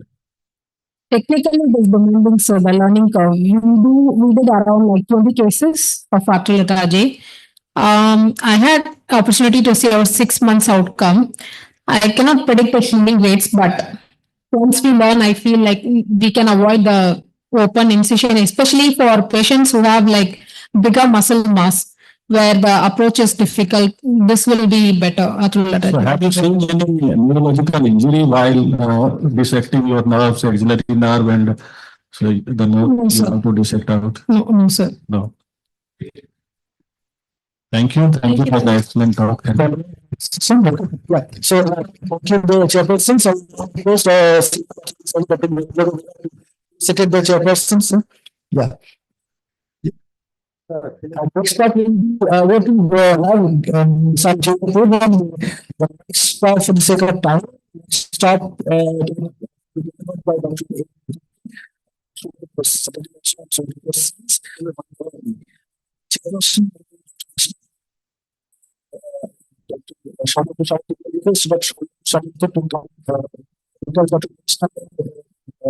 absent in this conference.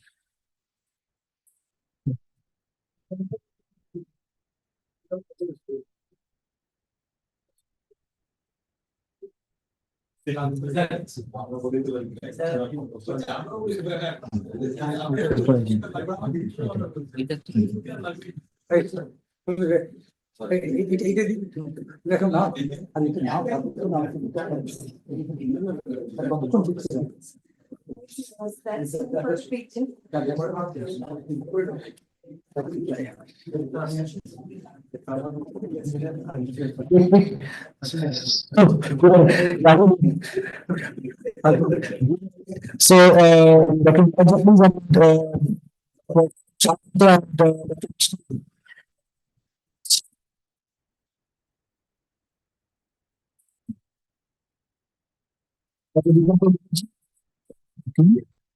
আমাদের ওই তো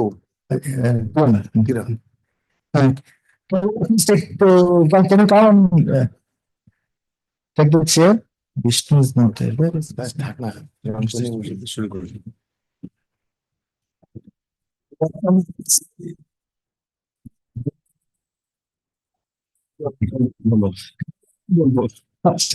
So, good afternoon to you all. This is how the journey, so I'm sharing. I will continue sharing it because now I feel it's my duty to invent something by the governments, although I could say engineers. So to start with, I thanks. I give to the honor of the president and WOC for calling me. This is my 50 years old WOC election, live leadership. You can see 96. I got the WOC membership. So, so start with, I'll go straight away. And extensive research has been conducted for last 30 years on the shoulder prosthesis. So, where the reconstruction of the proximal humerus was difficult, in that case, this procedure was started 30 years back. First present in 1999 in our before that in Chinmay conference. So this is the first step, the biomechanical anatomic and cadaveric study all has been done. Seeing all the cadaveric studies has been done on the dimension of the cadaver.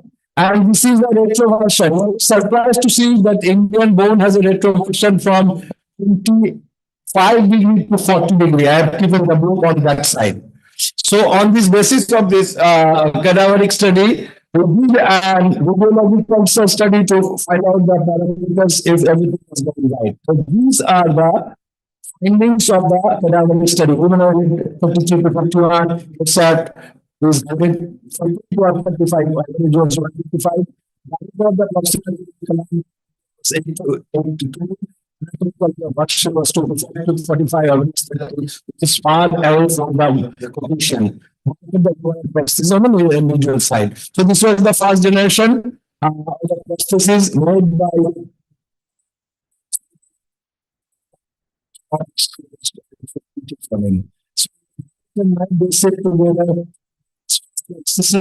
on this prosthesis, the functional outcome was called inserted in the cadaver, see the cadaver, we can replica of the same thing in the neurogen and next to the next comes the biomechanical study. We do the biomechanical study on the average infant arm, 2.75 kg with a pulling force of longitudinal anchorage. And this all through this calculation, I found this design as a less design because this force of this distribution is force on the south. So these are the biomechanical criteria which we have. So after that, taking these biomechanical criteria, the clinical application was done after getting the patent and the approval. So this was the Indian patent of 2002, I think. 2005, so this is the standard protocol data picture and this is the version. This is most important. Actual these are the introduction, initial of how we used to do, and if you have gap, you used to fill up the gap with the grafts which has been taken away from the exposed. So these are the two cases of the first generation. This was the format. This was a head fracture. So next comes the further modification of the centralizer, and then it came on the Reconnect prosthesis on the sterile the block. Then subsequently these instruments were designed and they came in practice. These are the pointer. So these are the thing one centralizer, and this is the ethibond tie, which has been very important. So then pointer on time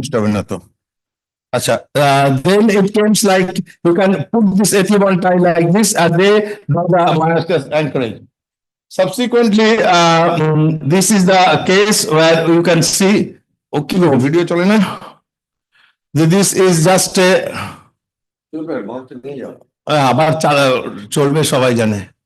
And this is just 14 days. You can see this is the earlier case when Ethibond was not there. We used to tie up with the SS well. So this is another one. Manav used to tell me, "You should abduction dekhao, kohona forward flexion dekhao." So this made me to work to see the forward flexion. That was the forward flexion possible. So you can see that was the forward flexion with the monologue. So I have indebted to my all the friends because they have attributed some of this journey. So this is like you have a split of the femur. You can tie up and do the prosthesis. You can see where we do it here also. So thereafter, this is Swarnendu's case. Long back, this failed. So Swarnendu said, "The and that was the case he's sitting here. But a key person on the children, so that has been, and I believe that patient is doing well, as Swarnendu said. So this is another case I got from one of my neighboring states. This is the way it came. And I did so. I was not very happy because cement losing my best. Trust me, this is one of the best results which I could have in my lifetime on a monoblock.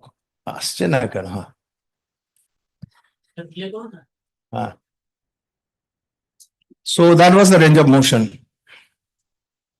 Because if you go back to the X-ray, you can see the success was the myosius integration. This patient has a wonderful myosius indication. Rotator cuff was been exactly in place and united well. So I go ahead. Time is constrained. Trust me, this is one of the case of the GCT. Arindam is sitting here. This case was from Arindam's. So this was a school teacher who did it, and she was. This told us at that time, around 25 or around 30 years back, this reverse shoulder was not much there. But these give us idea that the reverse shoulder will work. Because only the jark of what you call in the chalato baba tora to call this jark of this deltoid, this lady was able to do this. She had nothing. Everything was exposed out, excised out. So, so this was the result of the monoblock.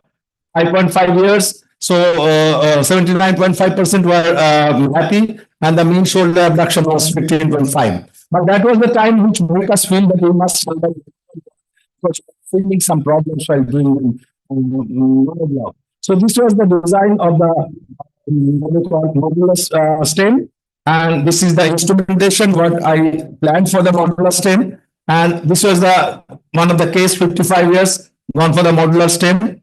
I think I will not go for the surgical technique because I don't know that. So main key of success of the surgical technique is the myosius anchorage. Both sides you have to have this ties so that you can tie it back, and that myosius anchorage should make the shoulder move.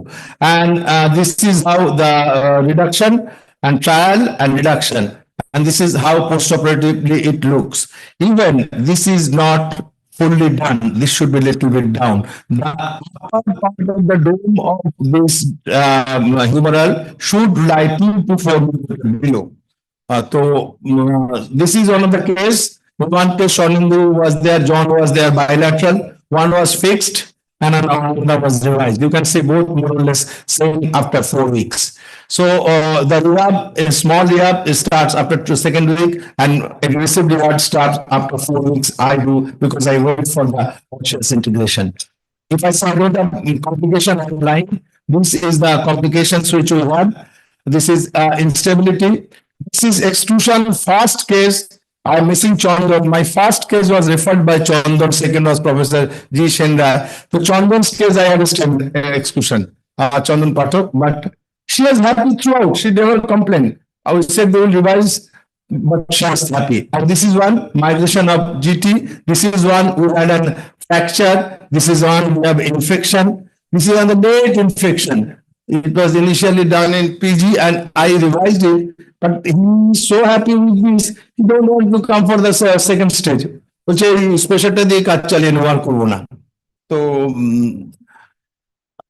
So section 5, this is the time for the platform stem, the stem which will give us the shoulder, total shoulder and reverse. So this has been, pencil drawing was there. That was the CD CAD model. Then this was the 3D CAD model. On the polythene painting was done. And this was the saw bone when it was being tested. And subsequently, this was the movement of the saw bone tested well. And then we do in the cadaveric. This is the hemi. The keeping the same stem with the total, keeping the same stem, we converted the discs in the cane, we converted it to the reverse. So this is the Indian shoulder system which has been finally designed, and this is how on a human body how you can change like hemi to total to reverse.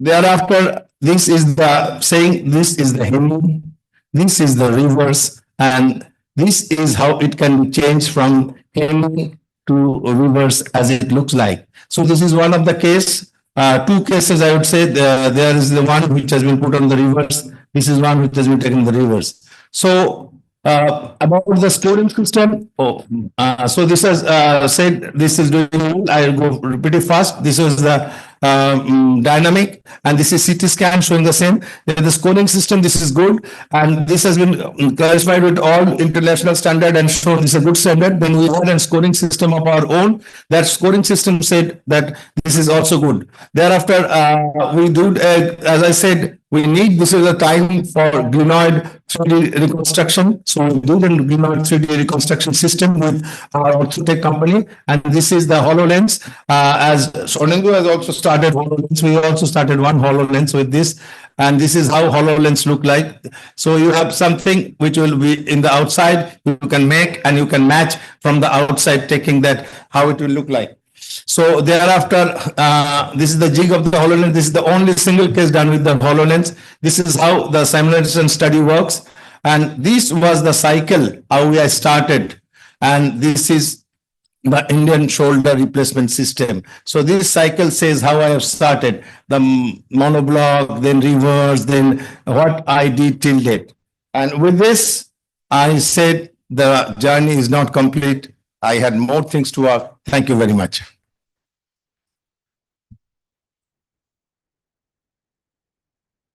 Elaborate description of the journey for shoulder prosthesis. Now it's time for rheumatology session. We call upon Dr. Kingshuk Mukul to moderate the rheumatology session. Dr. Patsasharati Sarkar and Dr. Vishnu to be there. And request Dr. Arindam to felicitate our chairpersons of the last session.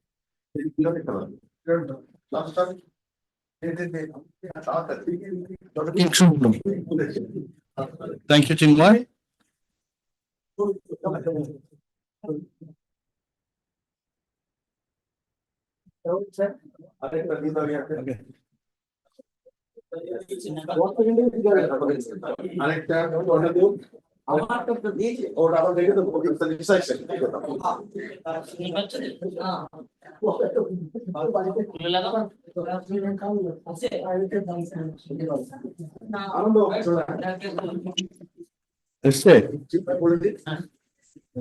May I request Professor A.K. Pal to be in the panel?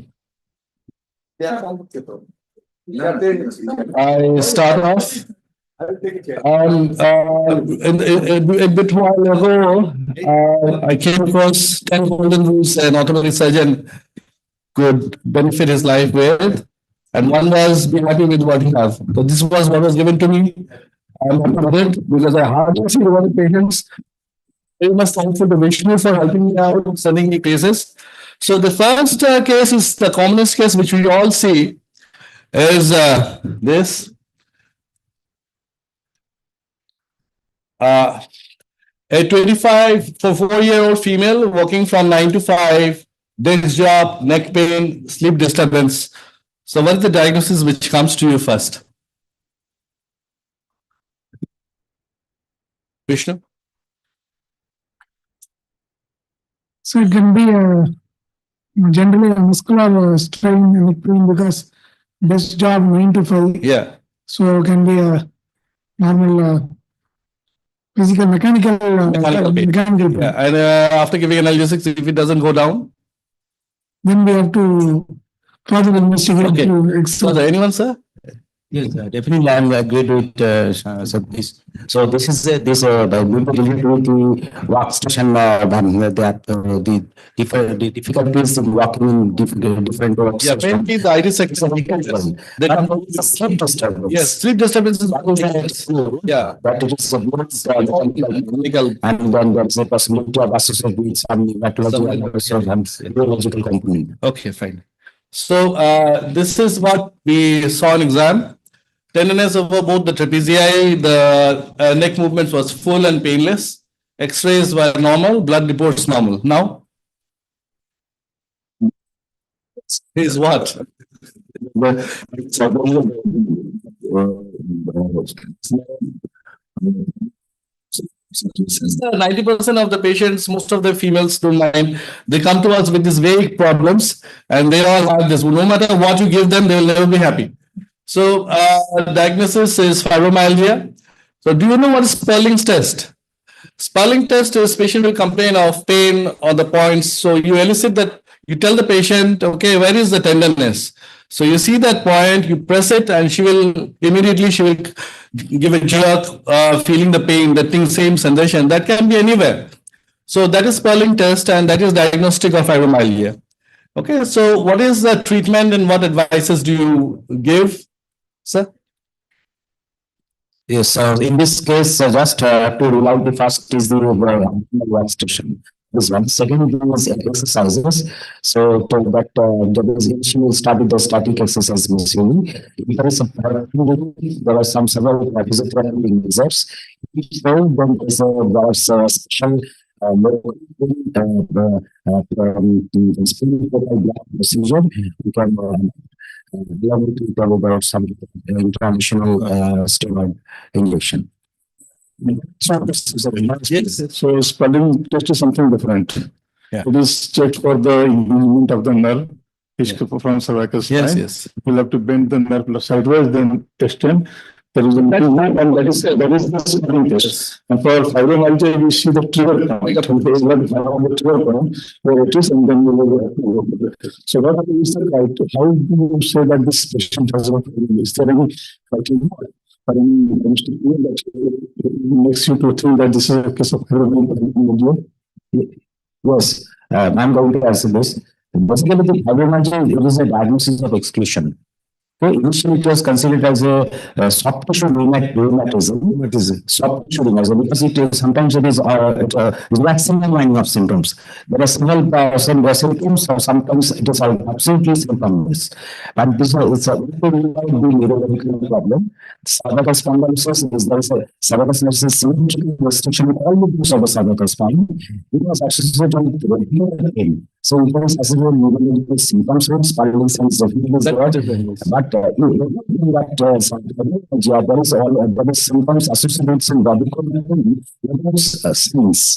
symptoms.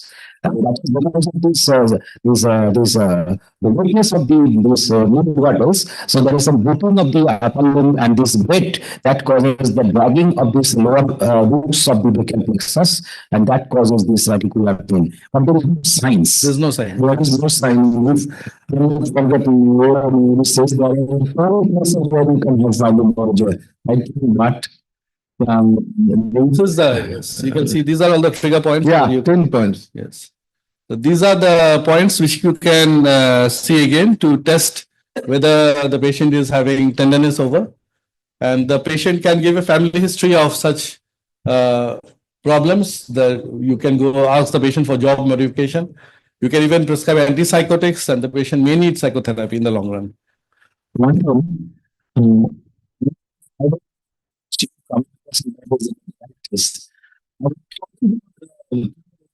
I can say anyone good one evidence for that, especially ladies of 30 to 40. मेरे Itza को दबाव और ठोकर आते हैं.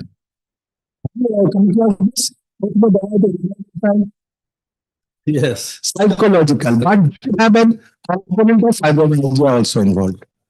So psychosomatic. So how do you treat these patients? Does this work? Yeah. Not steroid. Yes, that is the first line of medical treatment. We can use that. So if it fails, then there is a local which one would you prefer, pregabalin, gabapentin, or duloxetine? Yes, that is a very good and interesting questions. Or a combination of them? Yes, yes. So first of all, these are what are the indication? Apart from the analgesics, indications in anything which still skeletal pain, which persists more than 3 months. There's always some psychosocial component. Yes. You have to add this. Antipsychotics. This is either pregabalin. Now there's a comparative study shows that pregabalin and gabapentin in both that pregabalin is more potent than gabapentin, and the most important tool and the tip says what this drug with a small dose, with the escalating dose, and to select the dose which is ideal for that particular patient, and you have to continue that drug this complete remission. This stop also gradual lowering dose. This is important. And what about the combination of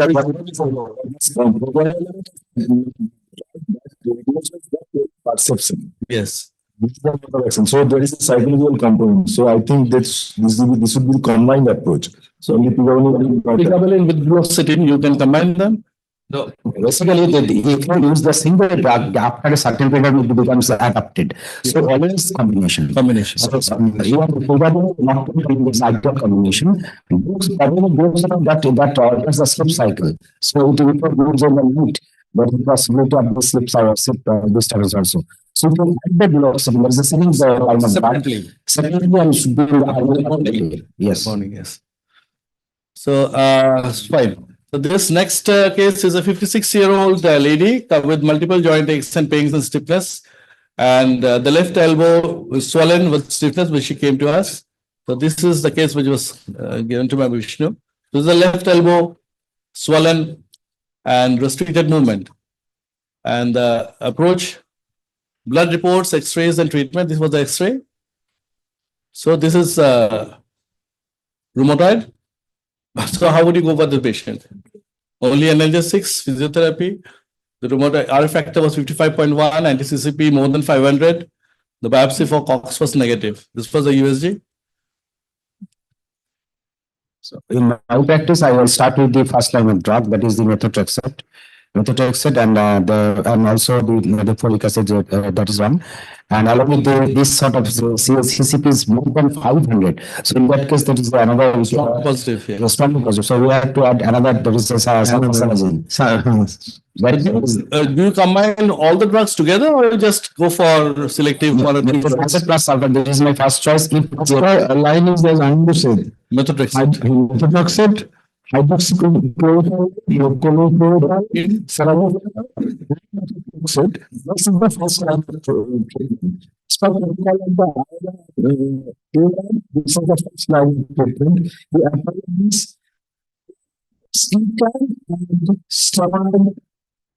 starting from 6 milligram. Someone starts from 50, but the guideline says 6 milligram to 1 milligram gradually. As it starts. If it doesn't work, then we have a lot of things, but this is the first line of treatment, what they say. And otherwise, other physical therapy and other things are always there. Okay, so the DMRT was started, and with INCQS, leflunomide, methotrexate, salazapine, and steroids, and you can see the full movement in the one point. But second drug, metformin, and I have personal emotions for it, right? Because Dr. Reddy's once used to have a metformin. Orthopedic surgeon has to go heavy for writing metformin. This is written by the rheumatologist.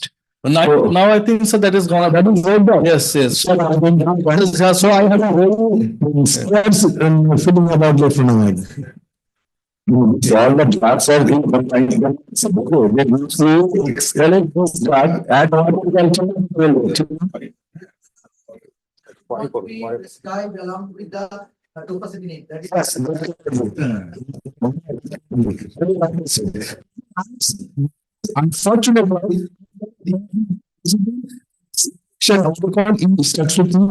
anything should not be used. These drugs should be, these JAK inhibitors should be taken as the second or even the third line of choice. That should not be used rampant, which is now then used, sorry to say, even by the government physicians, first line of choice. That should not be. What about biologics? Do you use it initially or you? No, after this. That's third line or fourth line.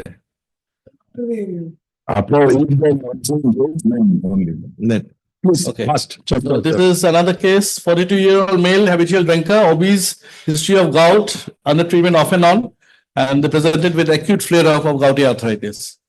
So how would you go? Last time is the NSAIDs. That is the one. Second is the culture.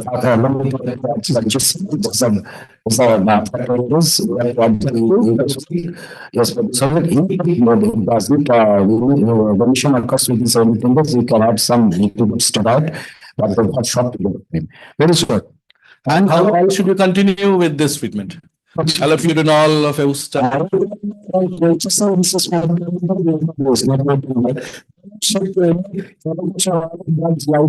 But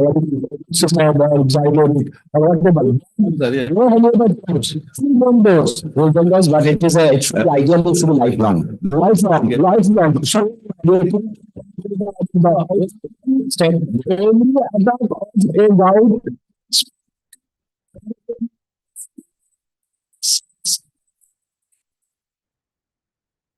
Okay. So this is another last case. 46-year-old female with pain and swelling of her knees, RF factor 56, anti-CCP 150. You give DMRD steroids, you aspirate the joint, you give intra-articular steroid, intra-articular hyaluronic acid. How do you go with this? What? Steroids indicated. So we should start with the steroid can be short course.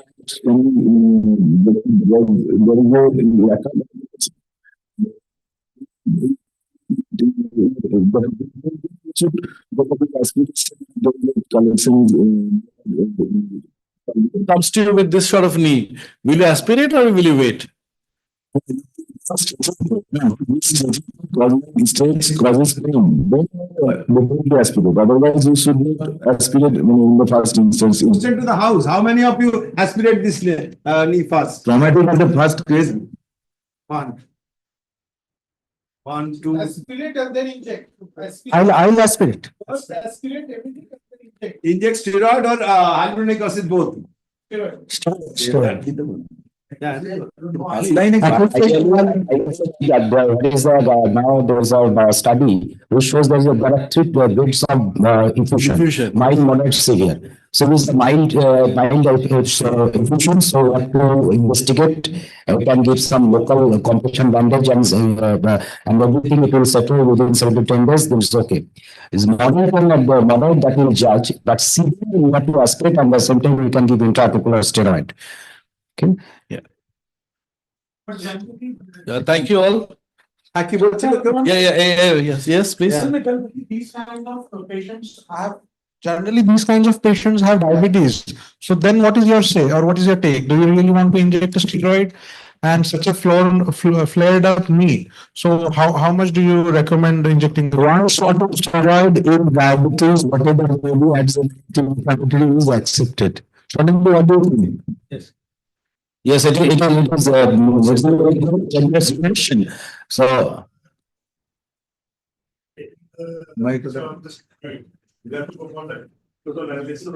yes, that has to be. Cell count. Cell count, then formation, then everything. You have to check it out. After that, we'll decide whether we'll give steroid out. There may be injection, there may be calculosis, there may be some sort of. That's why it was a severe infusion. So in that case, only have to aspirate after workout. That is one. So now the diabetes patient, whether we can give intra-articular steroid or not. So now the consensus is in control diabetic, you can give intra-articular steroid, but there are some steroids already in the market, which is a very low systemic absorption. So they are hexa. So in that case, we can use them.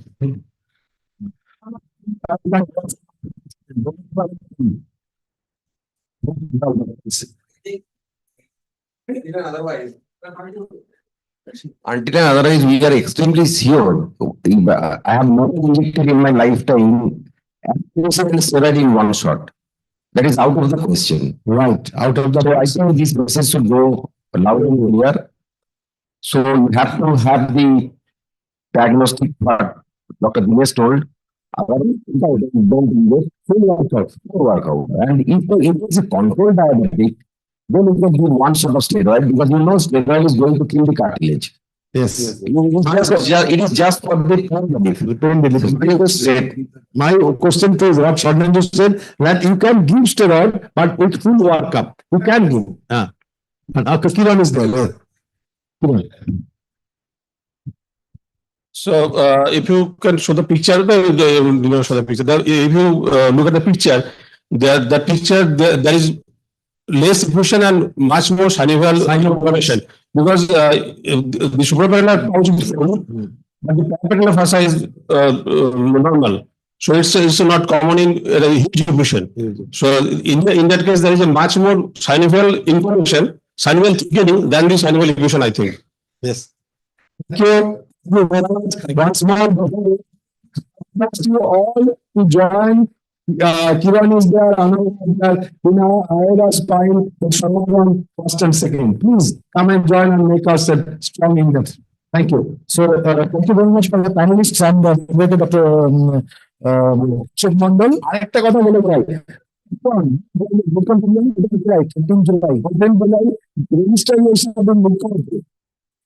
So, now for the sake of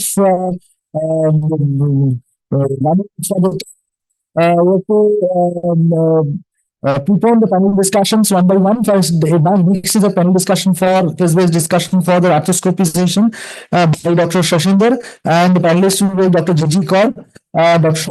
Shamanto, Dr. Arindam, Dr. Biplab Dalu, and Dr. Shaman Desiri. Please.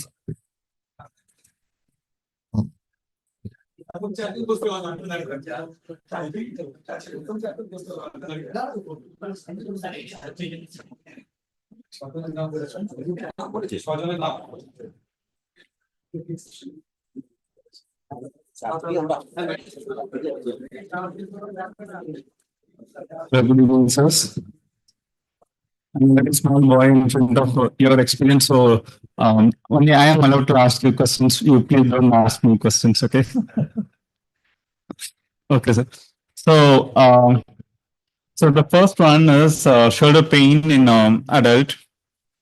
The gentleman, 55-year male, is a coach, volleyball coach. He came to me with pain in both the shoulders.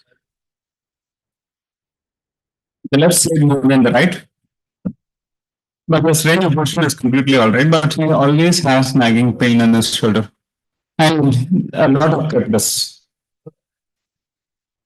That's his X-ray. I hope the X-ray is clear.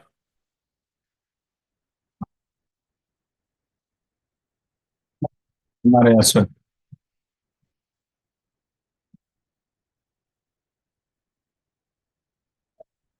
Huge osteophytes, inferior osteophytes. Lot of wear and tear in the joint.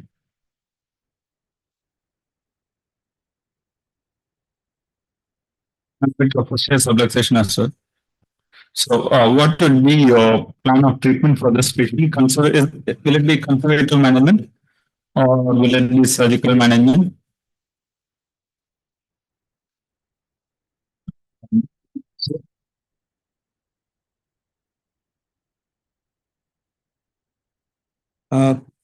We have to think about the pain later. This is the problem, not the stiffness, because he has almost full of the full movement and the throughout of the range of movement, the pain is there. Correct. So pain generated probably is the inferior osteophyte and inferior thinning out of the articular cartilage. So in this case, I also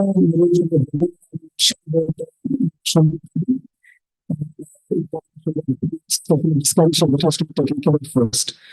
It comes out, of course. And people require something like that. Correct. To start with, couple of sclerotia and stupor posture, which will actually crowd the Yeah, he's a physical education teacher and a volleyball coach. So these guys are quite active about the rehabilitation and all that. He's quite active about it. Yes, a little bit of scapular dyskinesia over there. I don't think we can completely take it off because there is a yes. So he has done a lot of physiotherapy. So he is not. He has a problem. He's not suffering from. I mean, he's not jumping with pain, but he has a problem. He wants to try. How does he sleep in the night? A little bit. Correct. Very valid question. Very valid question. Yes, a little bit of disturbance is there, but his sleep doesn't go off because of this. But nagging pain there, he thinks he can be better. Okay. Certainly, sir. So, what will be your choice, surgical or non-surgical? No. So I would do it with last option because he has got full range of motion. In his body, you see all the overall pictures, the axial. There's a lot of destruction, osteophytes. The whole cartilage is gone on the bone side. In the actual destruction of the bone side. So,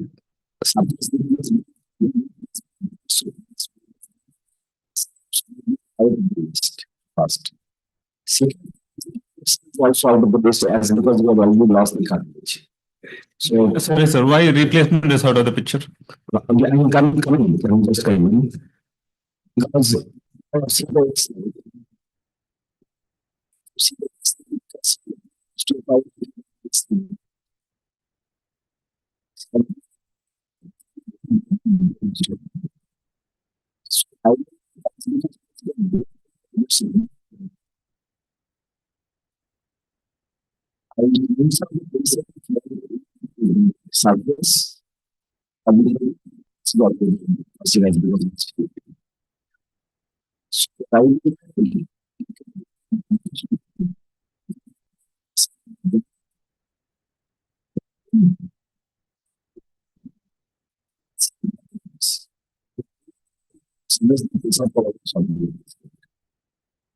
Thank you very much, sir. Do you have any difference of opinion? So try Already tried a lot of conservative treatment. He is not happy. He thinks he can be slightly better. You can see that infection is there.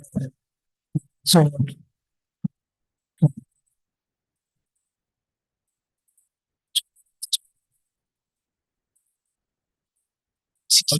problem is not primarily weakness or bicipital weakness. Okay. More of nagging pain, grating during these moments. Okay. Okay. So yeah. Yeah. Yes. That is a very valid treatment line. But considering his physical activity and his relatively young age, I went ahead with arthroscopy. The plan was to try and remove the osteophytes. What he already has a very good range of motion. He sees a lot of crepitations there. Maybe the pain is from the crepitations and all that, but still the cartilage is gone, so we cannot replace the cartilage. So, but still, with all the warning, I went ahead with an arthroscopy. Tried to. And this is the arthroscopic picture. Absolutely no cartilage in most of the glenoid. The inferior part of the glenoid had a little bit of cartilage. Added a little bit of debridement. It's not everyday case, so we don't have a definitive plan for this particular patient other than arthroplasty, but this patient was not willing for arthroplasty and he was quite physically active. A lot of curating, removing calcific edges, debris, and then the little bit of curating on the humeral side. Identify the inferior osteophyte on the femur, on the humerus, to remove most of it. and also the posterior osteophyte. There was a lot of osteophyte on the posterior side as well.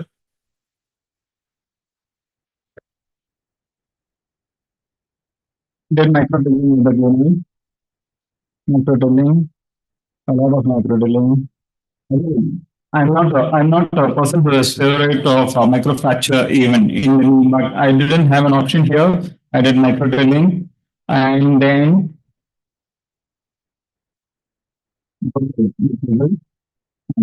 as well. And then proceeded with double aspect concentrate injection. Not very happy with the treatment, but this is something I tried after warning the patient. He was okay. I knocked him in a bit of abduction because if you see the X-ray, the superior part of the cartilage appears to be slightly better than the inferior part. So I wanted to offload wherever I did the micro drilling so that little bit of fibrous tissue will form. Oh, I don't know. Sorry, it works well in my computer, but it's turned here. Fortunately, he went on to recover well, also because of the motive that he has. He is a physical education teacher already. So, fortunately for me, he went ahead to recover very well. He is around 4 years post-operatively. He has pain on the other shoulder now. He wants to undergo the same thing on the other side. I'm not saying that's the right treatment, but maybe this is helping. But I don't know what the motivation, the prehabilitation and rehabilitation, which he was very much warned about. Maybe CAM procedure is working, yes, but clearly we still can't say it will work long term, but that was not the aim at all. And maybe do not, we don't know. There is a bit of evidence, positive and negative, but it's always an area for controversy. Then we go on to a case of infection after ACL reconstruction. This patient operated by me in a hospital, in a peripheral hospital. The patient never turned up, and most of the time when we go and operate for another surgeon, I mean, we are not following up the patient. Suddenly, after 3 months, I'm being called, your case is infected and all that, and the screw is already coming out. So, how would you manage this patient? Any role for conservative management here? Viplab, sir. I'll go for radical debridement. Then I'll have advanced Yes. second stage. Yes.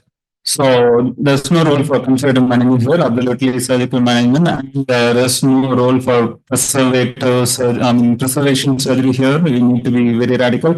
Any thoughts, Viplab sir, any thoughts about having to reconstruct the ACL later again for this patient? Will he need it?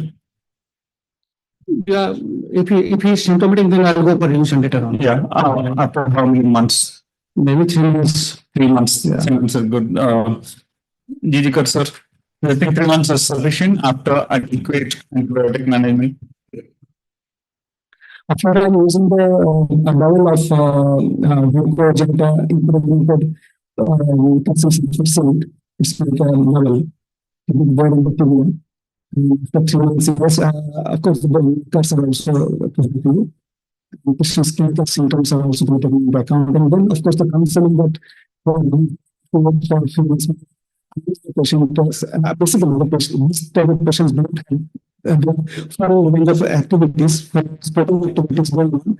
So there is no big need for urgent need for replacement of the ACL at that point of time. Yes, so correct. Delay. Yes, and most of the time these patients might not have an instability as well because of some fibrosis inside the joint that is possibly stabilizing the. And they also come down their level of activities. Yes. Unfortunately, the guy was. We are in the protocol. I don't know.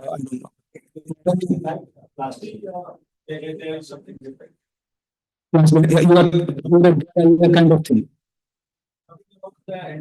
Compared to arthroplasty, what we can do. Yeah. In this case, since we are taking the graft, IR, the prosthesis retention versus grafting will easy, but not taking the prosthesis. So after we put on the graft, still the infection will rise down. At least in this higher level of cases. offending thing, including your epidermis, including your fiber course, everything will be taken out. Then the infection goes down. The question remains that whether there will be continued instability for reaching the secondary division at a cold time. That is the question, I think. Yeah. And evidence says this could be the empirical IV antibiotic, but then these are empirical IV antibiotics. The antibiotics have to be directed based on the culture sensitivity. But most of the time, there's stuff or yes, so that's why. He's asking that how long, whatever antibiotic you are choosing, how long you are using in IV mode or in oral mode? Yeah, the guideline says a minimum of 4 weeks, 3 to 4 weeks of IV mode, followed by around 3 weeks of. No, that is the thing. At least 6 months coverage should be there. It is not like the joint like PGI. It is like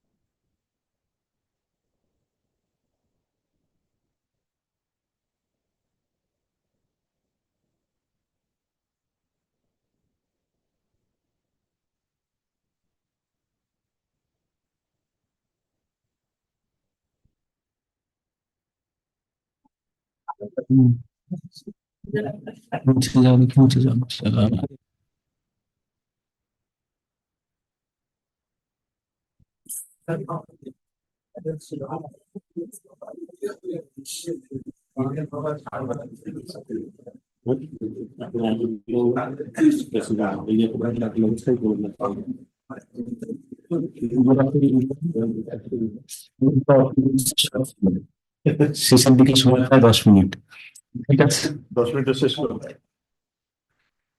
No problem. So the first case, 46-year-old female had a fall while walking on the street on a rainy day, unable to stand or walk due to back pain. The patient can turn side to side on bed, and on clinical examination, no gap felt on midline palpation, and the patient is neurologically intact. And with this presentation, and this is the CT scan that we get.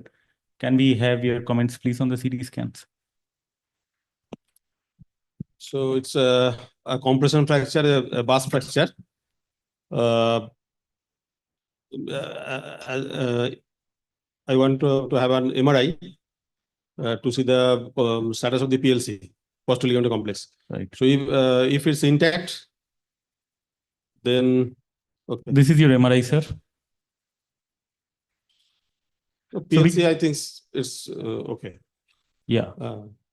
PLC is intact grossly, and there is this compression fracture, no doubt. And any other investigations, the patient can turn on side to side in bed. What would you do with this patient? Any other investigations you like in this patient? So how many days old she's? She's come to us acutely after trauma.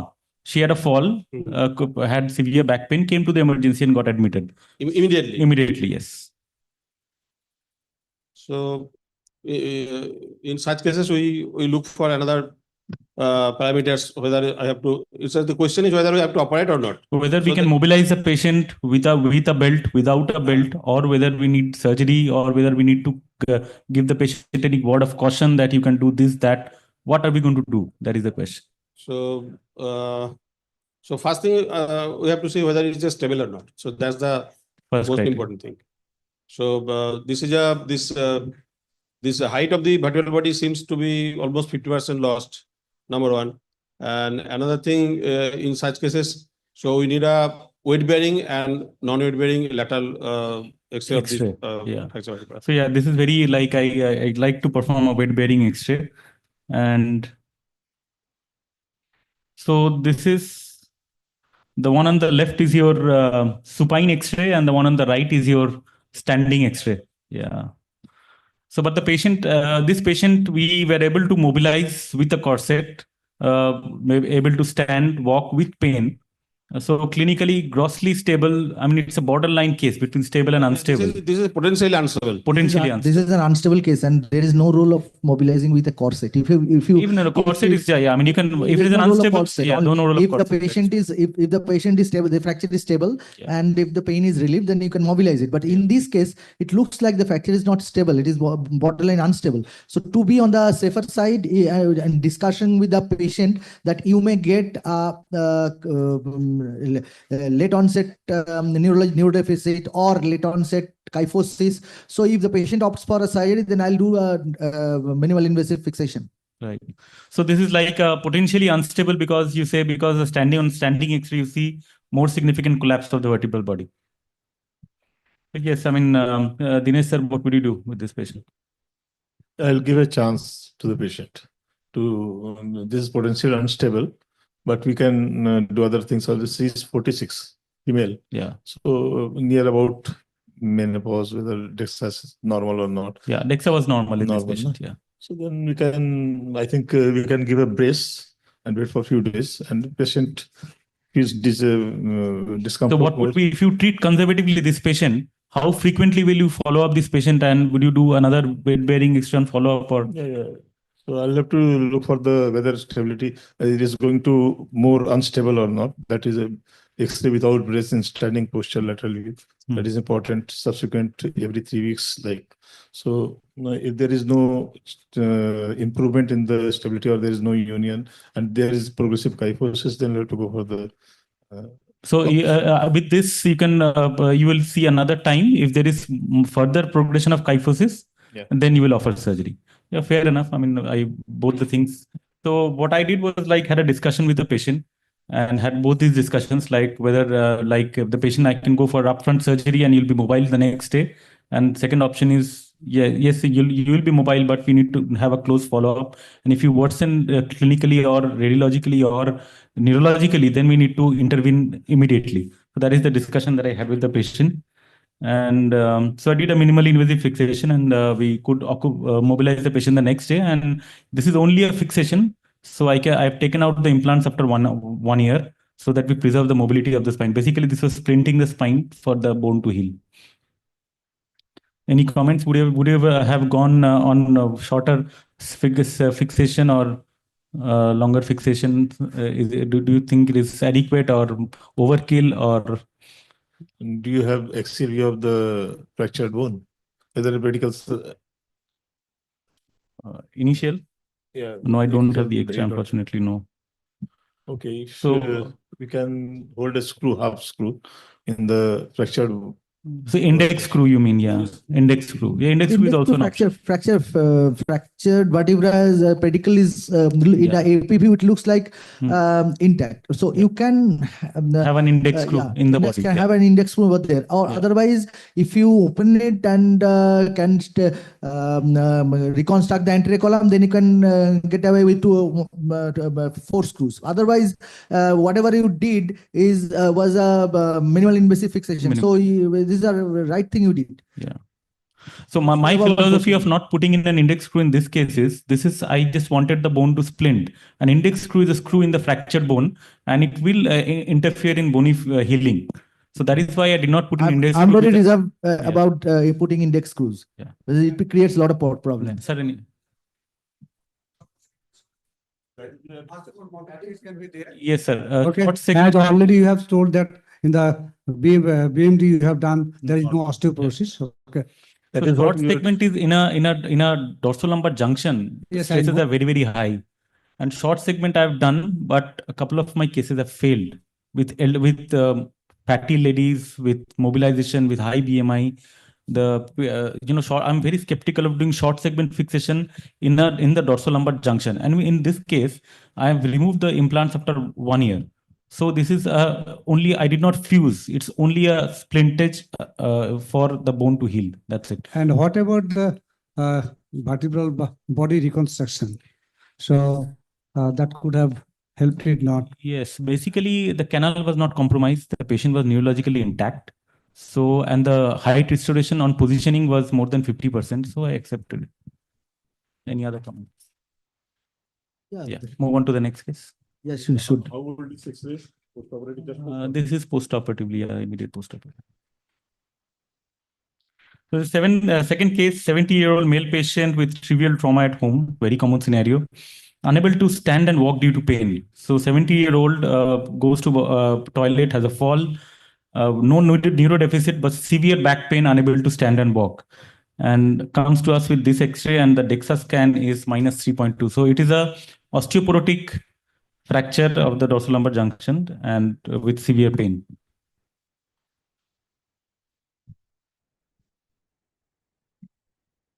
This is the MRI. Any comments? So there is a compromise, maybe some amount of edema also there, though there is no neuro deficit. But this is a junctional area.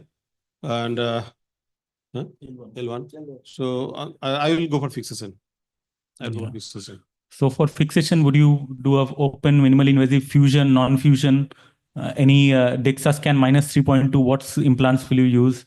Long segment, so augmented screw. Augmented screws. If possible, also anterior body augmentation of the L1, the fracture vertebra. Right. So any role for trying conservative treatment, and any role for giving prolonged bed rest in these patients? Prolonged bed rest is not advocated in these elderly people because I think there was a session today morning, sarcopenia. So if we keep him bedridden for 3 weeks, So there will be severe Severe sarcopenia. So sarcopenia, you will yeah. not be able to walk. To walk again. So I get a lot of patients who come with elderly patients with osteoporotic spinal fractures who have been advised prolonged bed rest. And it is very difficult to again de-advise again and motivate for surgery in these scenarios. So yeah, I mean, does everybody agree that prolonged bed rest, anybody would keep in prolonged bed rest in these patients? Yeah, so What conservative? What conservative? What form of conservative? Sorry? What form of conservative treatment? Bed rest, out of bed as soon as pain pervades, paraspinal straightening, bracing, correction of osteoporosis, so on and so forth. So there are two components. So there are two components. One is osteoporosis that we will have to take care of. That's a different and totally important, very important issue. That is a different issue. But for the fracture, it's very unstable, looks like. And I think you'll have to ambulate the patient as early as possible, old patient. So to be honest, in this patient, we tried for 5 days of hospital admission. We tried to mobilize the patient out of bed with a lot of analgesics, even with a brace, but the pain was such that we could not. But first 5 days is too early, you know. Yeah. Did you have any CT scan of this patient? No, CT scan we did not have, but we could not get a weight-bearing X-ray, but because the patient was not able to stand. So I would have liked to have a weight-bearing X-ray that we did the other day. Yeah, right. MRI, the important is because the edema, there may not be spinal compression, you can see the liver deficit. It exaggerates that whatever the things is. So MRI should not be the criteria for fixation. If you look at the X-ray, MRI is not criteria for fixation. correct. Okay. MRI So if you see the X-ray and then you can think at this age conservative management can be given trial, particularly if the patient comes to that. Osteoporotic compression fracture and osteoporotic burst fracture are two different things. Osteoporotic compression fracture, you can continue with conservative management, but osteoporotic burst fracture in the lumbar region is it's unstable, and it will progress and it will cause neurological deficit. And at this junction, there will be blood bubble involvement if the kyphosis progresses, and that will be very difficult to read. So osteoporotic burst fracture is something different. Osteoporotic compression fracture is something different. This is the pure osteoporotic burst fracture. Yeah. So I think, to my opinion, is I should not conjure. I should go for operation. Go for operation. Yeah, I mean, same thing, but it's very difficult at times with elderly people. As sir said, that conservative treatment can be tried. I did give it a try, but yeah, I mean, possibly because this was a burst fracture and the amount of this was too high, so we couldn't get this thing out of the patient out of bed with analgesics. So again, this is a minimally invasive cement augmented screws. So and also anterior column augmentation with bone cement. So what is your cutoff value of DEXA scan for a cement augmented screws, or what is your take on cement augmented screws? When do you go for it? If it's more than -0.5, some say it should be -3. Yeah. But if it's osteoporotic, so better to go for cement augmented. My cutoff point is 3, -3. -3. -3. Whatever you do, you have to treat osteoporosis. Yeah. So doing the cement augmentation of L1 vertebra, did you use balloon or you just put in cement? Sometimes I do use balloon if the patient's because in this case, if you do not have any CT scan, then there is always chance of posterior leak. So I prefer balloon, or if it is not available, I have this reamer, so a kyphoplasty reamer. So I ream on top of the guide wire and create some space and put the bone cement through the sheath. So that will be doughy cement, and chance of leakage is much less than classical vertebral plasty. Yes, I mean, you can try all these things, bone this stenting, vertebral body stenting, ballooning, and everything. Now, if there is a fracture in the posterior wall, in that case, I use bone graft with artificial bone graft mixed. So that's a better, another good alternative option, because you have a long segment fixation. So you will have some time for that bone graft to be assimilated. So this mixture that will be in the anterior body, and if there will be no chance of leakage, then there will be no chance of injury to the cord. No. Only this was the intraoperative picture. No decompression. No neurodeficit. No, not. That was this guy. Otherwise, what was the indication for surgery? Pain. It's an unstable fracture. How do you establish it? I Pain mean, is there. you don't have any. Pain is not the definition of instability. The interspinous ligaments look okay on the MRI. What may be the other cause of the pain in the patient? Some dynamic film, sitting lateral, supine lateral, something like that. No, basically the idea is, yeah, I mean, ideally, as I said, a film, a weight-bearing film would have been ideal, but this patient cannot stand. So how can you make a? Within 5 days, you cannot take a decision that he. So that was the question. Like, how What long was do you the want need to hurry when there is no neurodeficit? 5 days you are taking this decision. So that is, and you are not decompressed. And the whole, I mean, the first thing that is now is that, well, it looks like there is a cord compression and then you don't do decompression. No, decompression is not needed in these cases. So the canal will undergo remodeling. Then only stabilization was the indication. Absolutely. Right? So get the patient out of bed, prevent sarcopenia, mobilize early, and treat osteoporosis. Prevent further worsening of osteoporosis. That is the idea. Early mobilization. And prevent further collapse. Yeah, absolutely. Yeah. That is the idea. So yeah, I mean, I'm not saying that every collapsed body needs to be fixed, but this is as sir said, this is basically a osteoporotic burst fracture, and with clinical instability, patient cannot bear weight. So if you see the first patient that I presented, it was basically the patient could turn on bed and the patient could stand up. So that is again a potentially unstable fracture, which showed further collapse on weight-bearing X-ray. That's why we fixed. And this is another case where the patient cannot stand or bear weight. That patient was young. Yeah. So again, another case, but let's see. This is another case, a patient with 21-year-old patient with lot of instability, with back pain, spastic paraparesis for 2 months, and with long segment epidural abscess. So how would you deal with this long segment epidural abscess? Do you go for a direct fixation or? So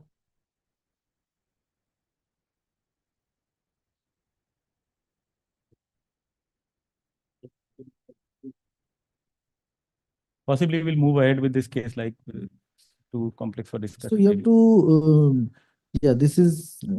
So let's move on to this case due to paucity of time. So 63-year-old male with leg pain and thigh pain, paresthesia, difficulty in standing and walking for 7 days, back pain for 5 months, which worsened over the last three weeks. Bowel bladder normal, but hip flexor and quadriceps weakness is there, and paresthesia over the L2-L3 dermatome. And this is so basically a man unable to walk with radicular pain and paresthesias, intact bowel bladder sensation, and this is the MRI. So there is in the T1, it is T1, considering the T1 and T2 images, there is compression in the 3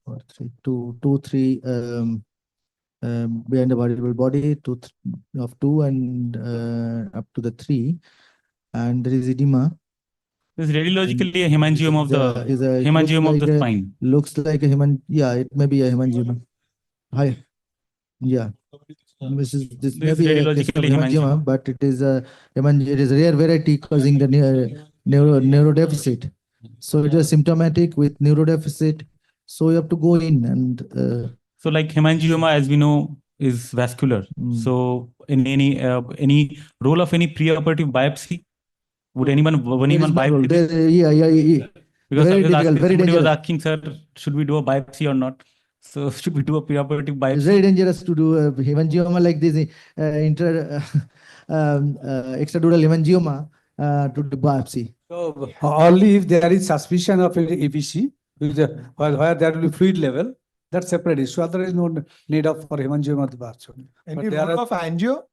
Yeah, yeah. And that- pre-op absolutely, embolization or absolutely, something yeah, like absolutely. Yeah. Angio and if we plan, then Embolization. Embolization, yeah. Pre-op embolization has a dubious role. Many a times, if the radiologist is not very competent enough, then first thing, it doesn't work. Second thing is, I had a case in which after embolization, there were paralysis. Yeah, worsening of the neurodeficit. So possibly the glue went into the anterior spinal artery or Yeah. something. Yeah. So yeah, I mean embolization. So So it depends solely on the ability of the neuroradiologist to do that. many a times embolization is a costly procedure. Yeah. And many a times you find patients who are not able to pay for it. So any other That is another aspect. No. But the clinical aspect is most of the times it does not work. Yeah. No, but if the radiologist is not very expert. If you don't have a radiologist who is performing embolization, any other techniques you use for these patients, or like how do you reduce blood loss during surgery? So for paucity of time, we'll go in. We had a DSN embolization of this patient. You can see the blush in the left-sided image, and on the right side, the blush was completely lost after embolization. And basically, what embolization does is absolutely shrinks down the tumor and does half your job. And you can go in, do a decompression only, and fix the spine. And basically, with time, the tumor shrinks and disappears. So this is what the canal looks like after decompression. And basically, it's a separation surgery that we do to separate the spinal cord from all sides from the tumor after embolization. And you can see that the good spinal diameter is. So basically, for me, if patient cannot afford embolization, what I do is I do vertebroplasty with bone cement, and also I do an ethanol embolization with alcohol, absolute alcohol. We have a series of 14 cases we did ethanol embolization, and it is very, very cheap, absolute alcohol only. Only thing is you have to get it from somewhere, and it gives good result. How did you get this ethanol? Ethanol gets from Calcutta National Medical College pharmacy. Okay.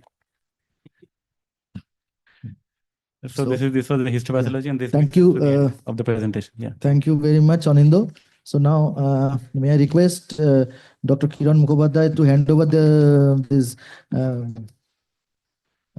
medal to Shivli, Dr. Shivli.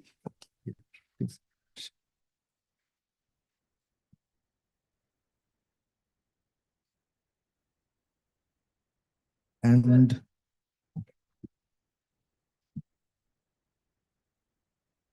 may I request Dr. Amyo Bera to hand over the memento to the chairpersons, panelists. No. And all.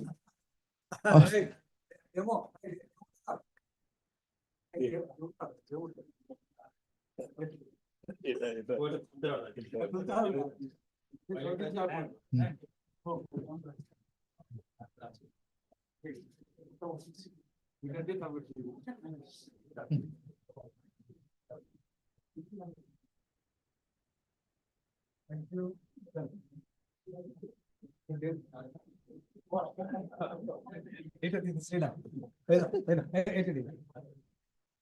Next will be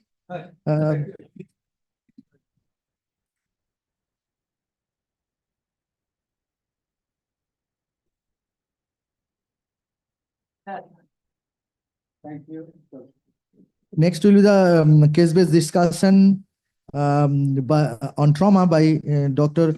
Swanendu Samanto. May I request Dr. Swanendu Samanto to come on dais and take the charge. And the panelists should be Professor A.K. Pal, Dr. Satish Mutha, Dr. Shovik, and Dr. Kaustav.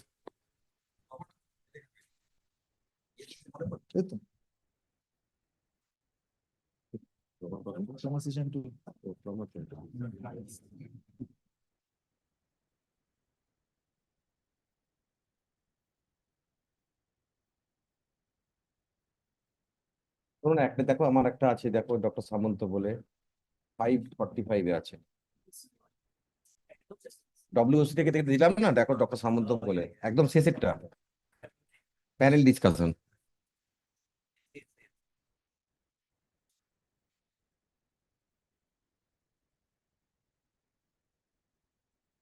হ্যাঁ, ঠিক আছে। I think we are running short of time. We are not going to discuss lot many cases. Just we'll take the gist of the thing. I think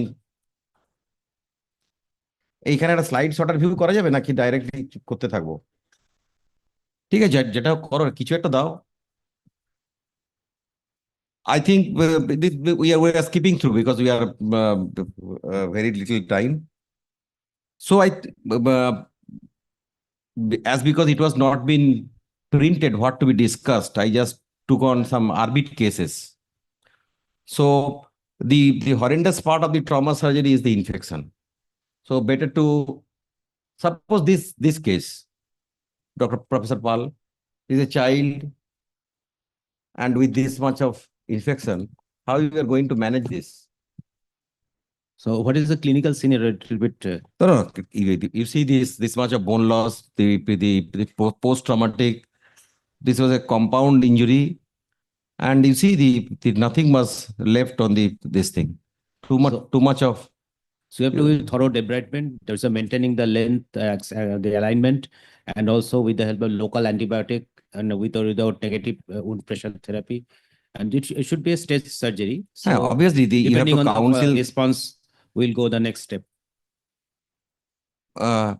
Your opinions, you have to counsel the patient, obviously, because we don't know the soft tissue. I don't have the picture.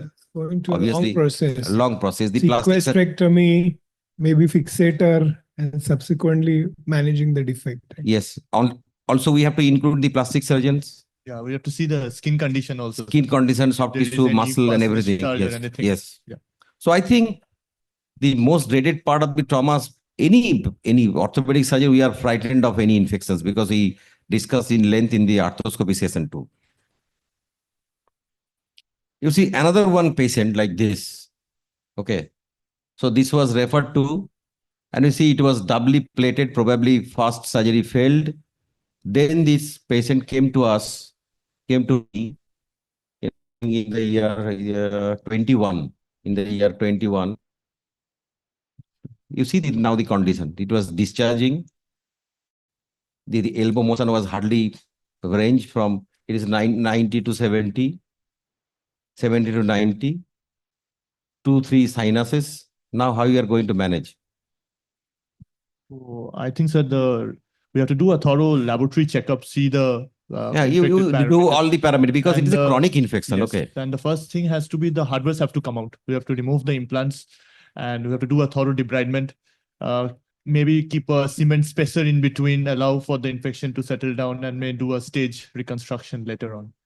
No, even if you suppose you take out the implants, you do the thorough debridement, take out all the necrotic material, and you take, obviously you save off some part of the necrotic bone at the ends of the fracture. Yes, sir. You will put the cement spacer along with probably the beads. Yes. Your opinion? Yes, sir. My plan would be like almost same. I would remove all the implants and opt for thorough debridement. And I would assess the condition of the soft tissues.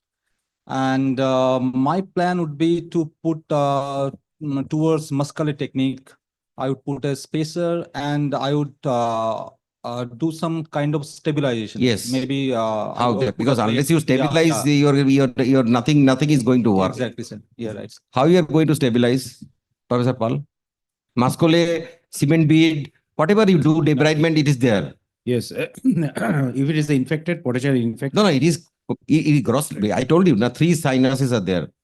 So it's thorough. That is along with that, skeletal stabilization by the elbow spanning external fixator. So that is the first stage. If it the complete the absence of infection is everything is going off, then it is a reconstruction with the help of the bone graft. That is the fibular graft or the without iliac crest bone graft, and there's a dual fixation. There is an internal fixation along with the external fixation. Internal fixation by the nails through these condyles. The condyles are intact, and external fixation is the long plate. And basically, you want to put 2 tens inside. Tens or any the retrograde humerus nail. No. The intermedullary nails, the other elastic nails, or by the any new nails are. So basically, nail and plate. Yes, nail and plate. Anybody suppose the mic for my learning, I'm asking the question to sir. suppose you do, how you can plan for a external fixator, which is going to be the elbow spanning? Suppose you put some two pins in the your olecranon and 2 pins in the proximal part of this fragment. How the fracture is going to be stabilized? A temporary fixator? Obviously, you suppose just like the tibia, we are putting some There fixator. will be no need to span the elbow. There is a significant big distal fragment you have. So you can. So you will put the screws to sandspin in the distal fragment, fragment. proximal. In fact, if once I remove the implant and do thorough debridement, I might even leave it without an implant, without a fixator. I will answer your question. I had to put it sub cases. So 2 pins above, 1 pin in the olecranon, 1 pin here. Okay. So connect this and that. No, আমি বুঝেছি ওটা. Okay. What Professor Pal is telling, that he is giving 2 pins in the proximal fragment and 2 pins obviously in the, you have to span in the olecranon in the ulna. Obviously, we are putting the pins in the ulna, not in the radius. Anyhow, you just put something just to stabilize, but it is not very stable situation. Right. Because it is 20-degree motion is there, already the elbow is stiff. But that's preferable because I want to avoid any pin in the distal part of the, because I am to extend the plate up to the distal proportion. So that's why I don't want any pin track infection anymore. So that will be better than this one. Okay. So we'll plan for a elbow frame. 2 pin above, as Anand said, 2 pins in the olecranon and 2 pins in the middle of the ulna, and you'll have to fix the frame triangular side by side also, so that the elbow is fixed and is in the stable position in a 90-degree flexion.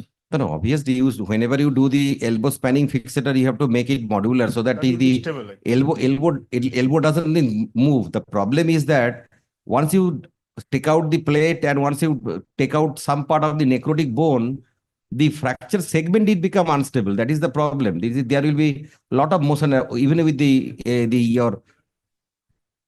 Okay, so the concern is that if you see the osteolysis around the screws, then if you put some pins over there, you will already be apprehending that my pin might be doing something wrong when I put the final implant. Is there anybody who is in support? Suppose I take out this implant. Can Elizarov be an option? Can do it. Elizarov can be an option, sir. So you will remove the plate? We'll remove the plate, we remove the dead bone amount, will look intraoperatively, and then we can put distal humerus 2 pins, K-wires that are around 5 to 10 degrees angle, and then proximal we have good hold of shank spin.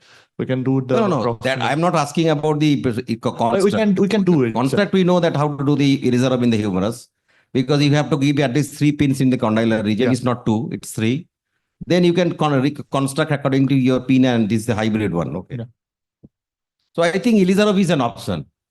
So you see, this is another one infected non-union with loose implant. It was also draining.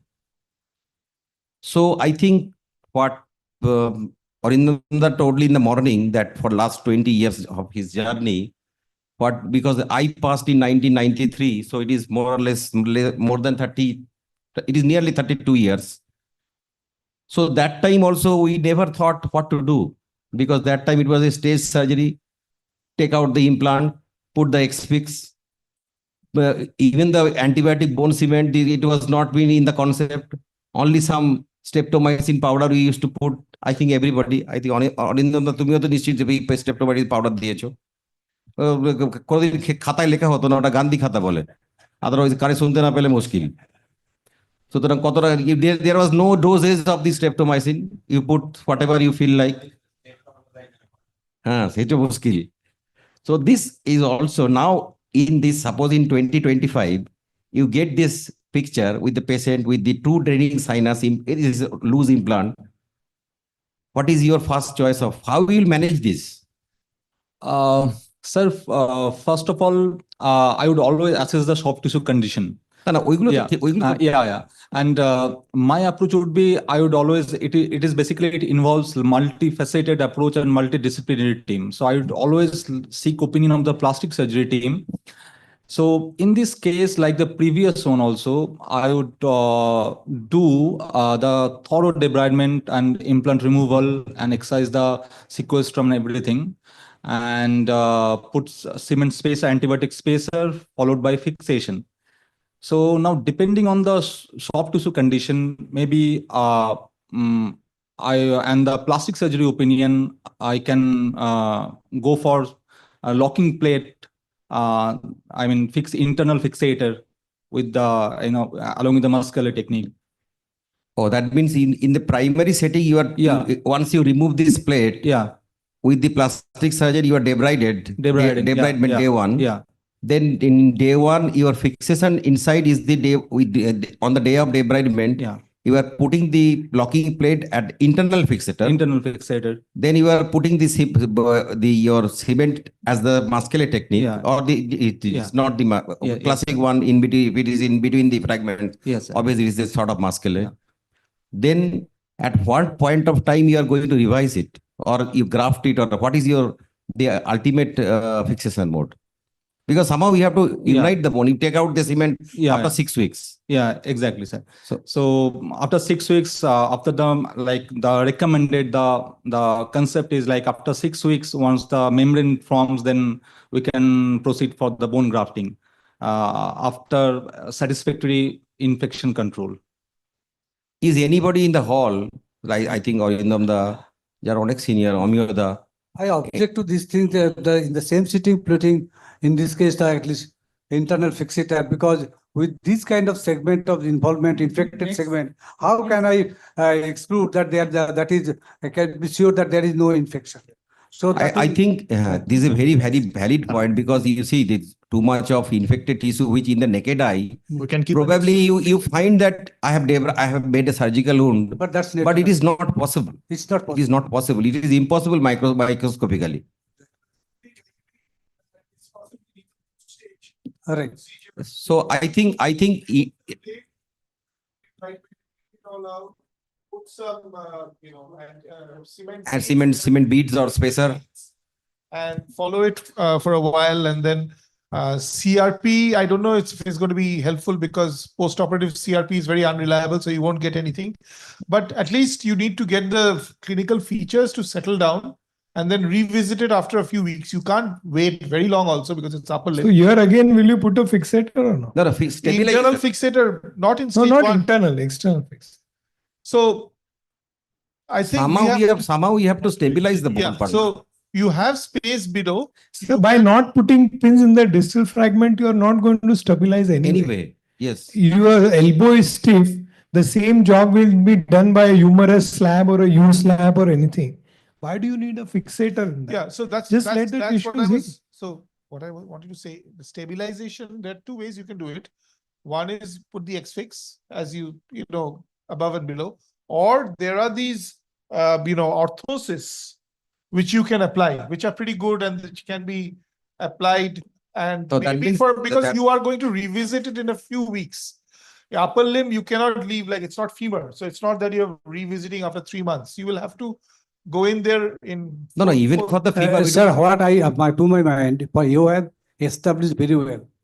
Any kind of movement is going to flare up the infection. So why you are shy and shaky about putting the X-fix instead of plaster or all these things? We can take it out. Even then, so that there is a large segment there, so you can put a bone cement mantle, so that the end-to-end some contact is there will be less toggle, and you can also put some stimulant for the soft tissue part also, so that can be combined. Okay, that gives. No, as I said, X-fix is the option, but certain situations, these patients often come. This type of problem you'll see in the low economic status patients usually. No, that's the type of surgery you can. By seeing this, you can see this has been done in some center, which maybe not an advanced center. Probably, I think we don't support this plating anyway in 2025. You cannot put this plate inside anywhere. I think anybody in the hall is not going to put this plate inside for the humerus.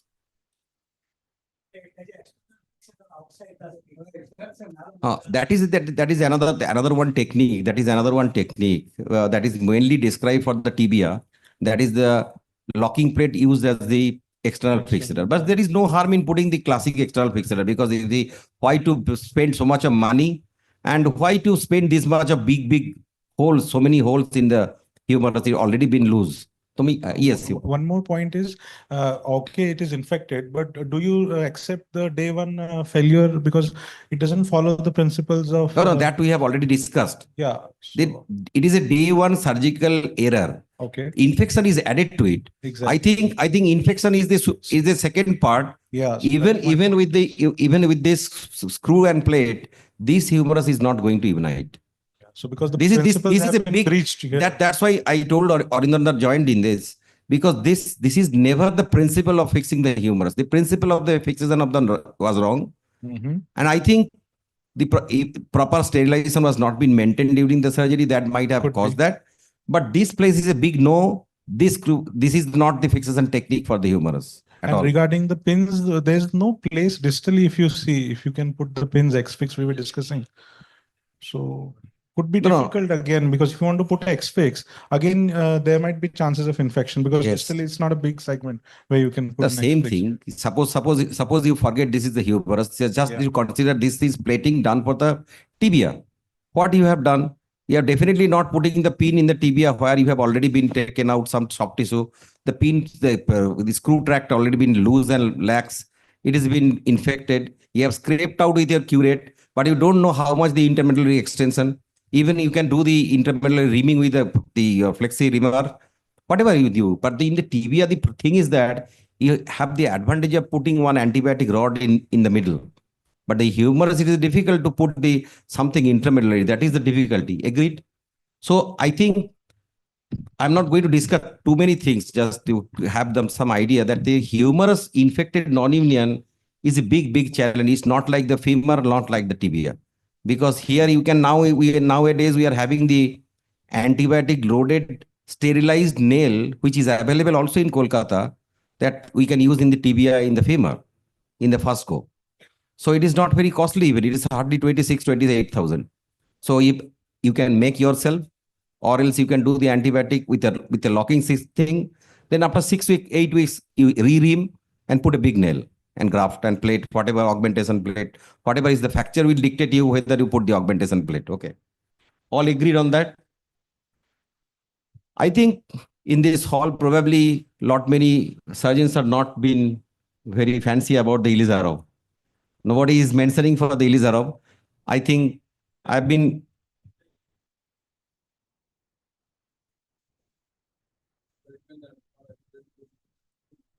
হ্যাঁ সেটাই তো তোমাকে বলছি এখনই।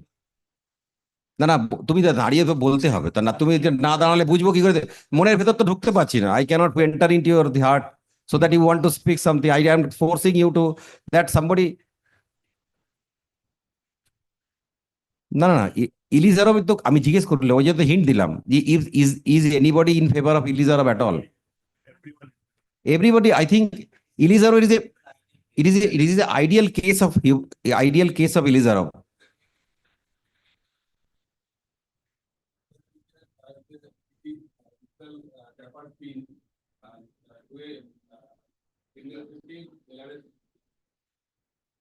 Oh, that means you are talking about the one group is Ilizarov.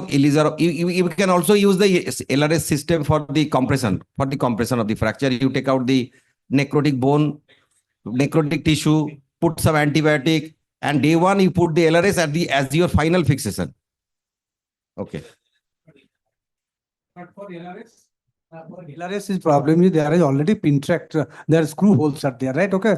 So the hold is not good here. Okay. So that's why compared to Ilizarov with the 360-degree control, that is much better biomechanically than these things. And when the fragment is shorter, in this case, definitely that will be better if the expertise is available there. When that is not there, of course, LRS can do it. The problem with the Ilizarov in the humerus is your expertise. Problem in the but the thing is that the how to construct it is not as easy like tibia. Even the femur is difficult. Nowadays, femur has been done easily with the LRS. With the LRS and also the hybrid, the catenary frame and all this. So we can do the Ilizarov in the femur is much easily what we did in 1993, 92.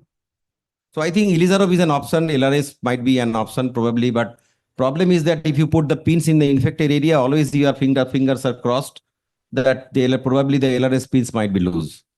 So either of the way you have to take out the implant, thorough debridement, or else you fix as you have told, like the locking plate sort of thing for the infix, then mascale, then go again with the plastic surgeon colleague, then take out that, redo something or replate, or you do double plating, whatever you do, like all the principles we know. But I think if it is the second stage osteosynthesis, is always a intramedullary plus extramedullary. That's why I'm telling it is a nail plate or a double plate. Double plate problem is that the bone will be like a tube light. Bone will be like a tube light. You have taken out all the periosteum and it look like a tube light. Okay, so that is the problem. I think if your expertise is there, the safest would be like your Elizarov friend. This patient, you see, this was referred to me in the year, I think, 2014. Okay. 10 years back, 8 times operated. Okay. Done with Elizarov and everything.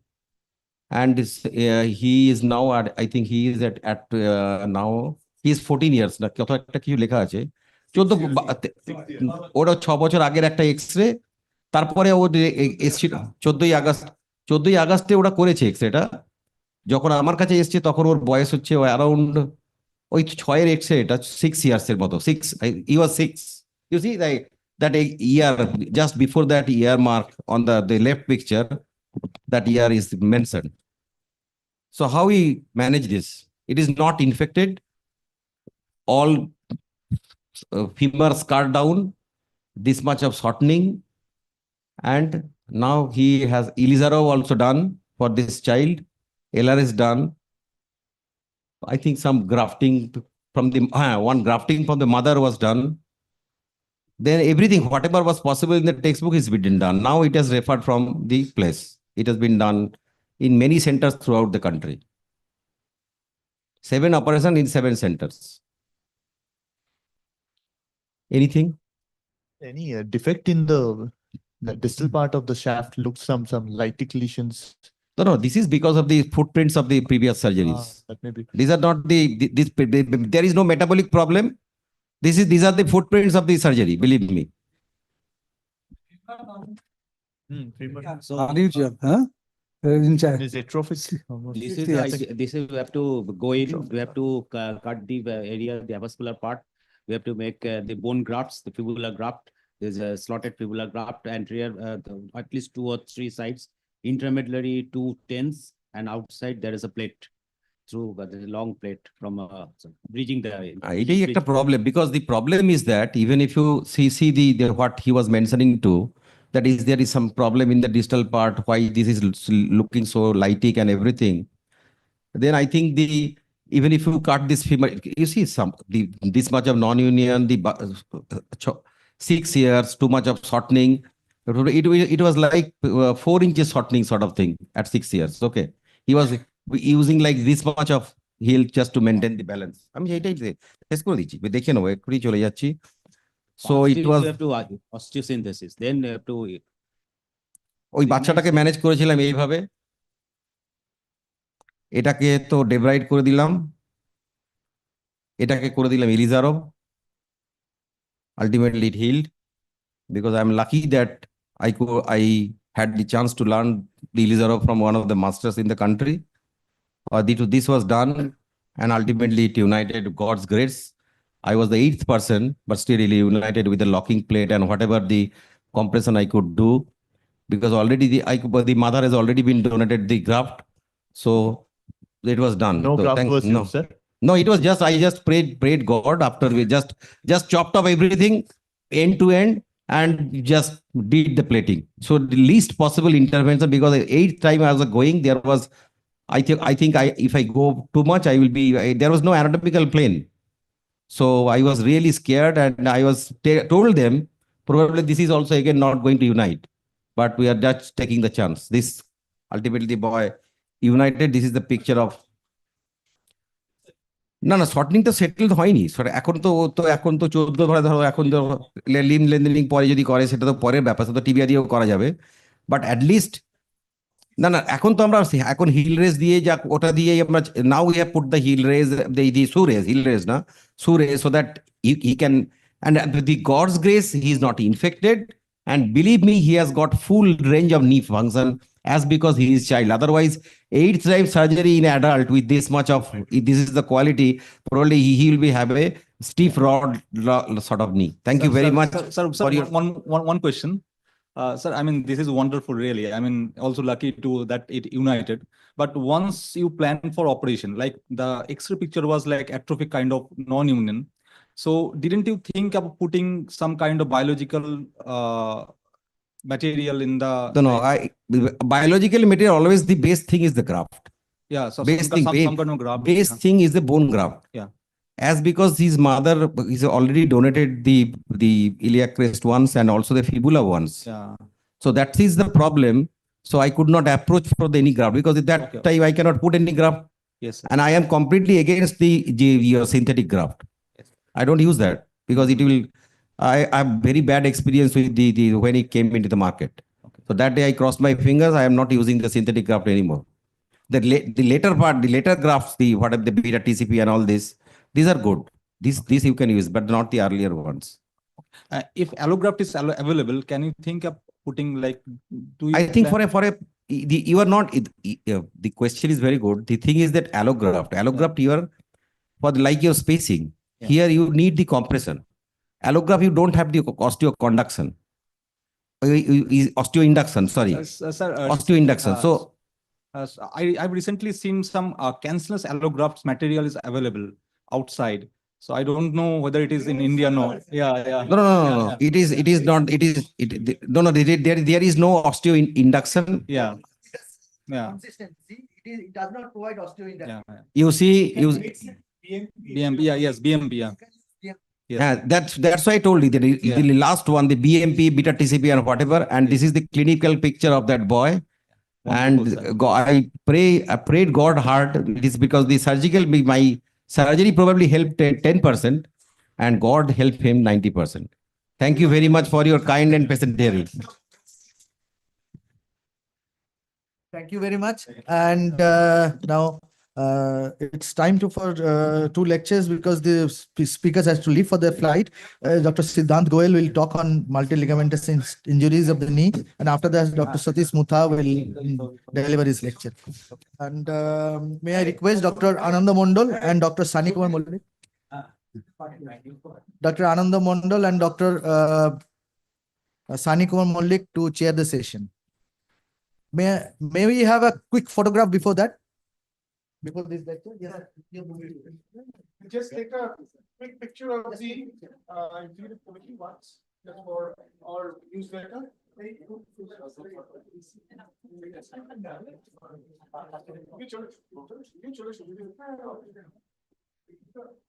Signing on the checks.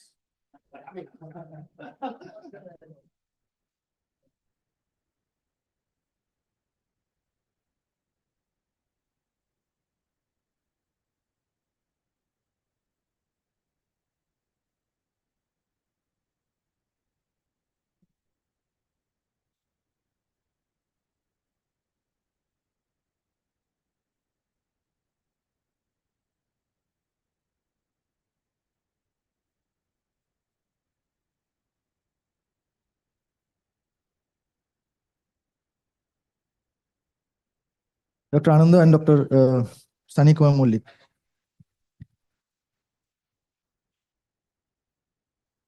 Thank you, Arindam sir, for this opportunity for having me here. Without wasting much of a time, topic allotted today is multiligament knee injuries. So by definition, it involves 2 or more ligaments, main 4 ligaments out of the knee. Incidence is quite low because it's underreported. Mostly less than 50% get reported, and majority are life-threatening or limb-threatening with neurovascular complications. So it's a gray area basically if you come around as acute or chronic multiligament knee injuries. So we'll just discuss in brief some management controversies, whether conservative or operative, timing of surgery, whether we should have repair or reconstruction, use of allograft or autograft, partial or total repair, and what should be the rehab protocol, immediate and delayed mobilization. Some papers which I have read with reference to these topics. So acute and chronic, we're just going to discuss in brief how about acute, how we'll manage with the flow chart. So we have, if we have a multiligamentous injury, we should see any associated life-threatening injuries. If it is, then we need to manage it in EOT with damage control orthopedics. And if no, then we see a vascular compromise. If yes, do an angio-CT and an ultrasound, reduce. And reduction is something which is prior with a vascular surgeon in your team. Or if no neurological complication, then straightforward reduce and with have XFX. Majority of the acute multiligament injuries, in them 30% are having popliteal artery injury and around 35% with CPN. Acute multiligamentous injury, emergency management, what we should obviously train our residents is prompt reduction of dislocation in ER, reevaluate the neurovascular status and splint the limb. So see the pulses, ankle brachial index, which is very important marker, revascularization with a vascular surgeon in your team, and a temporary external fixation. Regarding the chronic multiligament injuries, depends now both cruciates are involved, single cruciate with a collateral, or both collaterals and both cruciates. So depends on the surgeon specific. If you want to do a staged reconstruction or a single sitting, I generally do a stage one. So this is a MRI which shows severe soft tissue injuries around here. If you can note, there is a chronic tear of the MCL with the torn meniscus and torn ACL with a bone contusion. X-rays do play an important role in diagnosing the ligamentous injury. If we just have a stress views, here we have a stress varus test. So you see a joint opening, which clearly indicates the collateral injury, lateral collateral, as well as the displacement anterior and posterior. In chronic cases, along like radiographs are often important to evaluate.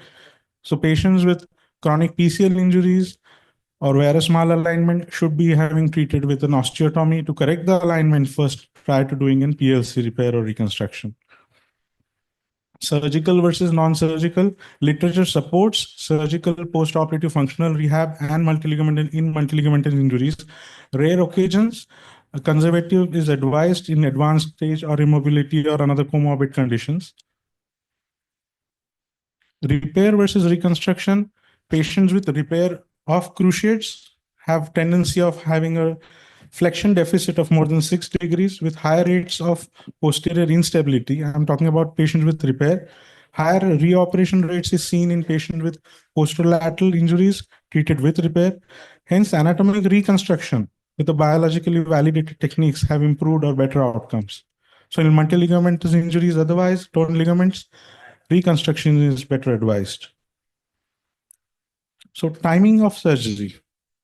As early as less than 3 weeks shows higher incidences of post-operative stiffness with FFD with higher rates of manipulation under general anesthesia as compared to delayed repair.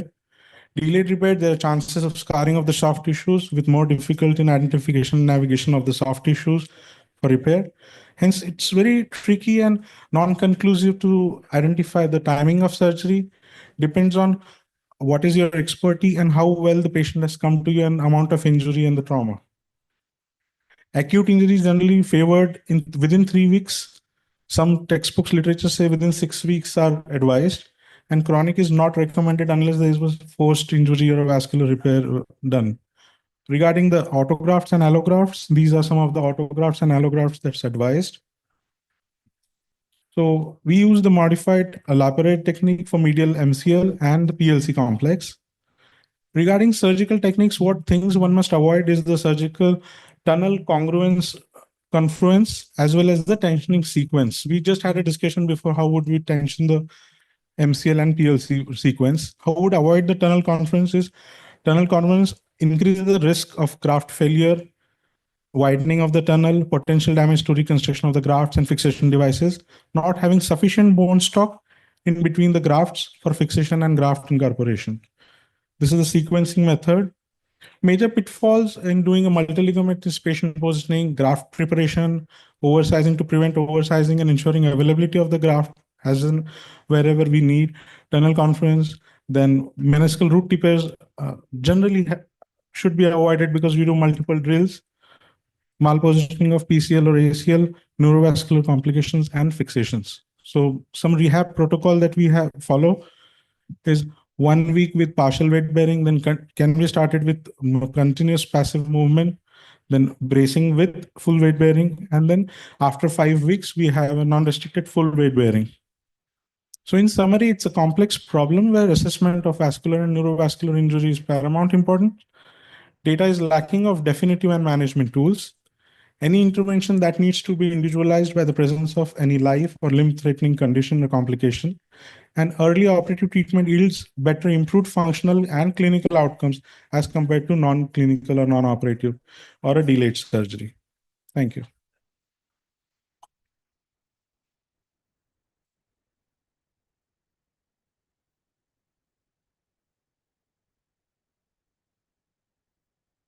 Siddhant,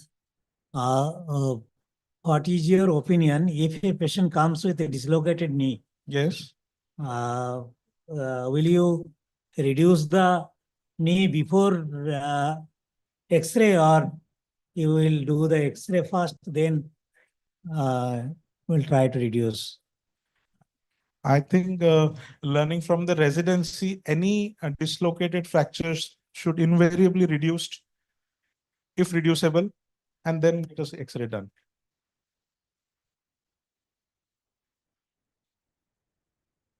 Thank you. Now, may we request Dr. Satish Mutha for his lecture. Thank you, chairpersons. Thank you, Dr. Arindam sir, for having me over. So I'll be speaking today on this new kid on the block for proximal humerus fractures, the multi-lock nail. I'm sure all of you who do trauma must have started using it. So as opposed to the conventional earlier humerus nail, which had a 5-degree bend in the upper part, this is a straight nail, which has certain improvised design features. Because it is a straight nail, it does not enter from the footprint or the insertion of the rotator cuff. It enters through the muscular portion, and therefore the violation and healing is much less eventful. It goes through the stronger subchondral part of the head as compared to the greater tuberosity. It has a multi-directional screw construct, so you can have a very good purchase in the proximal head. It has a very new thing known as a screw-in-screw technology, which enhances your purchase. And it has a beautiful calcar screw to prevent varus in varus type of fractures. So here you see the bent nail, the red one would usually insert from the head and the GT, which is the footprint of the cuff, which is a tendinous portion. So when you violate it, it does not heal, and very often you may have shoulder dysfunction. As against this new nail, which enters through the muscular portion, the center, and hence cuff healing is not much of a problem. Also, it enters through the more dense subchondral bone of the head compared to the GT.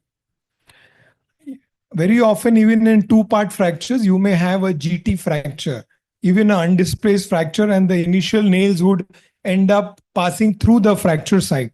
Here, this nail avoids this kind of a pitfall. And you have multi-directional screws bisecting into the nail in the center of the head, which give a much superior purchase. This is the screw-in-screw technology. You have a 3.5 screw, which locks into the 4 mm screw, enhancing the purchase. So you can have 5 to 7 screws in the proximal fragment, even within a distance of 3.5 centimeters. So this is a classical case. I'll quickly take you through the steps. A 2-part or 3-part fracture in a 64-year-old lady. This is the position that we normally give. It's supine. You may give a little beach chair position also. Volume hai? The head is tilted to the opposite side. The C-arm, there is a bump underneath. which throws your head into extension.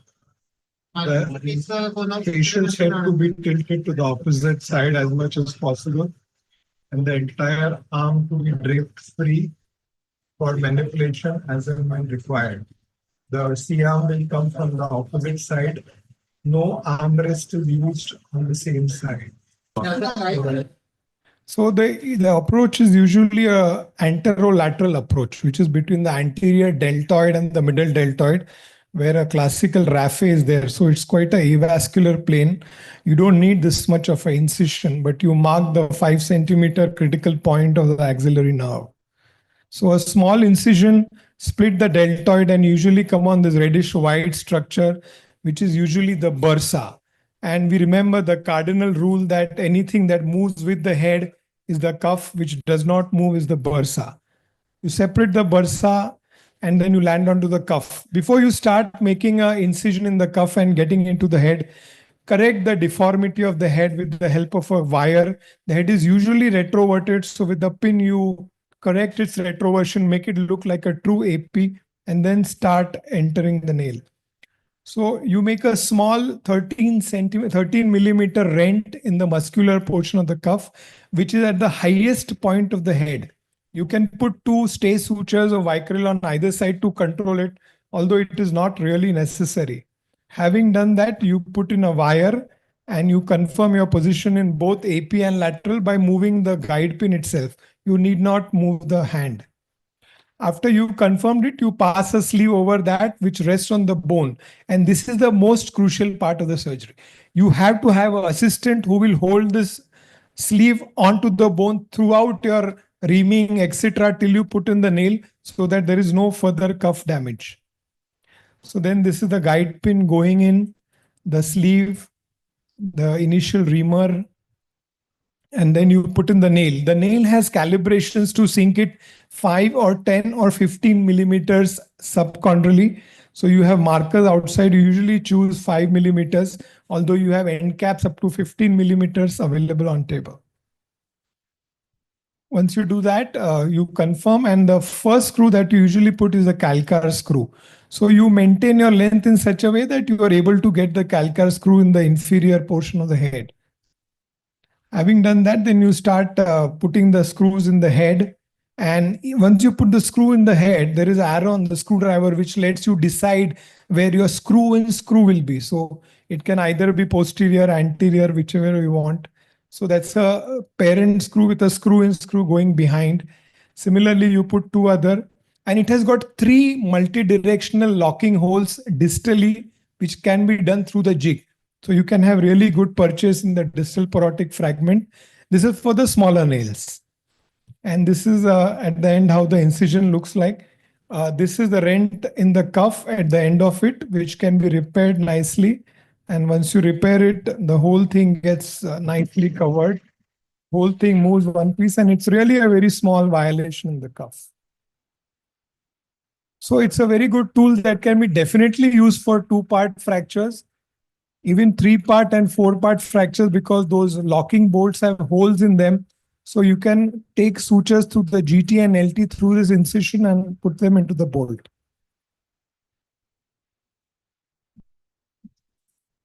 So the final incision is pretty small. You can put them in a simple arm pouch, and then you can start mobilizing them in 2-3 days.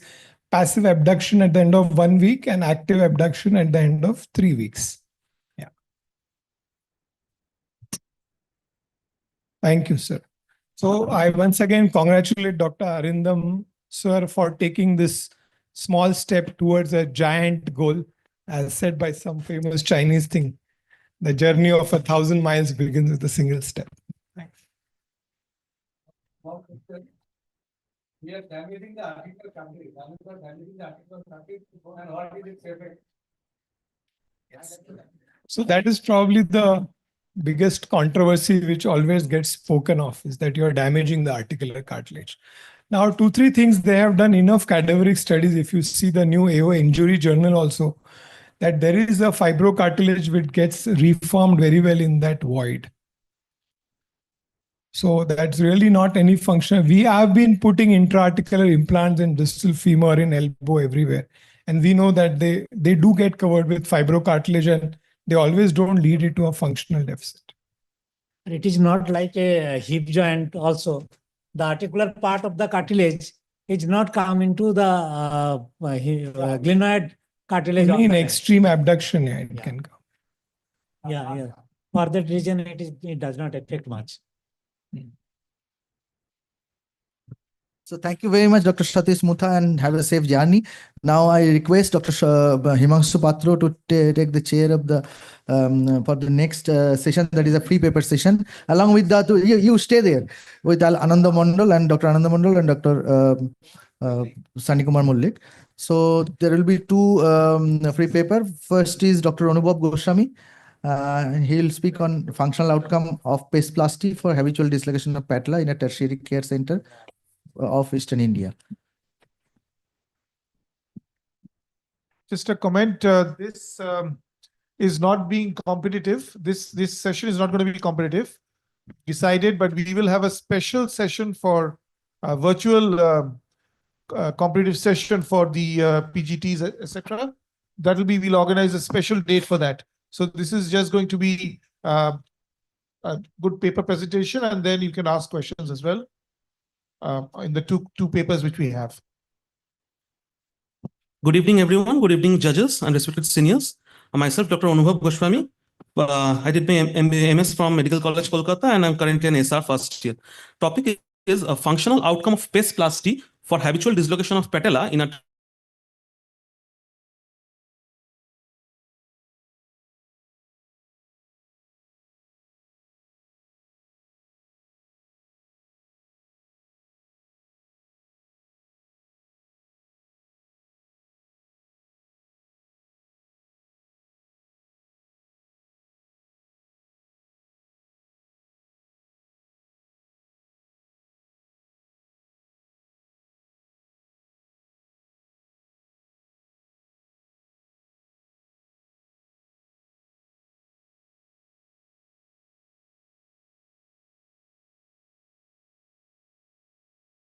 tried one case which actually failed.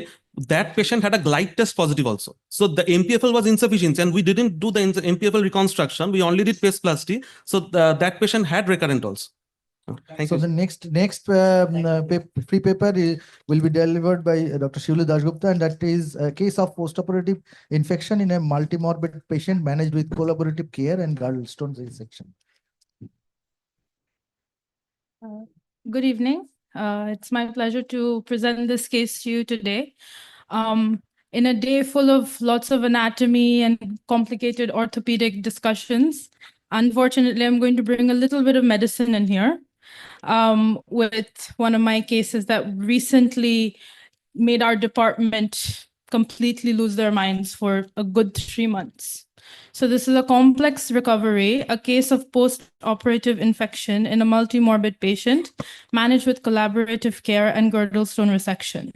My name is Shivli Dasgupta, and I'm currently working in Salisbury District Hospital in the UK as a junior clinical fellow in trauma and orthopedics. Patients presenting with hip fractures often present with multiple comorbidities as well. This often leads to pre- and post-operative complications, requiring careful medical management to prevent further disability and mortality. Psychosocial factors also add a layer of complexity to the care of such patients.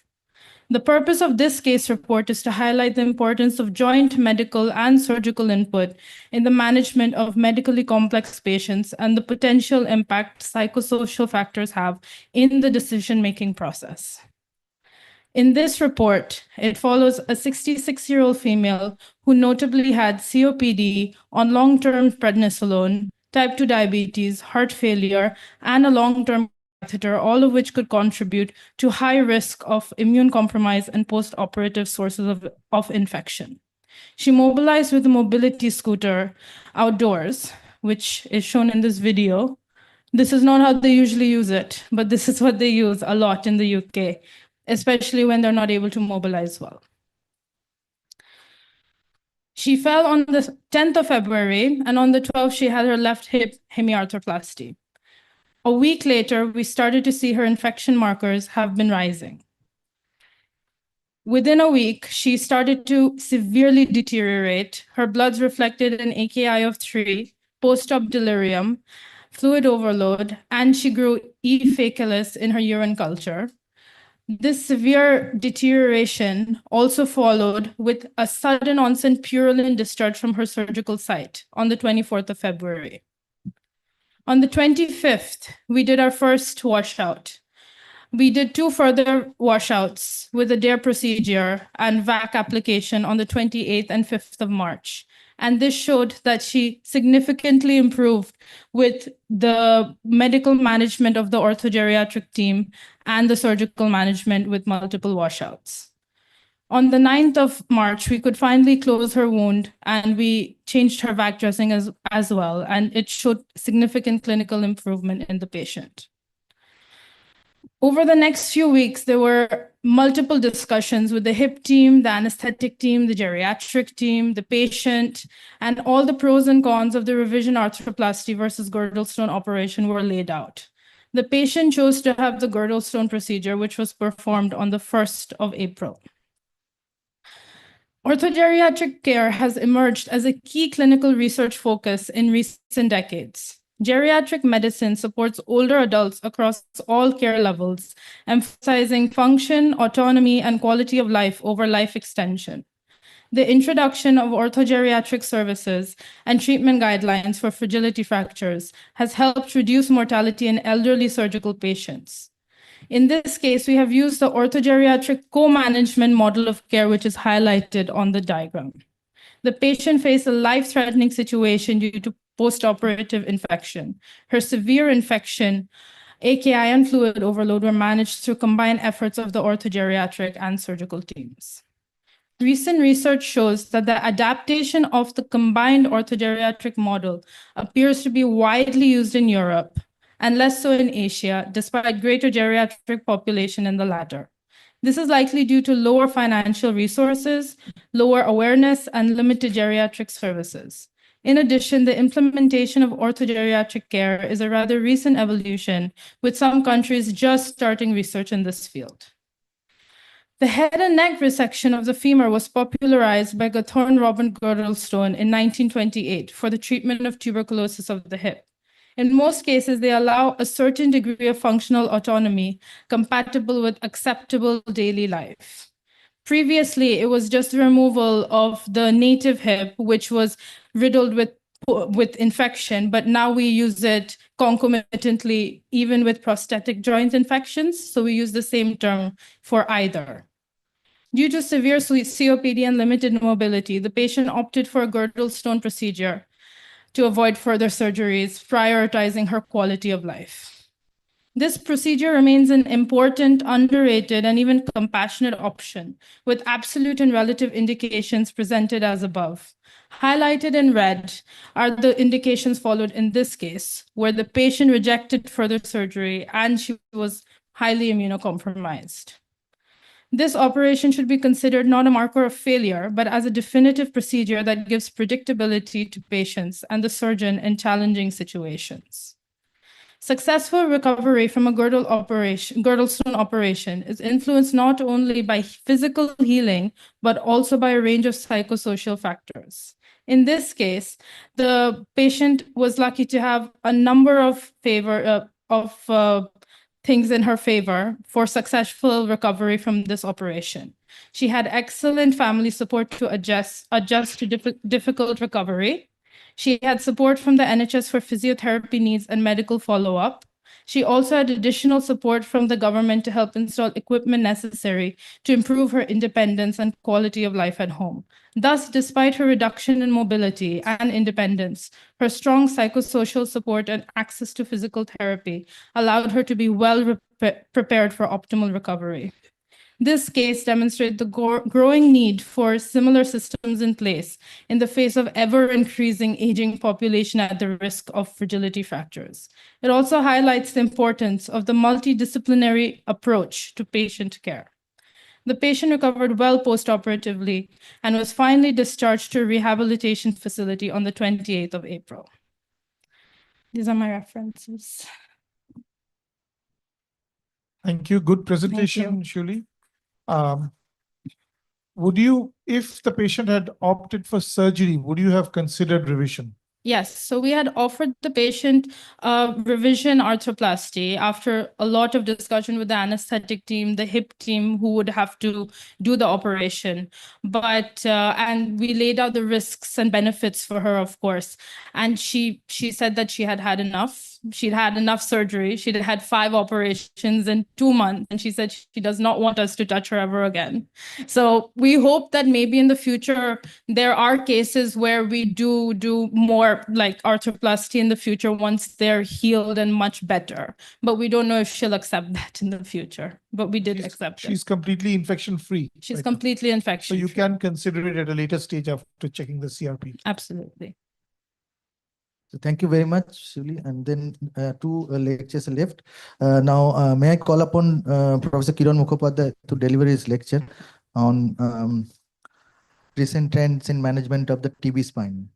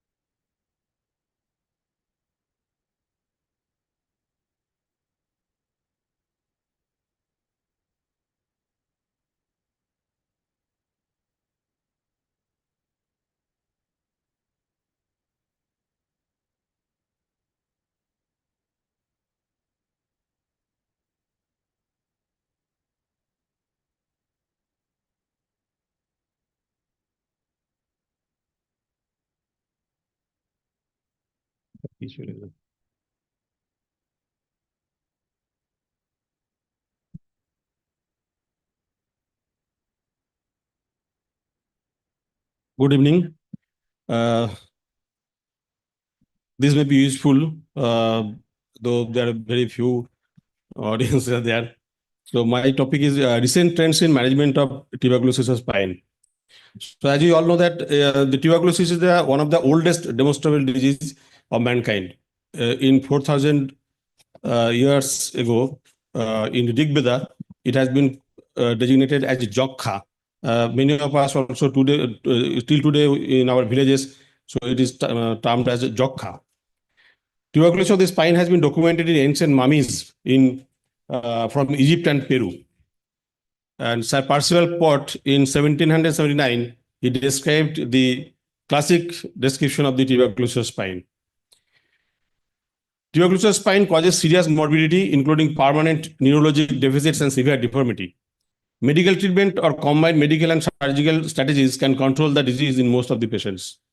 Unfortunately, India bears the major load of the tuberculosis patients of the world. 27% of the world's TB population in India, and almost 1,000 patients die every day due to tuberculosis in India. And of all the majority are of pulmonary tuberculosis, but all the tuberculosis patients, the 5% belongs to the scalar tuberculosis. And among the scalar tuberculosis patients, 50% belongs to spinal tuberculosis. And among the spinal tuberculosis patients, almost 50% has got some neurology. So before managing, you have to first identify who are the tuberculosis patients. So these are the presumptive spinal tuberculosis patients who has localized back pain for more than 6 weeks, along with tenderness over spinous process, with fever, with weight loss, and with or without signs of cord compression. But in advanced stages, there will be severe pain, there will be deformity, and there will be neural deficit. Now, for diagnosis, so X-ray chest is a must for all of the patients suspected for tuberculosis spine. HIV test nowadays is mandatory for all patients in suffering from tuberculosis, suspected or suffering from tuberculosis spine. X-ray spine is not useful in the early stages because it takes minimum 3 months, 3 to 6 months to appear in plain X-ray. But MRI for all suspected tuberculosis patients is mandatory nowadays. CT scan is not useful for diagnosis of the tuberculosis, but is useful for the selected patients. It's mainly useful for surgical planning. It's not valuable for diagnosis. Biopsy. Wherever possible, all patients should have a preferably CT guided biopsy. And these materials should be sent for microscopy and culture for pyogenic bacteria, microscopy and culture for microbial tuberculosis, along with histopathology and cytology.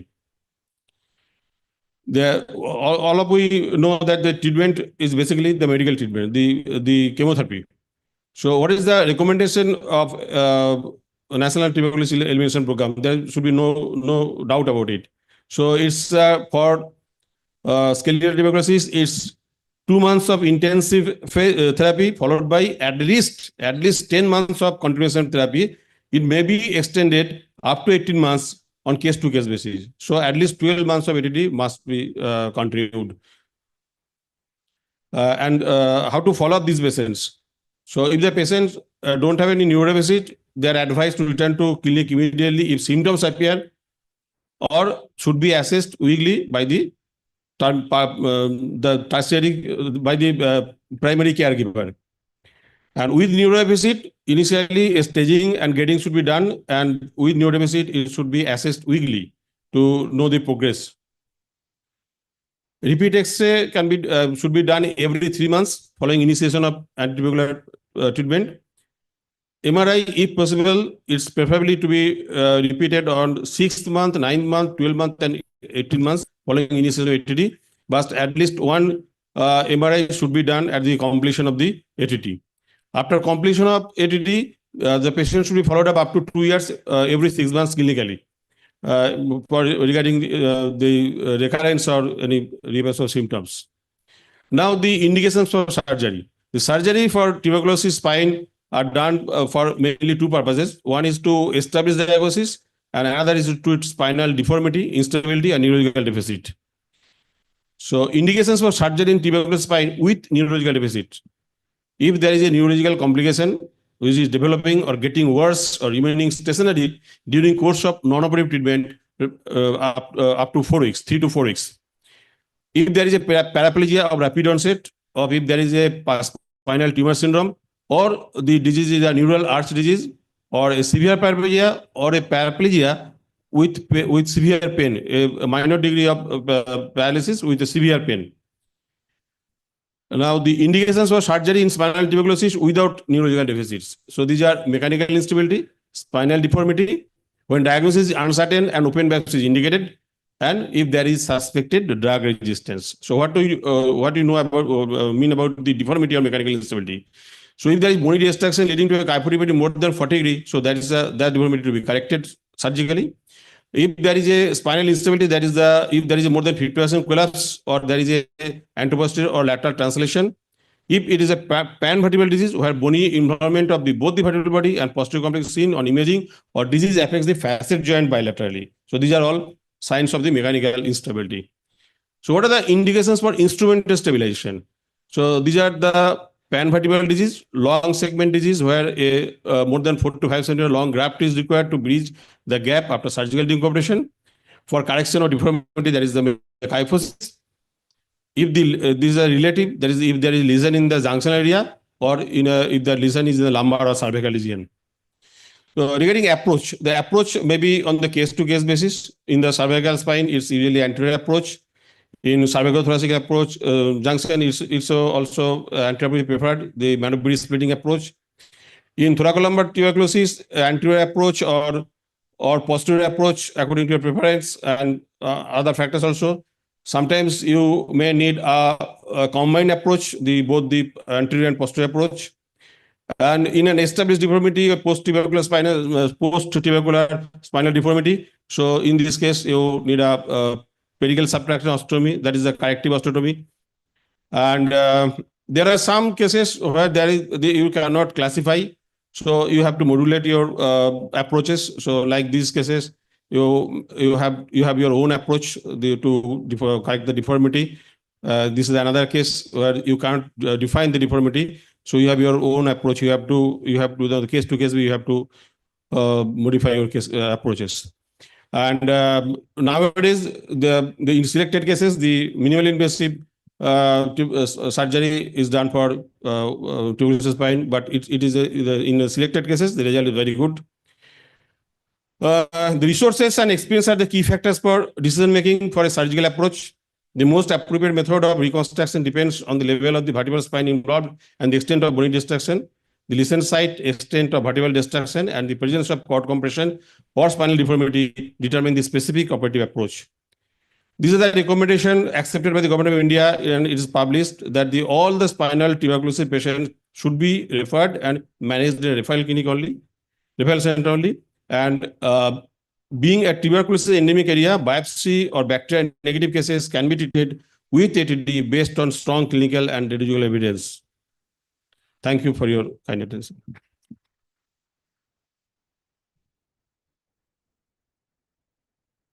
Bolo. Advice for the non-weight bearing time for spinal as well as knee tuberculosis.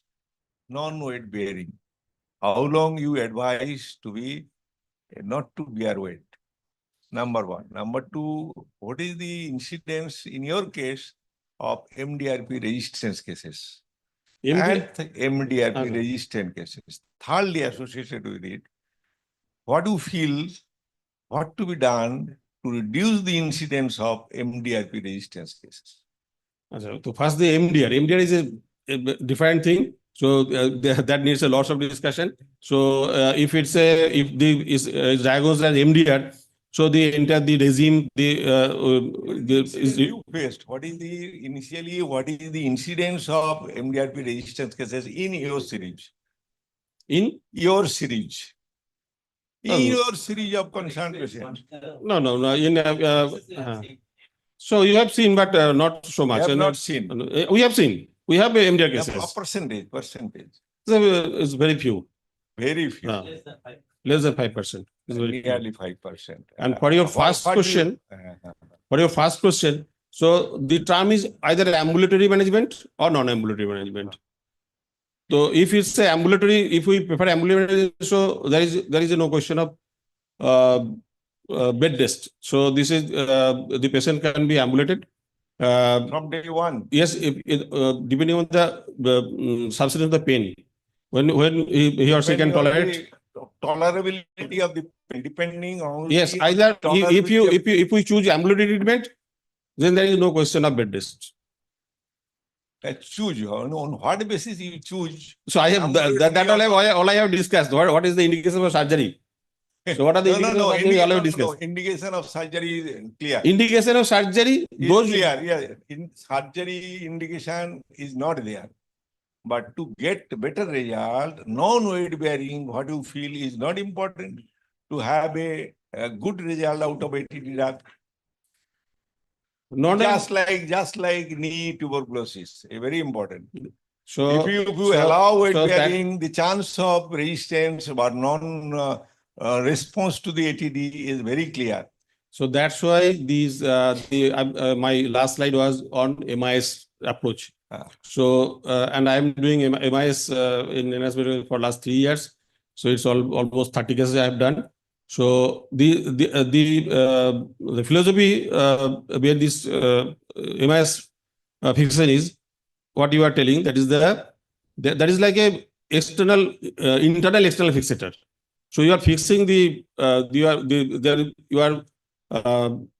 mobility is. If you want ambulation, then you need to fix the segment for non-weight bearing to the affected area. So that's the philosophy for the MIS tuberculosis. But for ambulatory treatment, so there is no scope for bed rest except. Don't you feel that ambulation or weight bearing induces non-union or resistance to ATD? Non-responsive to, not resistance, non-response to the ATD therapy. At least so far the time and dose is concerned. You may need 1 year to heal. But if you allow weight bearing from the day one with painful spine, with ATD, standard ATD. No. I have told that after the subsidence of pain, you can ambulate the patient. Initially, you need to put the patient non-ambulatory. If you ask him, he will not move because of pain. People will walk around, go to toilet, etc. with pain. And in that case, don't you feel that you will have to face the consequence of early weight bearing, means delayed union and resistance cases. Bed rest normally average 3 to 4 weeks we keep it. And braces, use of braces. I had a question, sir. Number 3, please let me complete. Please, one question. The MDRP resistance cases worldwide is a concern nowadays. It is a paper publication, web publication. You know it. What do you feel? How can you improve the immunity? Or how can you improve the result of ATD drug in tuberculosis? So the cause of the cause of multi-resistance is basically the failure to complete the to stick to the regime as prescribed by the doctors. So that's the other than the ATD drugs. And second is the HIV. Your advice? No, HIV. These are the common. These are causes for MDR. ATD drugs, standard ATD drugs. Other than those, what are the extra advice you need to give to the patient to get better result? To improve the immunity. Yes, number 1. Number 2, non-weight bearing, so long possible. So improve the immunity. What are the advices you need to put? So good diet. Good diet, yes. Number 1, number 2. I mean, this is my concern. I want to put something extra. Yes. I know vitamin D. Definitely it is immunobooster. And I wanted to work on this, but I failed for the last 10 years. I went to head HOD of chest department and in some institutions to get a result, patient-oriented result. Otherwise, they are the subject. How can I get? I am a private practitioner. I could not. I request you to have a work on this. With vitamin D or without vitamin D, the outcome of tuberculosis patient in spine, in knee, and wherever it is, the much more. Number 1. Number 2, incidence of MDRP resistant cases will definitely be reduced. My opinion. And there are some points also. So why not we are working on this? I don't have scope, but I want to work on this. I tried in 2-3 institutions, could not poke my nose there. Can you help in this matter? But one of the main causes is the failure to continue the regime as directed by us. We get often we get cases when we have to refer the patient to the nearest NTP center. They have to take drugs from there. But after 6 months, they do a sputum for AFB is negative, and they stop the drug. So it's a regular feature. So in our country, it is a very big topic. Sir, the question was that the duration of chemotherapy, how do you determine? Is straightforward 18 months or 1 year? No. 12 months. 12 months. 2 plus 10. And now, after 12 months, for extension of... After 12 months, if you have the symptoms, if you do an MRI, so if the radiological or clinical symptoms you suspect, then you can continue. But minimum 12 months, and that is the standard protocol nowadays. 2 plus 10, 2 intensive, 10 continuation, and extended up to 18. And if MDR, so the regime is different. So, do you add any extra chemotherapeutic drug along with national regimens? No. You are not allowed to do that. If it is not, you cannot give outside. In fact, you have to report. You have to follow the RNDCP guideline, and you cannot do it. And you have to report it to the district tuberculosis officer. So you are not given. You are not given power to do that. TB is notified disease nowadays. You have to notify as well as the drugs to be taken from the NTP. You can invite a police case if you do not actually there. It's police case. So don't do that. So now the last lecture will be by Dr. Professor Ananda Kishore Pal on controversies in management of the intercapsular fracture neck of femur. This is the last topic. Okay. So good evening, everybody. I think it is evening already has been done. So there are some several controversies. I'm standing between this, enjoying this evening and also the topic. So just without, there are several controversies like from the birth to death like this of this neck femur.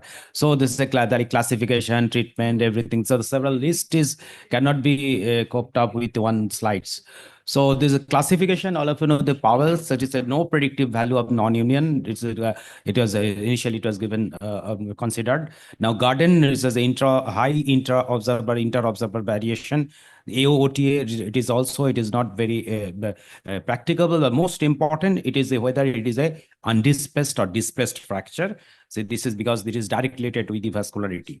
Now this is another, sometimes it we are encountered in our clinical practice, whether it is when you call it non-union, when is a delayed union like that. So for that is as per Parker and Pryor, in untreated cases, so fresh fracture means when it is less than 3 weeks old, delayed means 3 to above 3 weeks and above, and non-union is considered when it is untreated, it is 3 months. That's a universal classification. Whereas treated case, internal fixed, it is delayed union is considered when it is a 6 months down the line from the date of osteosynthesis, whereas a non-union is considered when it is 12 months from the date. Now, in the controversy, is there any entity of minimally displaced fracture? So yes. So there, as per book, it is a fracture with less than 10 degree varus in AP or 10 degree apex anterior angulation in the lateral view. It is considered as a minimally displaced, and the deformity beyond these ranges is indicate the displaced fracture. As you can see on that side, is definitely it is a displaced fracture. Now, another criteria, it is whether it is the next intercostal neck femur fracture can be considered as a stable or unstable. So the stable fracture basically is a valgus impacted. Unstable means there are two entities. It is whether it is the verticality of the fracture and the comminution. So the feature of instability as per radiograph and CT scan, it is a vertical fracture line as you can see here, and it is the comminution. It is considered as, it is assessed by the modified Bowell's triangle, just I am going to discuss. And the comminution is basically fragment without connection to the head and neck. It cannot be used very loose term, is comminuted. So I'm going to, what is a comminuted fracture? Basically, it is considered, and this fragment which without any contact with either the head or the neck fragment, especially in the inferior and the posterior part. So comminution, basically the posterior cortex of the neck is needed to protect the internal fixation devices from rotatory and the shear forces to implant failure. That is why comminution, especially in the posterior posterior cortex, is very, very important. See, this is it is a benign looking fracture, but it is once we do the CT scan, see there's a large fragment which is losing contact from the proximal fragment. So this is the actually area of posterior comminution. Now the verticality, how will you assess? The problems of the first fracture, it is the instabilities. One is the verticality, I've already told. Initially, it was considered as a Powell's angle. It was considered when this angle is measured. This angle of the fracture is basically it's a post-reduction film. But now it has been modified as per first I have to draw the axis of the shaft of the femur, then at the right angle to that line, then we have to make the line across the shaft, across the fracture surface of the proximal fragment up to this line. So this is the Powell's, is a modified Powell's angle. Now, what is the most important factor for this verticality? Is the most shear forces. So it produces the more shear forces, so that leads to varus angulation and inferior translation even after the stable osteosynthesis. Now, importance of this verticality, basically, there's no predictive value of the non-union. Basically, it helps in intraoperative guide for the acceptable reduction. Now, what are the preoperative investigation mandatories? As all of you know, there's a standard radiograph and the MRI, especially for the pediatric age group. And prediction of the viability is only the displacement. There's nothing can be done in the preoperative. So there is a notion the MRI should be done with the special MRI type. But as per literature review, I have found only the displacement, especially the rotations, is the only directly related with the vascularity. Now, dilemma of the management is directly with the age. So the modality of the treatment according to the age, classification, non-operative or operative, timing of the surgery, internal fixation versus arthroplasty, internal fixation device, which whether the additional procedures are needed or not. If there's arthroplasty, which one is the ideal? It's the hemi or total. Now, the chronological age or the physiological age, as per literature search, I have found that is the most important relation with this age of the menarche and the menopause. That is the reproductive age groups. If it is a longer reproductive age group, it is protective for the neck of the femur fracture. And in those, especially those cases, they are very much good candidate for internal fixation device. But if it's a lesser reproductive age group, they are very osteopenic, as they are getting less estradiol in their life. So they are not very good candidate for the internal fixation. Now, the activity and the lifestyle, that is always you have to consider the physiological age. Now, basically, as per Parker recommendation, whether just these two factors is considered, should be considered, whether the individual is homebound or the institutionalized. And now, what is the cutoff age? This is also another important factor. So it is a younger age group. Now, the young youth or group or younger age group. Now you are very encouraged to know it is to be extended up to the 60 years. Life begins from the 60. Okay, so I think that the young chap is not just not born. I think. Okay. Okay. So anybody below 60 years, the life starts from this age of 60. I think. Okay. So below 60, it's young. 60 to 80, it is the middle age. And above 80, it is the exact geriatric age group, I think. So Madam Aspe already, it's orthogeriatric care. Treatment of the undisplaced fracture, there is no controversy, it is the internal fixation. And the conservative should be reserved for the frail with high risk of anesthesia, present late and stable fractures, the valgus impacted fracture, especially in this group. Now, the later arthroplasty is better with less incidence of the dislocation as capsular scarring that may provide the stability. Now, as per I have already learned, there should not be the bravado that should be mobilized from the evening. We have to do the orthoplasty, and from the evening we have to start with the mobilization. It should not be, and I'm also follow this notion. And most of the surgeons, because of this, they encounter the dislocation. But it is the late mobilization that causes the capsular scarring that will further stability. Now, the minimally displaced fracture in any age group should be internal fixation. And the reserved option is the arthroplasty in young age group, especially in case of severe osteopenia, and there's a comorbidity, and it is especially reserved for the salvage for the complications or the poor outcomes. Now, timing of the surgery is very, very important. Now, there should be no emergency, but early should be operated as early as possible, especially in the young. Best is the 6 to 8 hours, better as early as possible, but at least below up to 8 to 12 hours from the time of injury. Now, for the aged 60 and above, operate within 48 hours. Why I have just found some I'm going to show the results. Now, displaced fracture in the younger patients, as the ideal is the anatomic reduction in internal fixation, preferably in 6 to 8 hours, maximally up to 12 hours, I've already told. Preoperative MRI is not mandatory. It is several authors suggested. It is because it is a time consuming and it is not predictive of the avascular necrosis. Only is the displacement, initial displacement. Basically, this is the technique is the gentle close reduction once, using the gentle impaction of the fracture in the external rotation position, followed by internal rotation and the adduction is checked under the C-arm. If that attempt fails, then we'll go for the open reduction. Now, ideal fixation, whether you should cross these physis or not, yes, we have to cross the physis, should not be DHS, CHS, CCS, it is the same. If you consider the stability, it doesn't provide any difference of the results.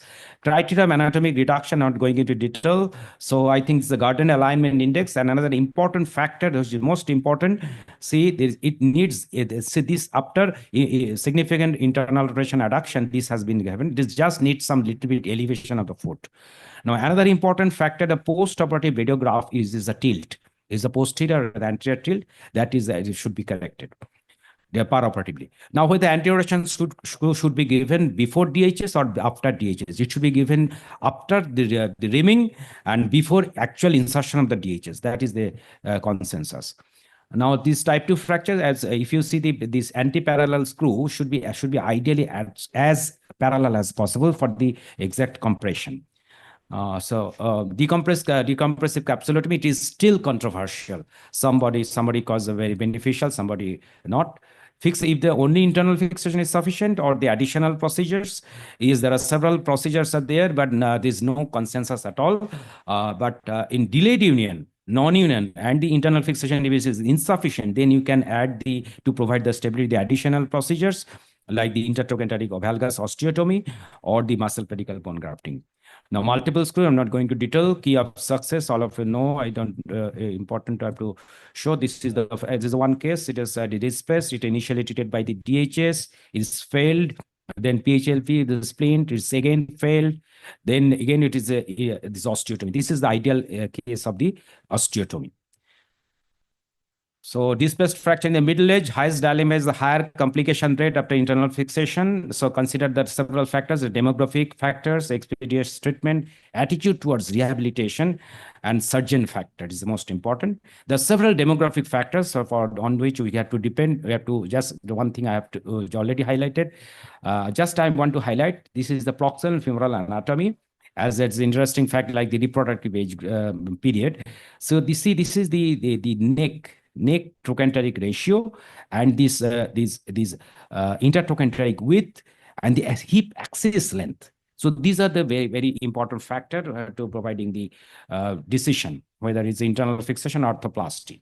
Now, post-operative mobilization of weight bearing. Start mobilization as early as pain subsides. Start the partial weight bearing as it is tolerated by the patient, followed by full weight bearing. It is the same thing as tolerated, as you have already asked in the TV. So, the partial weight bearing, there is no question of non-weight bearing because non-weight bearing increases the forces across the fracture than partial or the full weight bearing.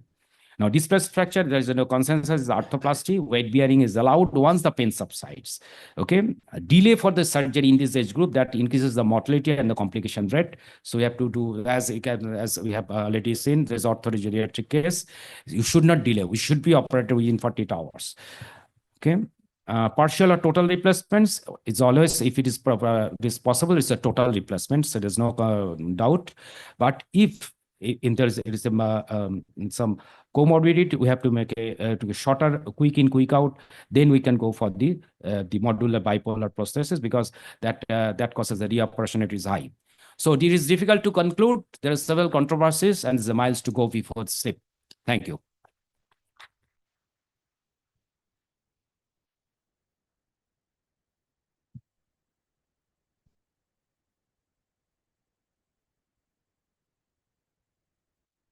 Thank you very much, Dr. Professor Ekepal. May I request Dr. Arindam Banerjee to felicitate Chairperson Dr. Himanshu Patro, and I think Dr. Ananda Mondol and Dr. Sani Kumar Mullik.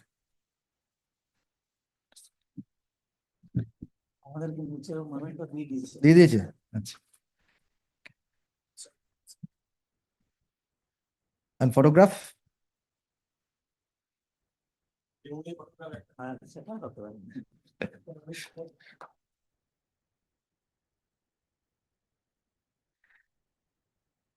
photo 2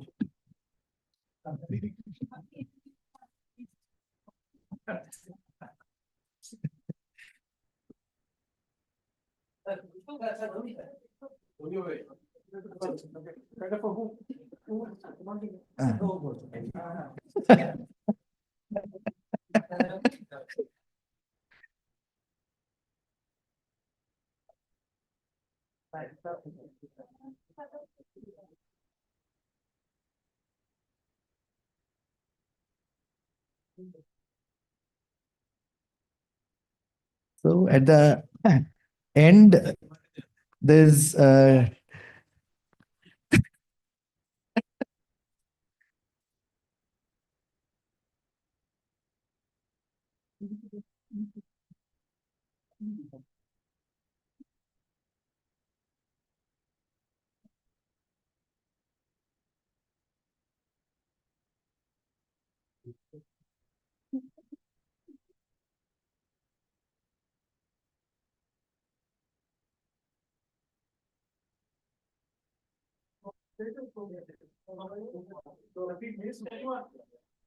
yeah, আমরা কি কাউকে miss করেছি? So now, yeah, Dr. Gurupada Bera. and Dr. Dipankar Mukherjee.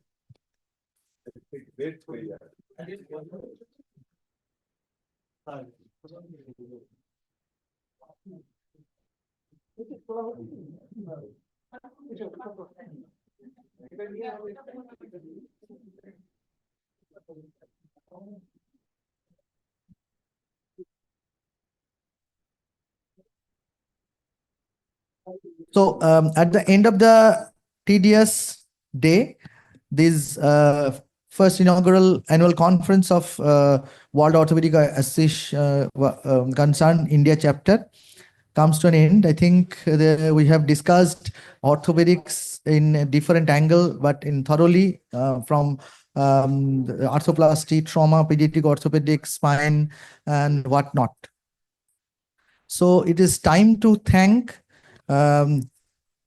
all of the different organizations and the authorities and the persons who have helped to make this conference successful. First of all, I like to thank Dr. Arindam Banerjee, our president, and also president of International WOC International. I like to also thank our vice president, Dr. Shashinder Sanmugasundaram.